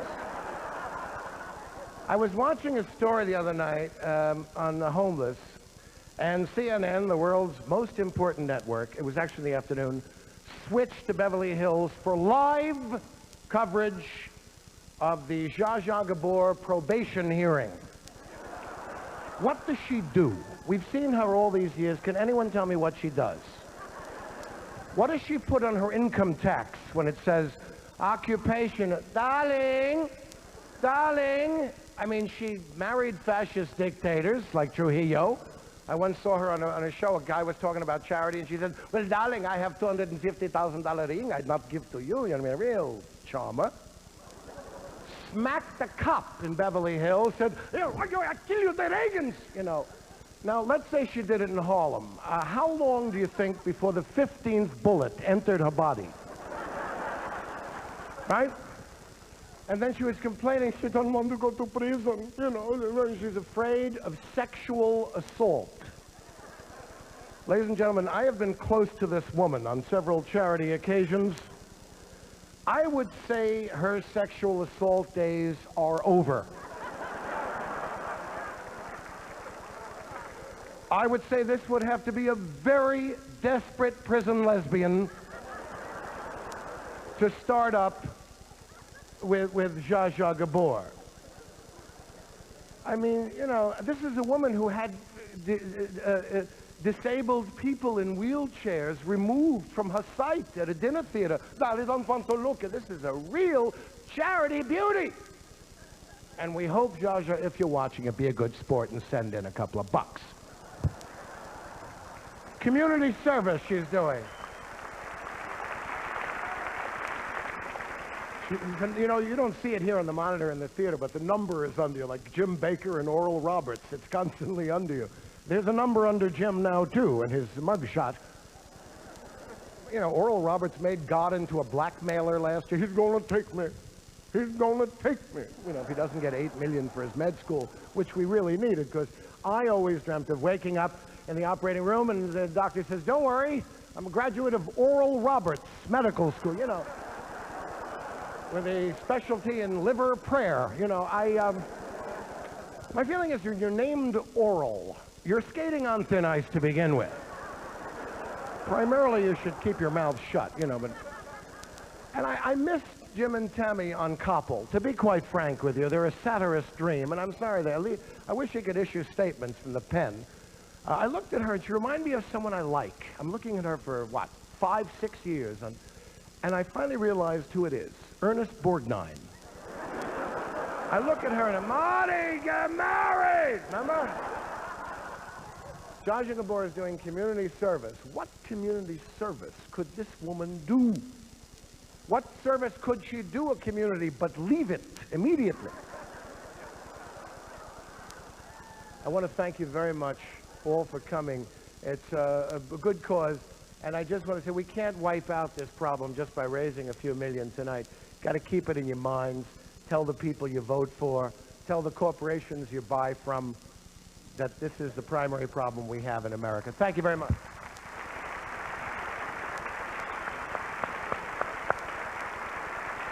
Private Klein.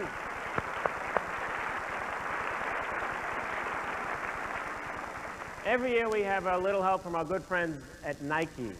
And last year I got to shoot baskets with Pat Riley and the Universal Amputator, and we raised $5,000 in the house. And this year they gave us the services of an amazing athlete, one Bo Jackson. Now, this year they're going to donate $500 to Comic Relief for every home run that Bo hits this season. And he's only got 3 so far this year, so we got a little worried. So I flew to Kansas City to give Bo some pointers. So here is a little bit of my day in Kansas City with the great Bo Jackson. So let's roll it.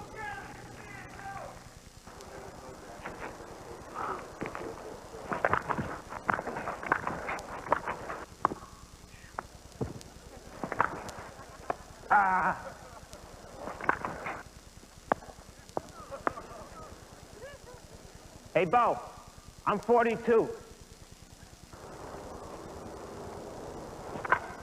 The stance is a little strange. It's, this isn't the Broadway show league. You know, you just like number 5 position. I think you should just maybe not feature so much butt and get that in like that. Hands, relax your hands and just have a good time. I'm sensing not a happy guy. Okay. It's nice and easy. Is that better? A little better. That's up longer than Alan Shepard. Think a positive thought. Do you have something that you say before you hit the ball? Do you say something to yourself before you step in the batter's box? Any ritual? When I get in the batter's box, I don't hear the crowd. I don't hear anybody cheering. I get in the batter's box and say, it's just me and the pitcher. And if he lays one down the pipe, I'm going to shoot it right back up the pipe, try to take his balls off with it. Okay. Please do that. Watch yourself. That's good. See, because my ritual is, I get in the box, I look out and I say this to myself. If you want to repeat this, it's fine. It's an ancient proverb. It's Lishmechlik Beluchbau Schlechtig Atzlechen, which means, I made these uniforms. Do they fit good?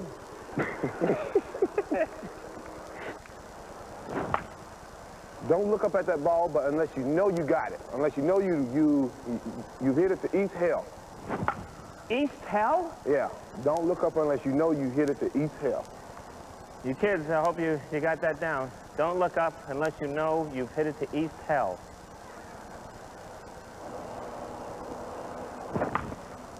Hey.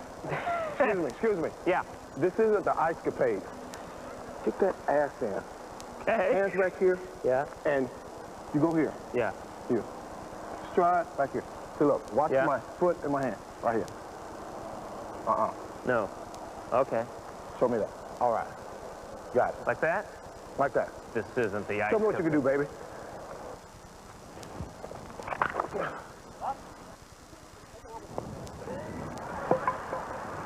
I really didn't mean anything by it. It was a lie. I threw a knuckler yet. It was a knuckler. It didn't have such a big butt, I wouldn't have hit it.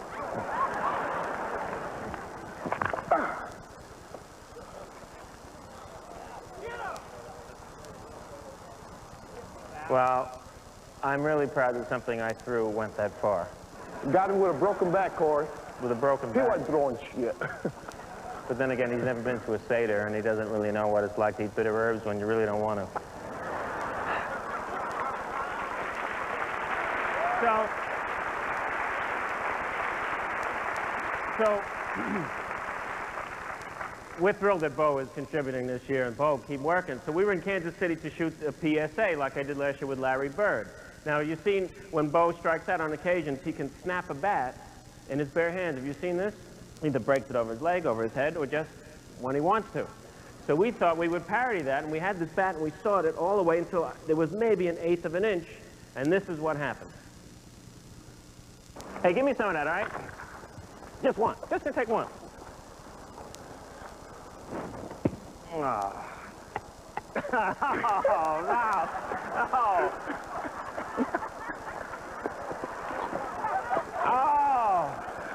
Oh. Oh. Oh. Now you're supposed to say, now that's funny. Then I say Bo knows comedy. This hurt. He did it for real, this man. Pick up a phone and call, please, before I die. How did you... He's still... There it is.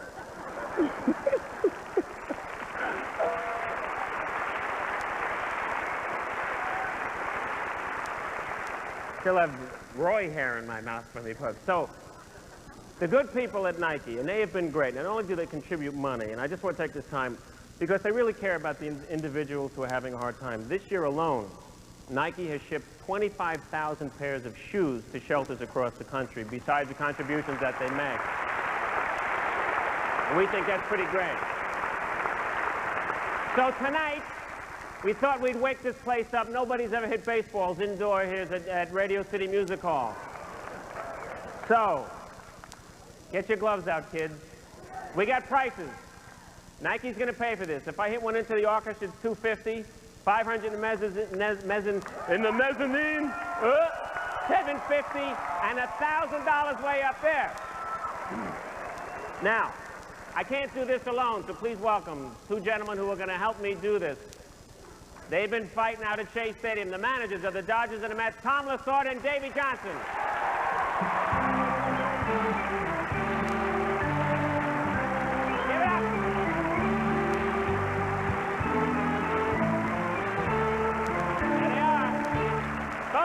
World Championship team. How'd the game go today? Wonderful. I'm sorry. I have to root for both of you. I sort of straddle the country. I root Mets, Dodgers.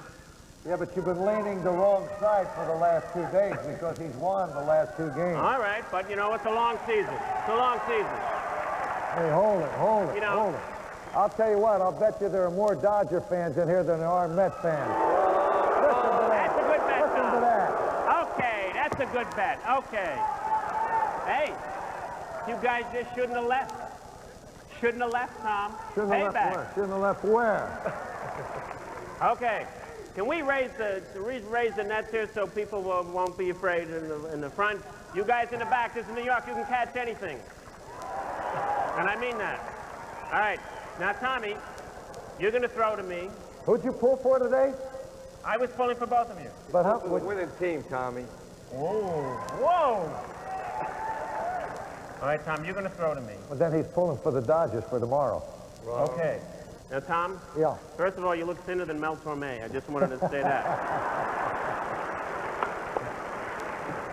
Tommy was a pitcher with the Dodgers. You pitched in the major leagues? Yes, that's right.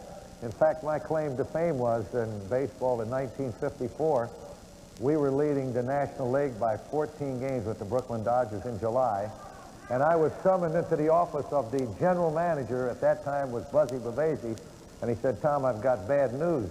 I said, what's wrong, Buzzy? One of your relatives sick? He said, no, we're going to have to send you back to AAA.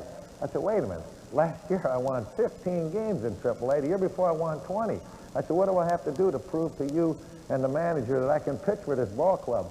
He said, Tommy, I've got to send one guy out. He said, you know, it's a tough job. He said, if you were the general manager, who would you send out? And I, without any hesitation, I said, Koufax. That's a true story. I said, here's a guy who couldn't hit a barn door 50 feet away with a softball, and you mean to tell me you're sending me out and keeping him? And he said, the rules of baseball provide, you remember this, that if you got over $4,000 bonus, you had to remain on a major league club for 2 years. So he said, Koufax stays, and you go. And now I can walk around and honestly say it took the greatest left-hand pitcher in baseball to knock me off of that Brooklyn club. There you go. All right. So what do you say we fire up Tommy? You go over there. Dave, you'll help me. I'll go over here. You ready? Hey, wait a second. He's a wild man. I'm a right-hander. Billy Crowder played. He doesn't have a fastball. All right. You want to get on this side or what side do you want? Crowd. All right. Now, what's the if hook? this is New York, we got to have a little organ music. Thank you. Shall I deck him? All right, let me... Shall I deck him? This is the strangest thing I've ever done. Shall I deck him? Shall Oh, wait, Tommy, Whoa, wait a second. whoa! Wait. No quick pitches. Come on. Tom, this Play isn't fair. anything off the top shelf. You know, we're trying to raise some money here. All right. Oh!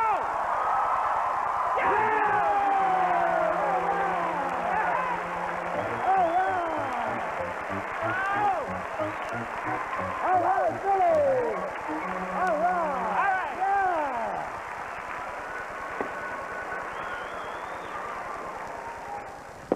Oh! Get up there! Get up there! Yay!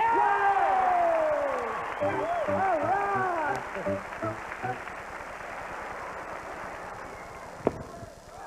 All right, hey, come on. What's that? 250. 250, all right. 250. Oh. No Look how curveball. fast it turned. Maybe if you did a wave or something that got me excited, maybe I might hit more. Oh, there we go. They're getting wild. Whoa. Get up there! Get up there! Get up, ball! All right! All right. 750. Keep him popping, Tom. Oh! Get up there, Billy! Get up! Whoa! But it hit. Dave, it hit 1,000. I That's think gotta be 1,000. 1,000. I think that's 1,000. All right. Yes, sir. Right. Come on, New York. Start the wave. Whoa, that way. Inside. Do the wave. We did it in Russia. They did it easier. Come on. 1, 2, 3. There you go. All right. Get up there! Get up! Whoa! 500. How do we go, Billy?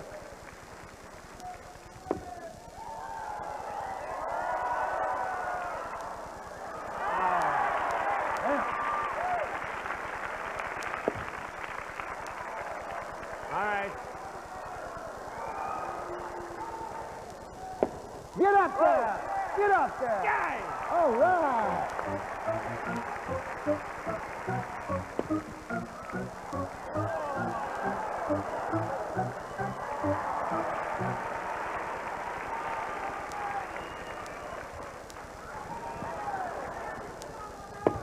Get up there! Oh, yeah!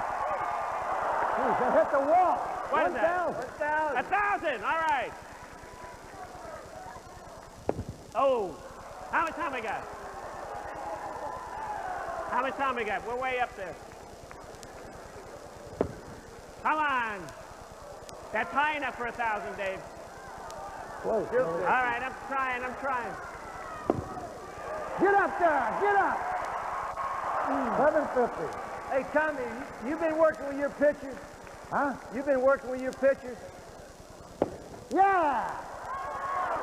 All right, we're getting up there. That was a live drive right in there. Get up, ball. Get up. Get up. 750. Get up. But that was going to be 1,000. That would have been 1,000. That would have been, really. More organs. Get up, ball. All right, Billy. Boy, ain't that one good, too. He can hit, this guy. Come on, Billy. Come on. Up in the 1,000. Come on. Oh! That's worth 1,000. That's worth 1,000. You did that. Right up in the 1,000. Get up. There Get it up. goes. Get up. Yeah! All right. That's it. The total is 1,000. That's it. How much? 10,000? How much? $11,000.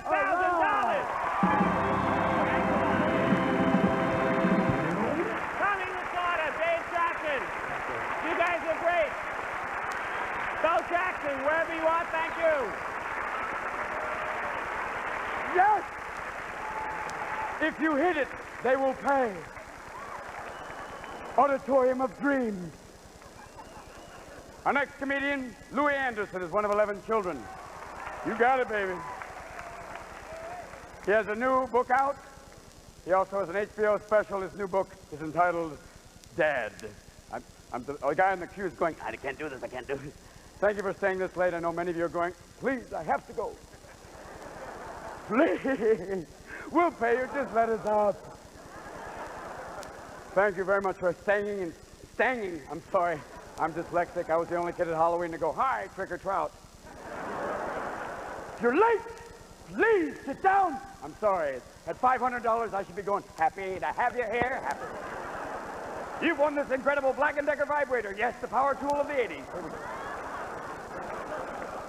Let's bring him out here right now. Ladies and gentlemen, the very funny Louis Anderson.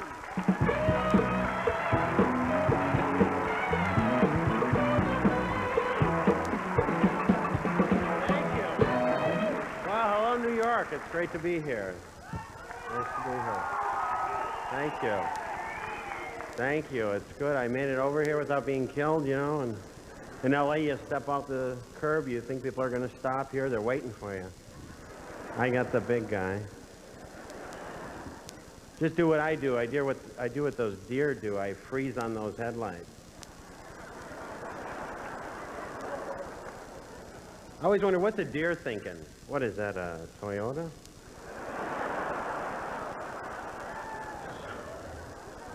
So it's great to be here. I take a little time off, watch a lot of television. I use cable, got the cable thumb, you know, where you just keep flicking. Isn't that fast, too? No. John Davidson, what the hell is he doing? What's he in Hawaii selling something? Oh, shit. What the hell is that he's selling? Hair product or what? And all the heroes from my parents' age are now like selling things to people, like Ed McMahon, who, you know, my mom and dad always loved Ed McMahon, and here he is taking old people and going, listen, I know you don't have much money, and you're going to die soon. So I'd like your last $7.95 out of $8 for this policy so that you can leave more money to the children who already don't visit you.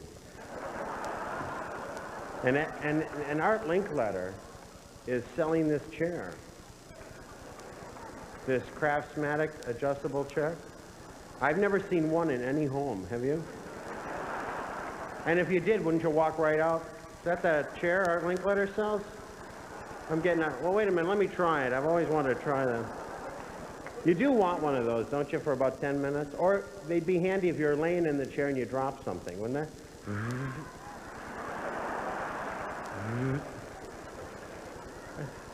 They must be expensive because they're giving you a microwave or a television for buying them. What are they, $7,000 or $8,000? They're a chair. After 10 minutes, they're going, that'd be it.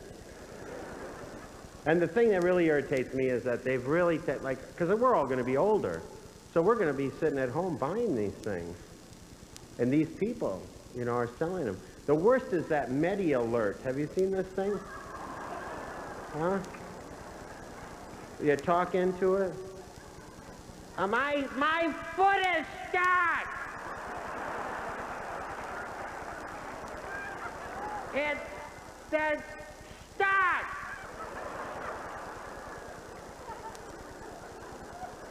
No! My foot! I've fallen! There's something on top of me and I've fallen!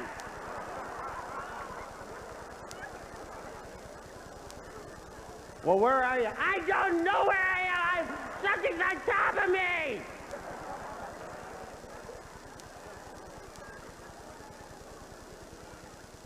Get over here!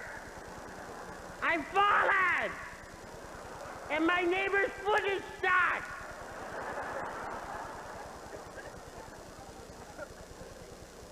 Call our Linkletter! I'm stuck in that goddamn chair!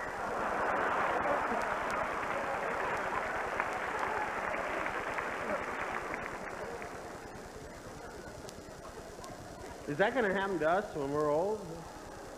All of a sudden. Hi, I'm Madonna. Remember me?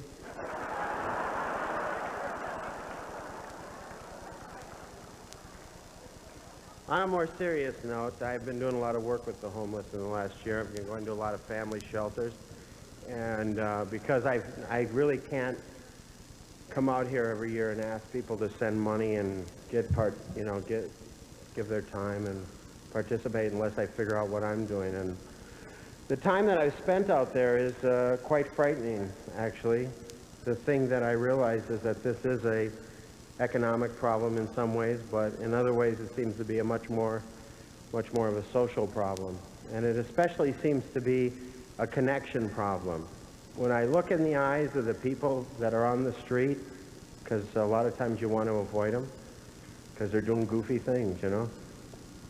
But when I look in there, I see that they're not connected. Like when I look in your eyes, I see that you're connected. You're connected to the society, and you're connected to what's going on, and at least you're making an effort to get through this life that we all have to get through. And the thing that seems like it might help is that if we could make more connection with those people. The last 3 years now, I've asked Comic Relief to put a phone in so that people could call and pledge their time to local homeless shelters and local charities that I think would be good. I don't know what else to do. I'm glad that you send your money. I think that's really important. But I really think that as soon as we decide that those homeless people are separate from ourselves, then that's really the beginning of the end of what we, call this society and the thing that we love and we raise our family for. So thank you very much, and I hope that you keep giving. Good night, everybody.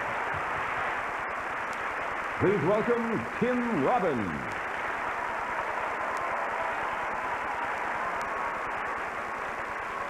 Many have said that the first battle in the war on homelessness should involve educating our children and providing a stimulating environment for them to learn in. The money needed to provide a valuable education is so important, yet in some areas simply doesn't exist. Children growing up at the poverty line must deal with the hostility of this neglect every day. Our inner city schools are understaffed and overcrowded, ravaged by indifference. Due to the demands of the workplace, parents in middle to low income families are finding less and less time to be at home to reaffirm the values they hold dear. Putting aside who is to blame, the tragic circumstance of all of this is that many teenagers find themselves on the streets with no resources, no home, and no acceptable way of earning enough money to get out of the downward spiral of hopelessness. And it happens more often than any of us like to admit.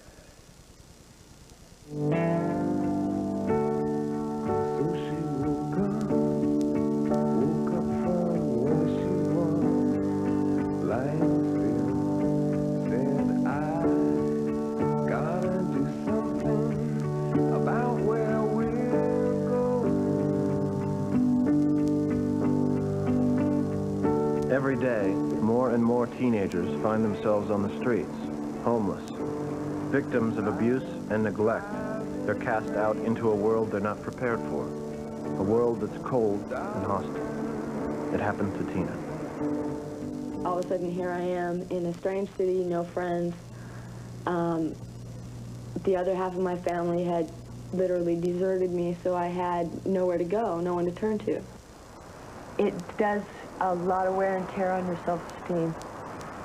It does a number on your pride, too, because you have to stop and ask people for things.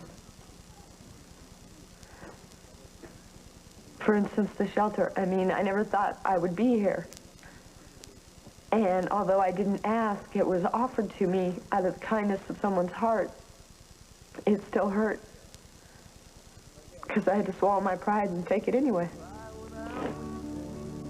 I think Comic Relief makes people stop and look and say, wait a minute, it's not just the guy sitting on the corner begging for money. There's kids 9 and 10 years old on the street that have no place to go. There's mothers with 3 or 4 kids that have no place to go. Anything could happen, and you could be out on the streets. I woke up more times than I can remember from the nightmare of sleeping in my car. It's what I was dreaming about, sleeping in my car, and I'd wake up from that nightmare, and it'd still be there because I'd still be in my car. I want to be able to wake up from that nightmare and be able to be in my own room, in my own bed, with my own possessions around me, in my own home.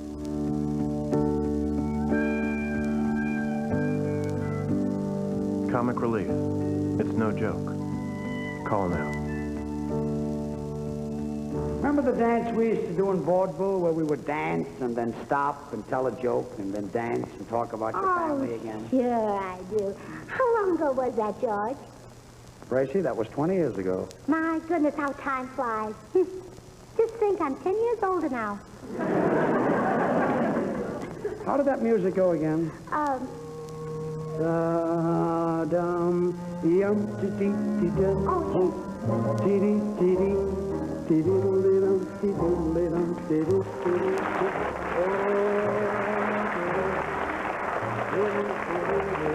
Stop. Gracie, how's your sister Bessie? Bessie? Yeah, the one with the scar on her neck. Oh, the appendicitis. Oh, she's fine. Gracie, appendicitis is on the stomach. Yeah, I know, but she was so ticklish. Up there. Music. Oh, dee-dee-dee-dee-dee-dum.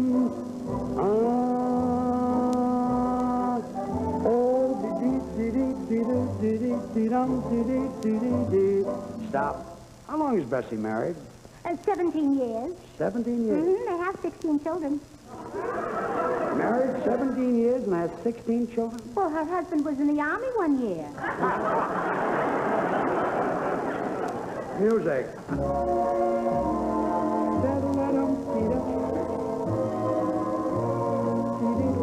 I'm going to finish the dishes. See you later, Fred. Goodbye, Ginger.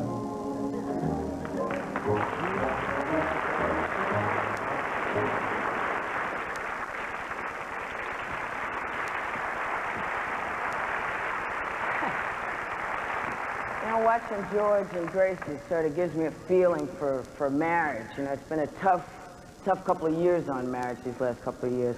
The 80s particularly were very bad. A lot of people got their asses kicked.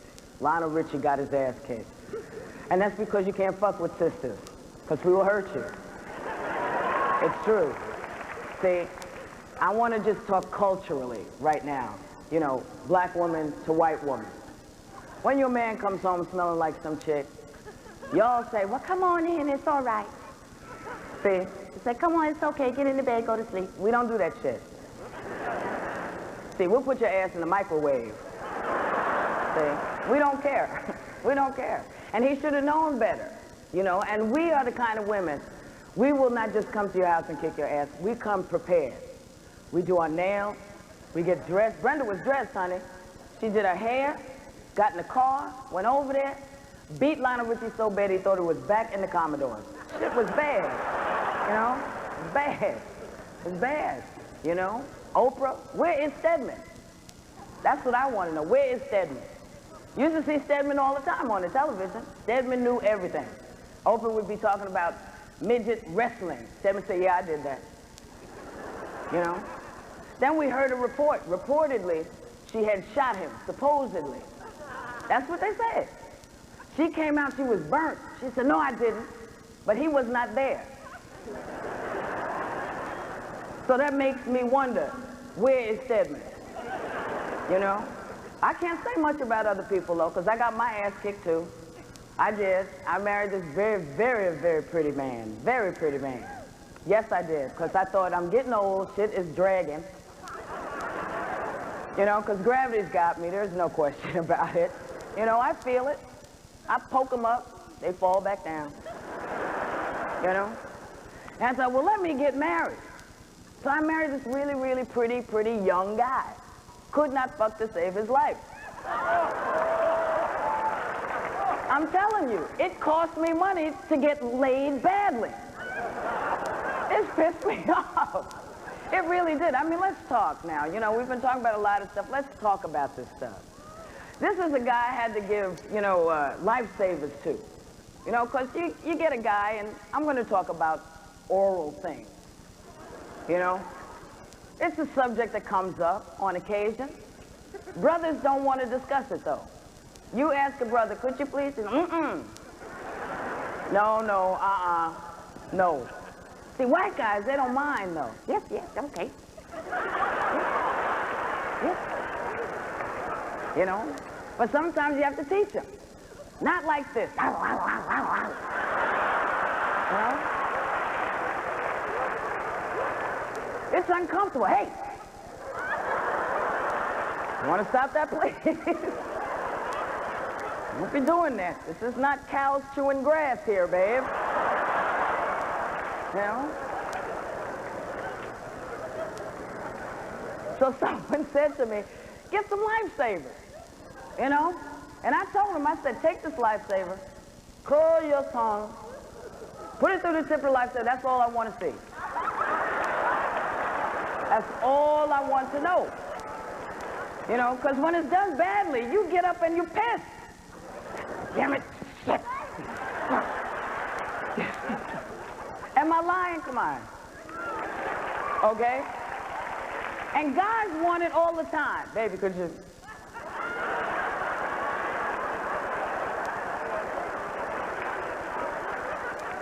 And you get your butt kicked if you say, mm-mm. Well, fine, man. No problem. You know? My dream. You know, my dream, yes.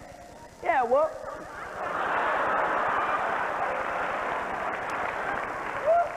What do you want to do?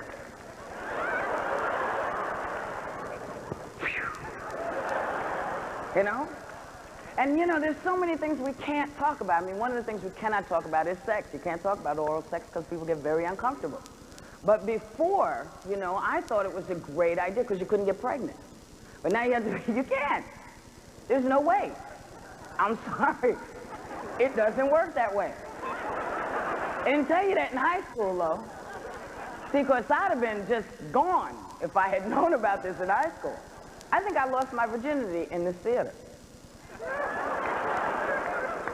You know, that's something you can never get back. So girls, be very careful where you put it. But then you have nice memories when you come back and reminisce. You know?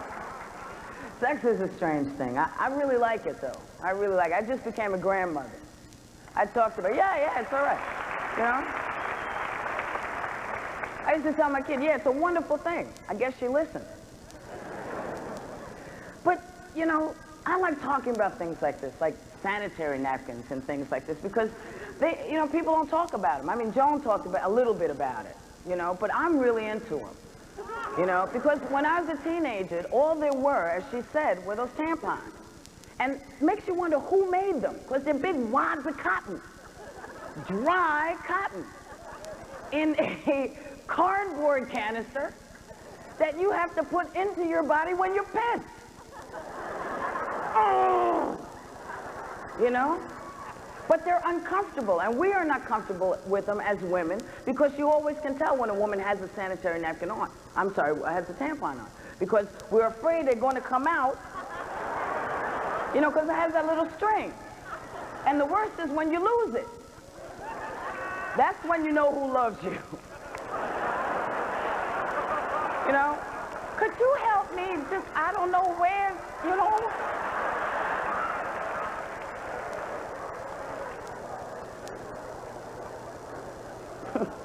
It's true, you know? And the string chafes your thighs, you know, and people started complaining. So then they made these new sanitary napkins, you know, the ones that have the sticky stuff on the bottom. They're great. They have little wings on them. You peel the, you know, the paper off, you put it in the underwear, you flip them over, because you lose a lot of drawers, you know, at that time. Is it true? Always. It doesn't matter how well you attach, something happens. It's like, oh, shit. You know? But now with this new thing, see, it could be a great thing. Unfortunately, it's not made for people who sweat. Because, you know, sticky stuff doesn't last when you sweat. So you'll see a lady going down the street, and you know she's wearing one because she's kind of fancy-free. And then suddenly the thing will move, and it's like, ah!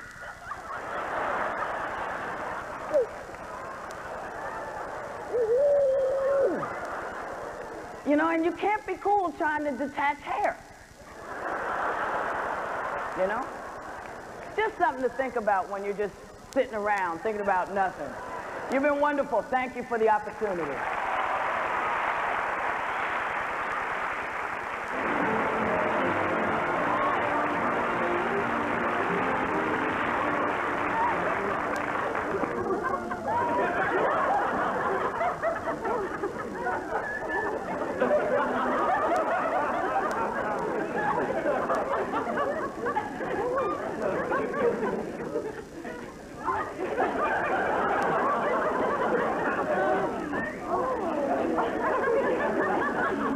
Well, Gracie, say hello. Hello. This family of yours, they fascinate me. Did you all live together? Well, there was my father, my uncle, and my brother, my cousin, my nephew. They all slept in one bed. I'm surprised your grandfather didn't sleep with them. Well, my grandfather used to sleep with them, but he died, so they made him get up. If you please, Professor.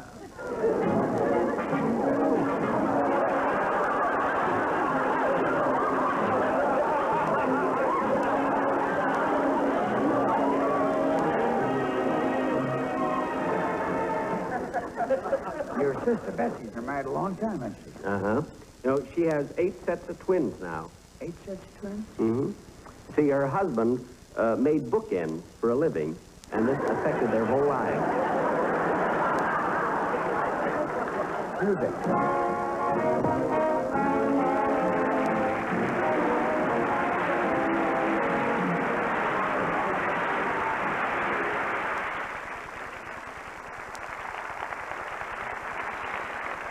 Just want to tell you something. We've raised over $3 million already. That's right. $3 million. That's a wheel for one stealth bomber. So come on, ladies and gentlemen. The East Coast is still way ahead of the West Coast. So come on, West Coast. My people, really kick in now. Before we continue, I just want you to know a brief fact. Somewhere in the basement of the Smithsonian, Einstein's brain sits next to Dillinger's penis. And I'm sure people go on tours and go, God, honey, look at the size of that brain. Now, let's bring it out right now. I'm sorry, I can see an entire room go, why? Why did you say that? Just to see you all go, why? They're there, they're hanging in, you're holding on. Thank you very much. I'd like to bring out the next comedian right now. Tom Parks is a diabetic, but that's not the only reason he's funny, ladies and gentlemen. He's familiar to cable viewers. I should be saying that because I'm hypoglycemic. Oh, my God. He's familiar to cable viewers as the co-anchor of HBO's award-winning, not necessarily the news, and his recent one-night stand. He is also the founder of American Diabetes Association, Comedy Crusade Against Diabetes. Please welcome Tom Parks.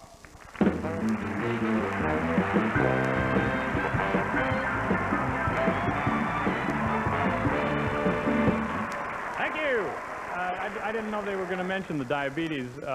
Let me just say that I'm taking care of myself and I'm doing real well. I found out 5 years ago, I was touring in Missouri, not feeling well, and I went in to see a doctor and he said, you've got diabetes, which I thought was insult to injury. I'm in Missouri and I've got diabetes?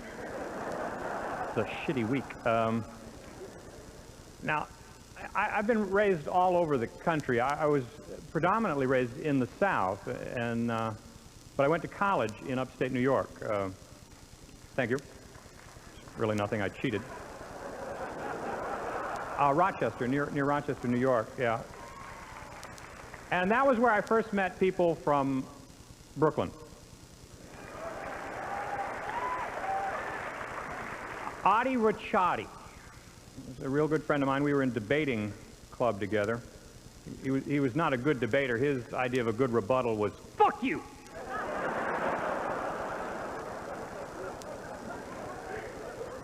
He actually won a couple that way. Now, I don't think that New York's like a bad city. This is a great city. You just are a little intimidating here. Your idea of gun control is holding it with both hands. Not that the South is you know, devoid of its problems. The people I was raised with are the kind of people that think the space program is faked and wrestling is real.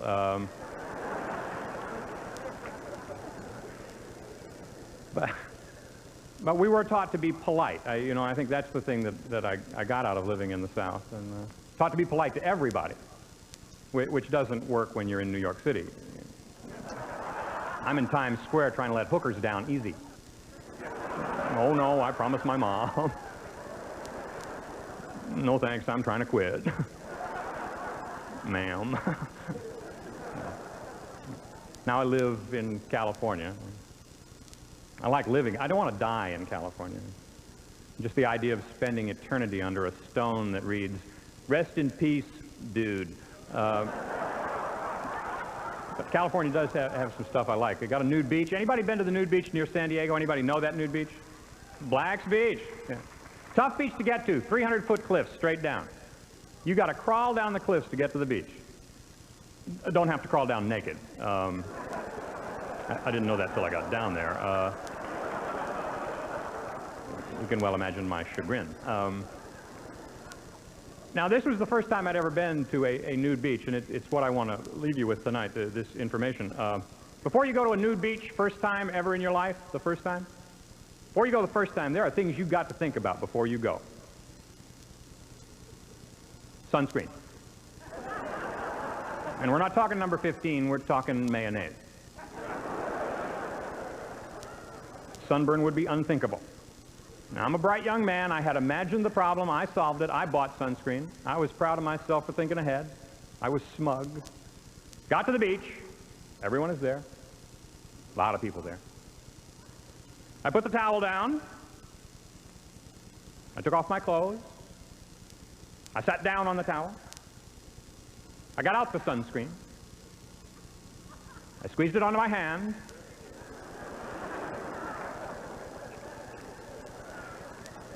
I realized I hadn't thought far enough ahead. This is something you got to be real casual about. On the tube it said reapply every 20 minutes. It seemed real frequent to me.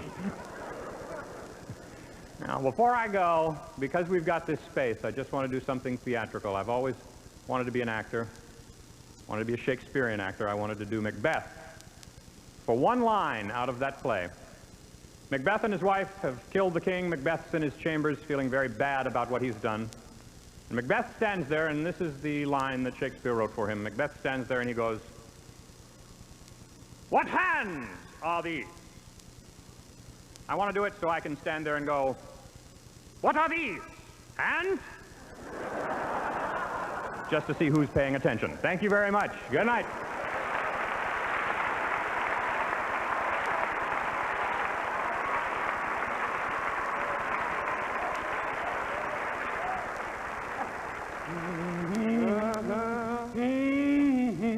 Alan Havey appears daily on the Comedy Channel. Testify, girl. I'm trying, baby. In fact, his night after night show has been given high marks. Isn't it funny about white folks? They have no rhythm. It's for its quirky, unique style. He appears regularly on Late Night with David Letterman. He's also been seen on the HBO Young Comedians. Oh, come over later. We're having some unborn pairs.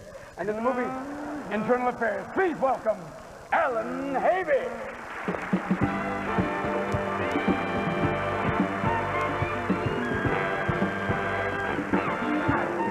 Thank you very much. How you doing? New York. This is great. I'm a New Yorker. It's great to be here. This is, as you know, in Radio City, but you out there who just tuned in, Comic Relief 90 T-shirt, 20 bucks. 30 bucks, sorry. 30 bucks will get you the T-shirt, front and back, all sizes, fit everybody. That's for you. You owe me 30 bucks. This is, thank you, first laugh of the night. This is the sweatshirt, 50 bucks. 1-800-528-1000.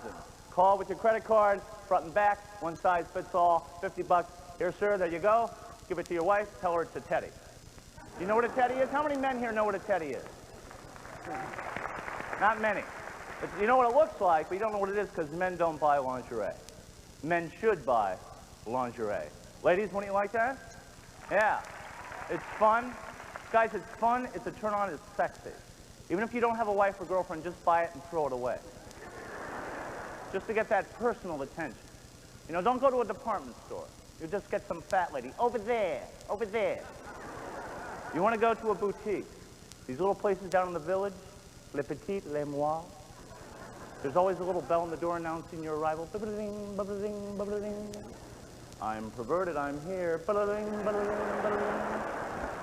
There's 2 women in the store, 2 women always in the back. Always in the back. I don't know what they're doing back there. My fantasy is they're spanking each other. But that's just me. And they're always French. They're always French. They come running out. Hello, I'm Mimi. This is Fifi. How can we help you, please? Yeah, I'm here to buy some lingerie. And what are you looking for in particular? Well, in particular. And then you get to talk dirty. I'm looking for a black lace bra, some matching panties, silk stocking, garter belt, something like that. Oh, and what size is she? And you lie. Lie. I forgot. Oh, you forgot. Well, Fifi, you forgot. Well, we have a dilemma. Hmm? Well. Is she like Fifi or myself? Then you get the look. I don't know. Kind of like you on top, Fifi on the bottom. Then she goes over to the panty rack. To the little panty rack where the little panties are hanging on the little panty hangers. At the little panty fairy's been up all night making. And they have the panties on hangers. I wish women would keep the hangers. They usually throw them away. I wish they'd hang their panties up, but they don't. Anyway, they go over to the panty rack with the little panty hangers. They take their hands. I love this. They take their fingers. I love this. They take the tips of her. I love this. And they just put the fingers in the crotch and rub it a little bit to show you how sheer. You know when she touches it, you're buying. Yeah, that one. No, yeah, the one you touch. Yeah, I don't care what size they are. Just put them on my head. I'll wear them out of the store. Thank you very much. Call in.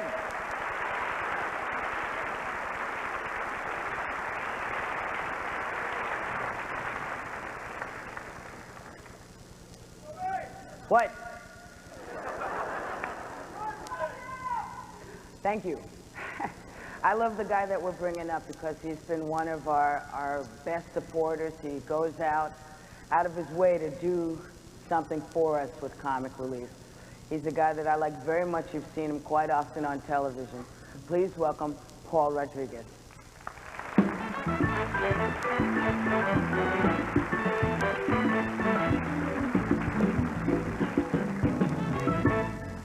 So how come there's no ethnic ghosts? I mean, blacks die, Mexicans, Puerto Ricans die. We don't become ghosts. We never haunt no houses. I guess in the afterlife, housing's a bitch too. How would a Mexican ghost haunt a house? Boo, oye mira mami, dame algo aquí. A black ghost, boo motherfucker.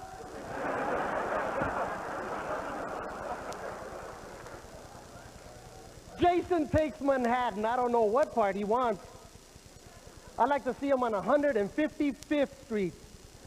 125th. Hell, I'm not from here. A white guy with a hockey mask and a knife. Oh, this is going to scare the shit out of those brothers down there. They would take it. Let's have the mask, the knife, and you tell that bastard with the chainsaw to show up. Because I'm going to chop me some wood. Frankenstein, as a kid, I never understood. He never caught no black people or no Puerto Ricans. Always caught paranoid, scared white people. Come here. A monster couldn't walk anyways, obviously suffering from hemorrhoids. The way he walked, you could tell this. Oh, shit. Let me catch somebody slow. Brother's got Nikes. They be running circles around his ass. Yeah, come on. Come on, Frankie. Bring your green ass over here. Frankenstein comes to a Mexican neighborhood. Mexicans will take those bolts out of his neck. Go, thanks, man. We need that shit for our tires. I'm glad you showed up, man. My wheel was loose. Let's have the jacket too, cabron. See, I know about crime. I was introduced to crime. I was 12 years old. True story. My mother gives me $1, tells me to go to the store and buy a bottle of Bubble Up. You remember Bubble Up? You know, it's like the poor man's 7-Up, right? Basically seltzer and sugar. We'd fake it. We go, fuck it. It's better than nothing. My mother says, here's $1. Hurry up to the store. Get a bottle and come back. I went to the store. I went back to the freezer. I'm 12 years old. I got the bottle of Bubble Up.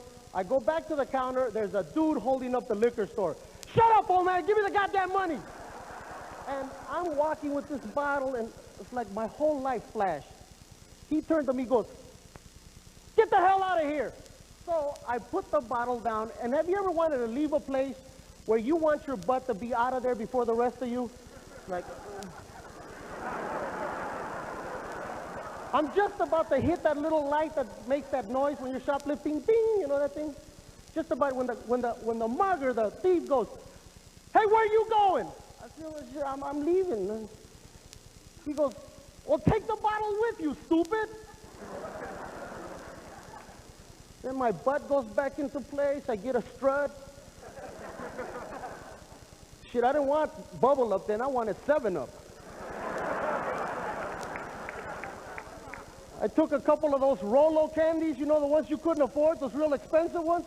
I said, shit, Christmas in July.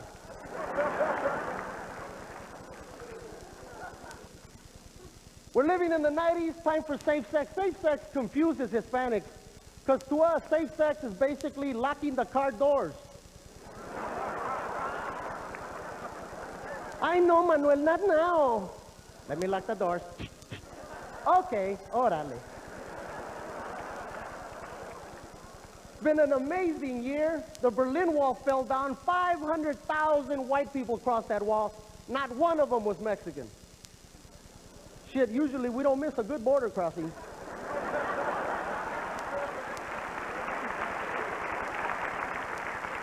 See, to us, a wall is just an inconvenience, you know. It doesn't mean don't go over there. It means you got to jump high enough. God damn it, I'm here. Before I go, I want to let you know something very, very touching happened to me. In my pocket, I have $1,400 of $5 and $10 checks given to me on my way over here by waiters. These people don't make a hell of a lot of money, but they're giving it to people who have less than that. Here's to everybody who's ever served the table. God bless you. I'm Paul Rodriguez. Ladies and gentlemen, Sugar Ray Leonard.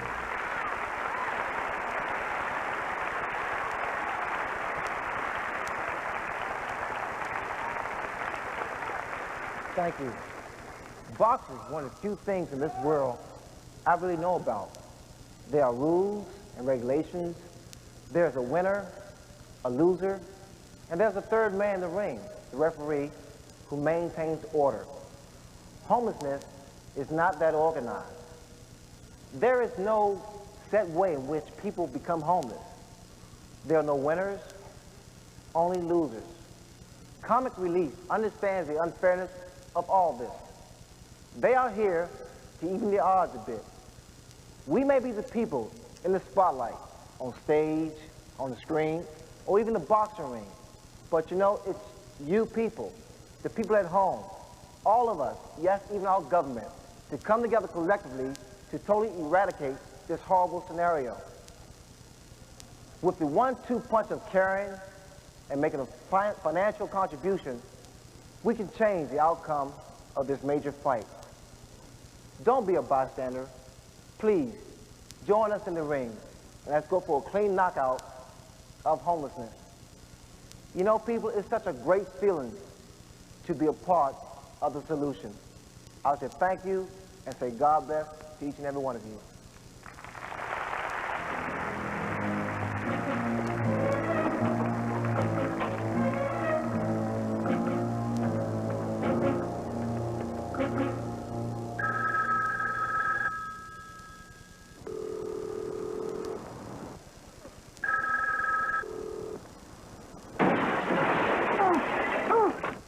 Hello?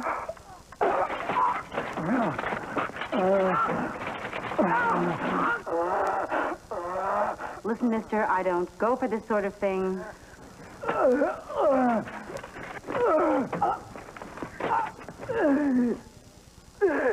I know a lot of the other girls are turned on by these sort of kinky phone calls, but I really couldn't care less.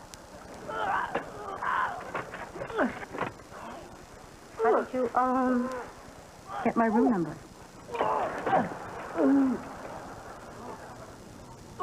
I am not going to listen to any more of this. I mean, I've had just about enough. What are you wearing? Jeans? You're wearing jeans? I bet they're tight.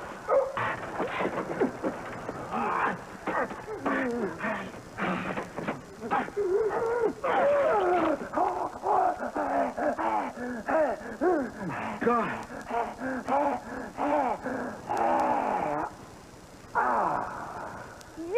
You are an animal. Tricky.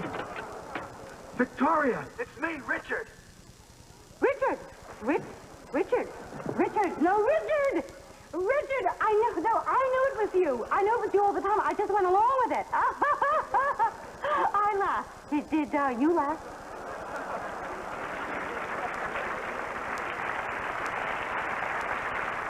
I've just been informed that New Yorkers are swamping us with credit card donations. But what about the rest of America? Are you going to let New York show you up?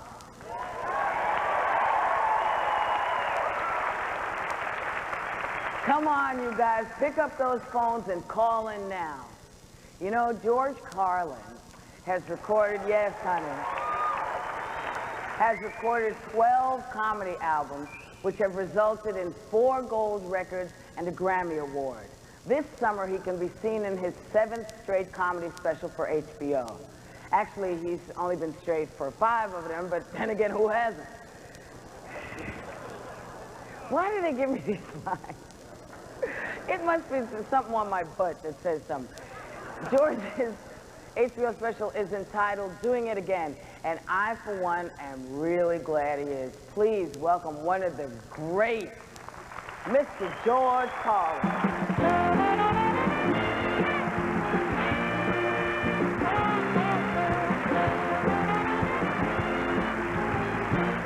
How you doing, everybody?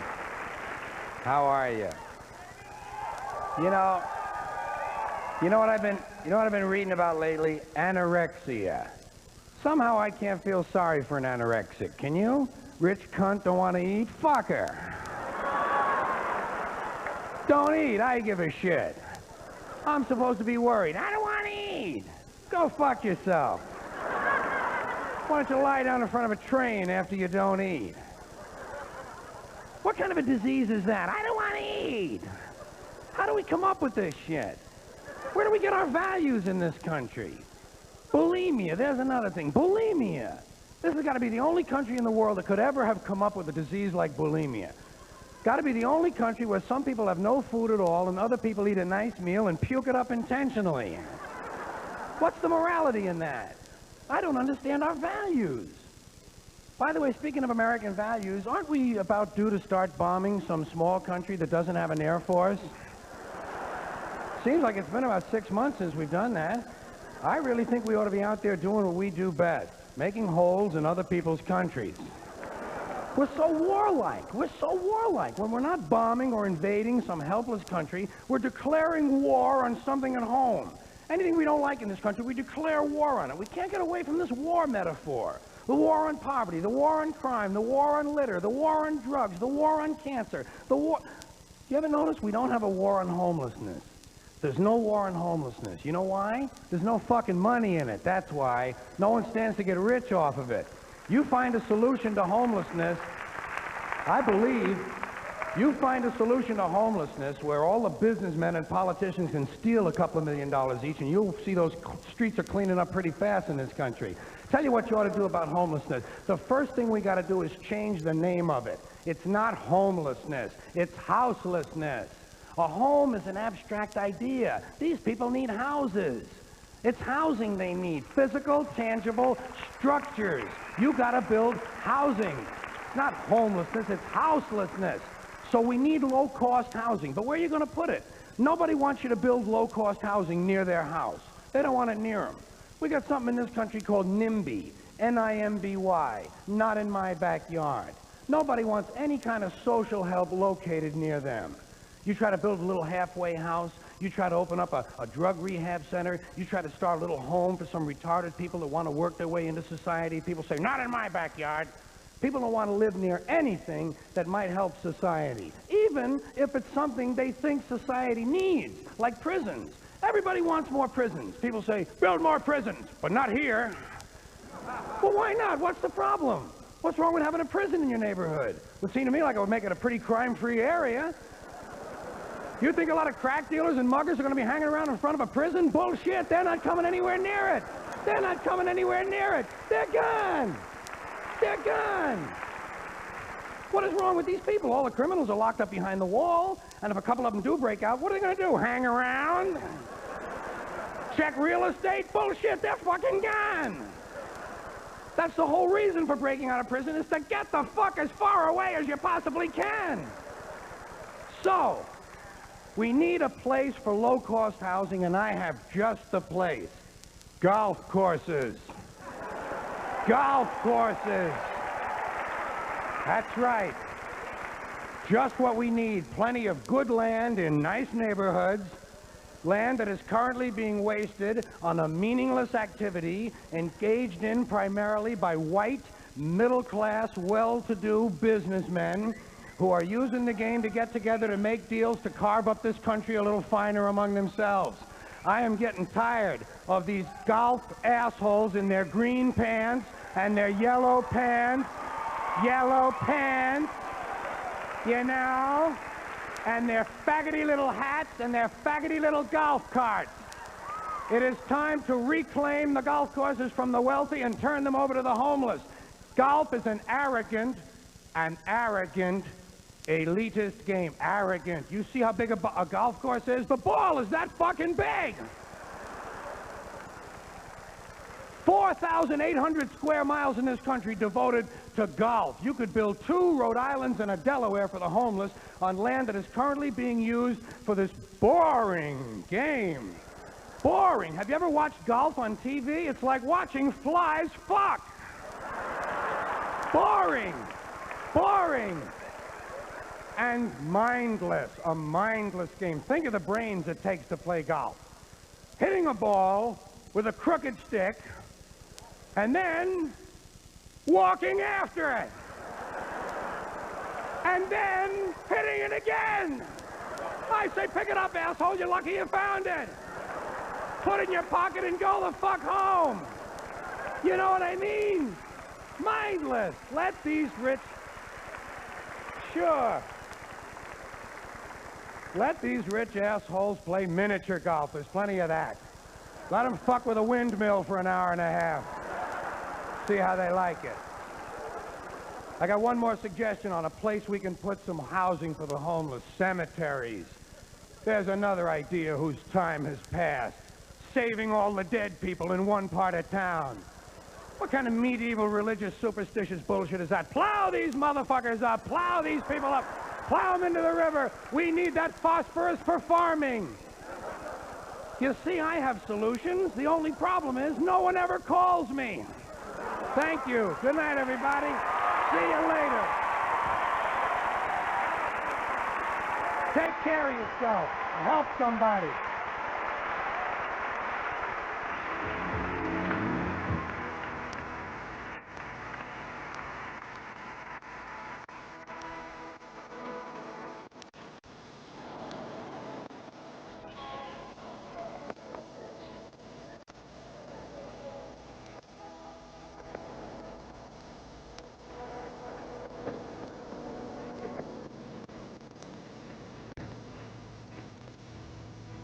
Three months ago, Shirley's husband collected his paycheck and never came home. He left Shirley and Bobby Joe alone, afraid, and homeless. What hurt me and scared me the most was not knowing if Dad was ever going to come back, and not knowing where we were going to be until he came back. For 3 nights, they slept in the Greyhound bus station. They lived off $5 given them by a stranger. It was scary, and it was shocking, because I'd never been homeless before. And so it was different, and I was afraid. Finally, they found temporary refuge in a shelter. It's a place to sleep, but it's not like home. When you have your own home, you have privacy. A lot of different people didn't come, and you didn't have to sleep in the same room with them. I felt weird here at first, because I've never been to a place like this or anything.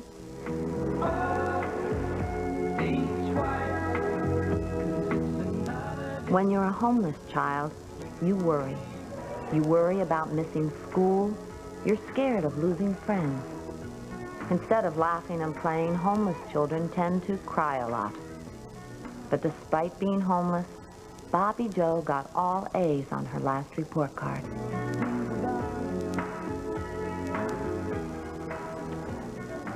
Everybody deserves to have shelter and privacy because they need it.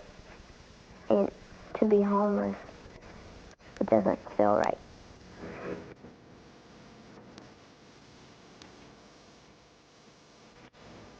Comic relief. It's no joke. Call now. Here, here's a key to the back door. Now, you stick to the hallway in your room and you won't get hurt. Meaning what? Meaning that if you want to live here, I don't want to see you, I don't want to hear you, I don't want to smell you cooking, all right? Now, kindly remove that spaghetti from my poker table.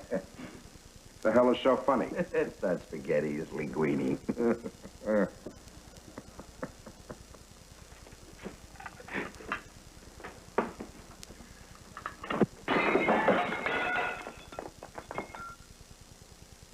Now it's garbage. Comic Relief would like to extend a special thanks to the Park 51 Hotel for their hospitality, cooperation, and most importantly, their contribution to help America's homeless. The Park 51 Hotel. We may be blue bloods, but we're blue bloods with a sense of humor. 150 cities in 18 countries on 4 continents have one thing in common: annoying relatives. Visit them on TWA. At least your flight will be a pleasure.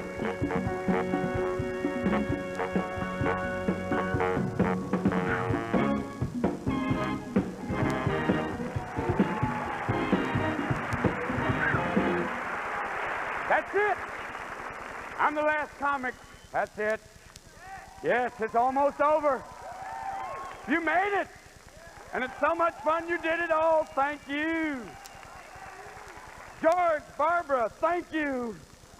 People look at Dan Quayle and say, why was he elected? I say, here's a big clue. Insurance. Okay. You think about that. George is traveling through the deep south. There's somebody up there with a 30-06 going, I'm going to get him, man. I'm going to get him. I'm going to get the president. Wait a minute. I shoot him, he becomes... Oh, fuck, no, that's it. I don't say fair! I don't say fair! We're a kinder, gentler nation. I say bullshit. Let's talk about it for a brief moment. In Congress right now, there's a bill for $600 million for AIDS. There's one man, Jesse, you know who you are, who's sitting there going, I will not support this. AIDS is caused by sodomy. Jesse, come on, honey. Let's think about it. Sodomy's been around for a long time. Let's think about it. If that's true, there'd be no such thing as the concept of philosophy, architecture, or the color salmon, okay? So wise up. These are troubled times. We need a cure because people are running around here. It's the 90s. You meet somebody you love. It's like, gosh, Helen, I care about you. Can I have some blood and urine and run some tests?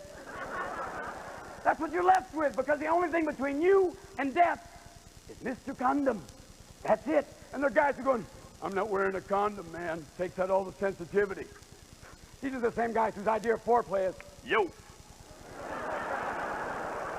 Put it on! Put the little balloon on. And I know it's difficult. I know when you're about to go, baby, oh yeah. Oh, baby, yeah. Yeah, baby. Now, hey, let's stop and put on a party favor. No! I know it's hard, too, because there you're going. It's like some sort of strange game. You have to keep the erection, put on the condom, and keep her going, too.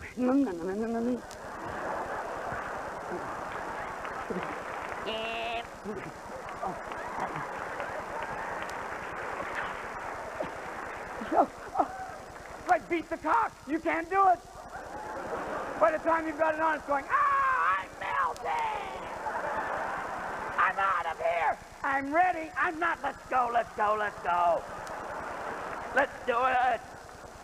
And you put it on, and if you do get it on, if you're lucky enough to get there and go, oh, yes. Oh, I'm done. Oh, now I look like Gumby. And don't just pull it off. Try a little sensitivity. Don't just go, hey, baby, that's great. Rolls over, hits the wall, boom, sticks up there like some sort of strange fish.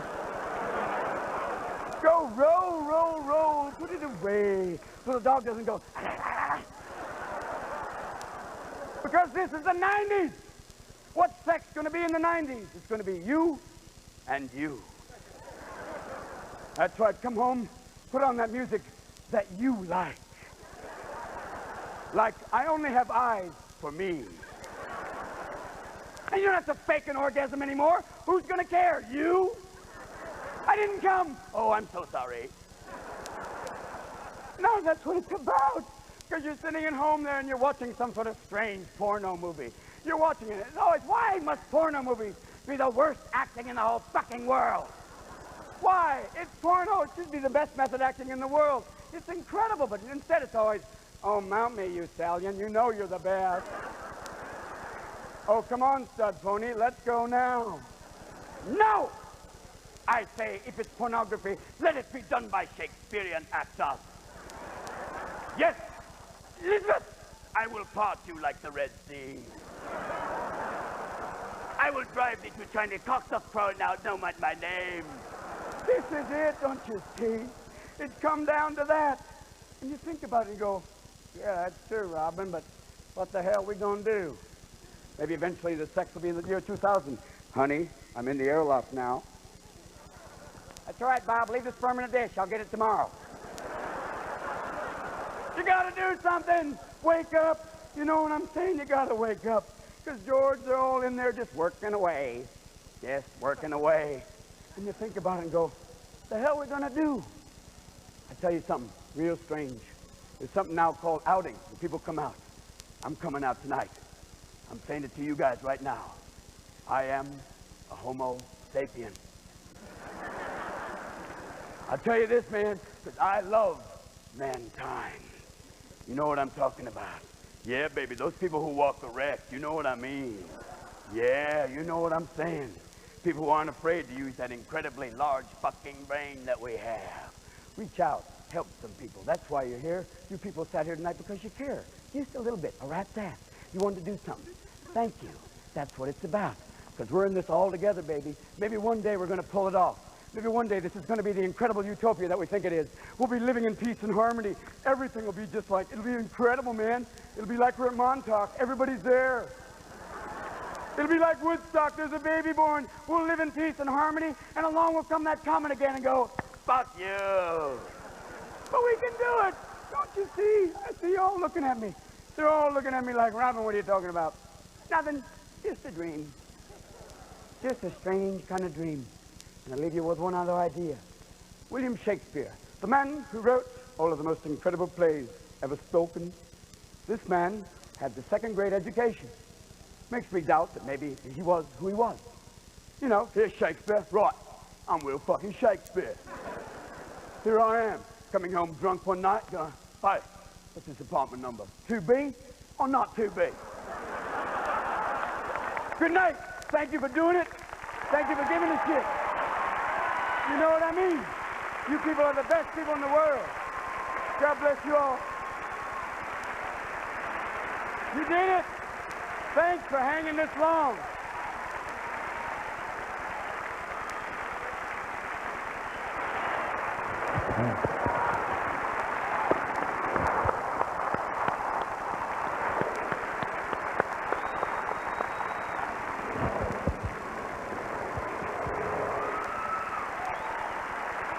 Ladies and gentlemen, New York. We are at the end of our show. As of now, thanks to your generosity and compassion, we have raised over $1 million, several $1 million. We're over about $3.5 million. We're about $3.5 million, and the show is not done on the West Coast yet, so it's going to be amazing.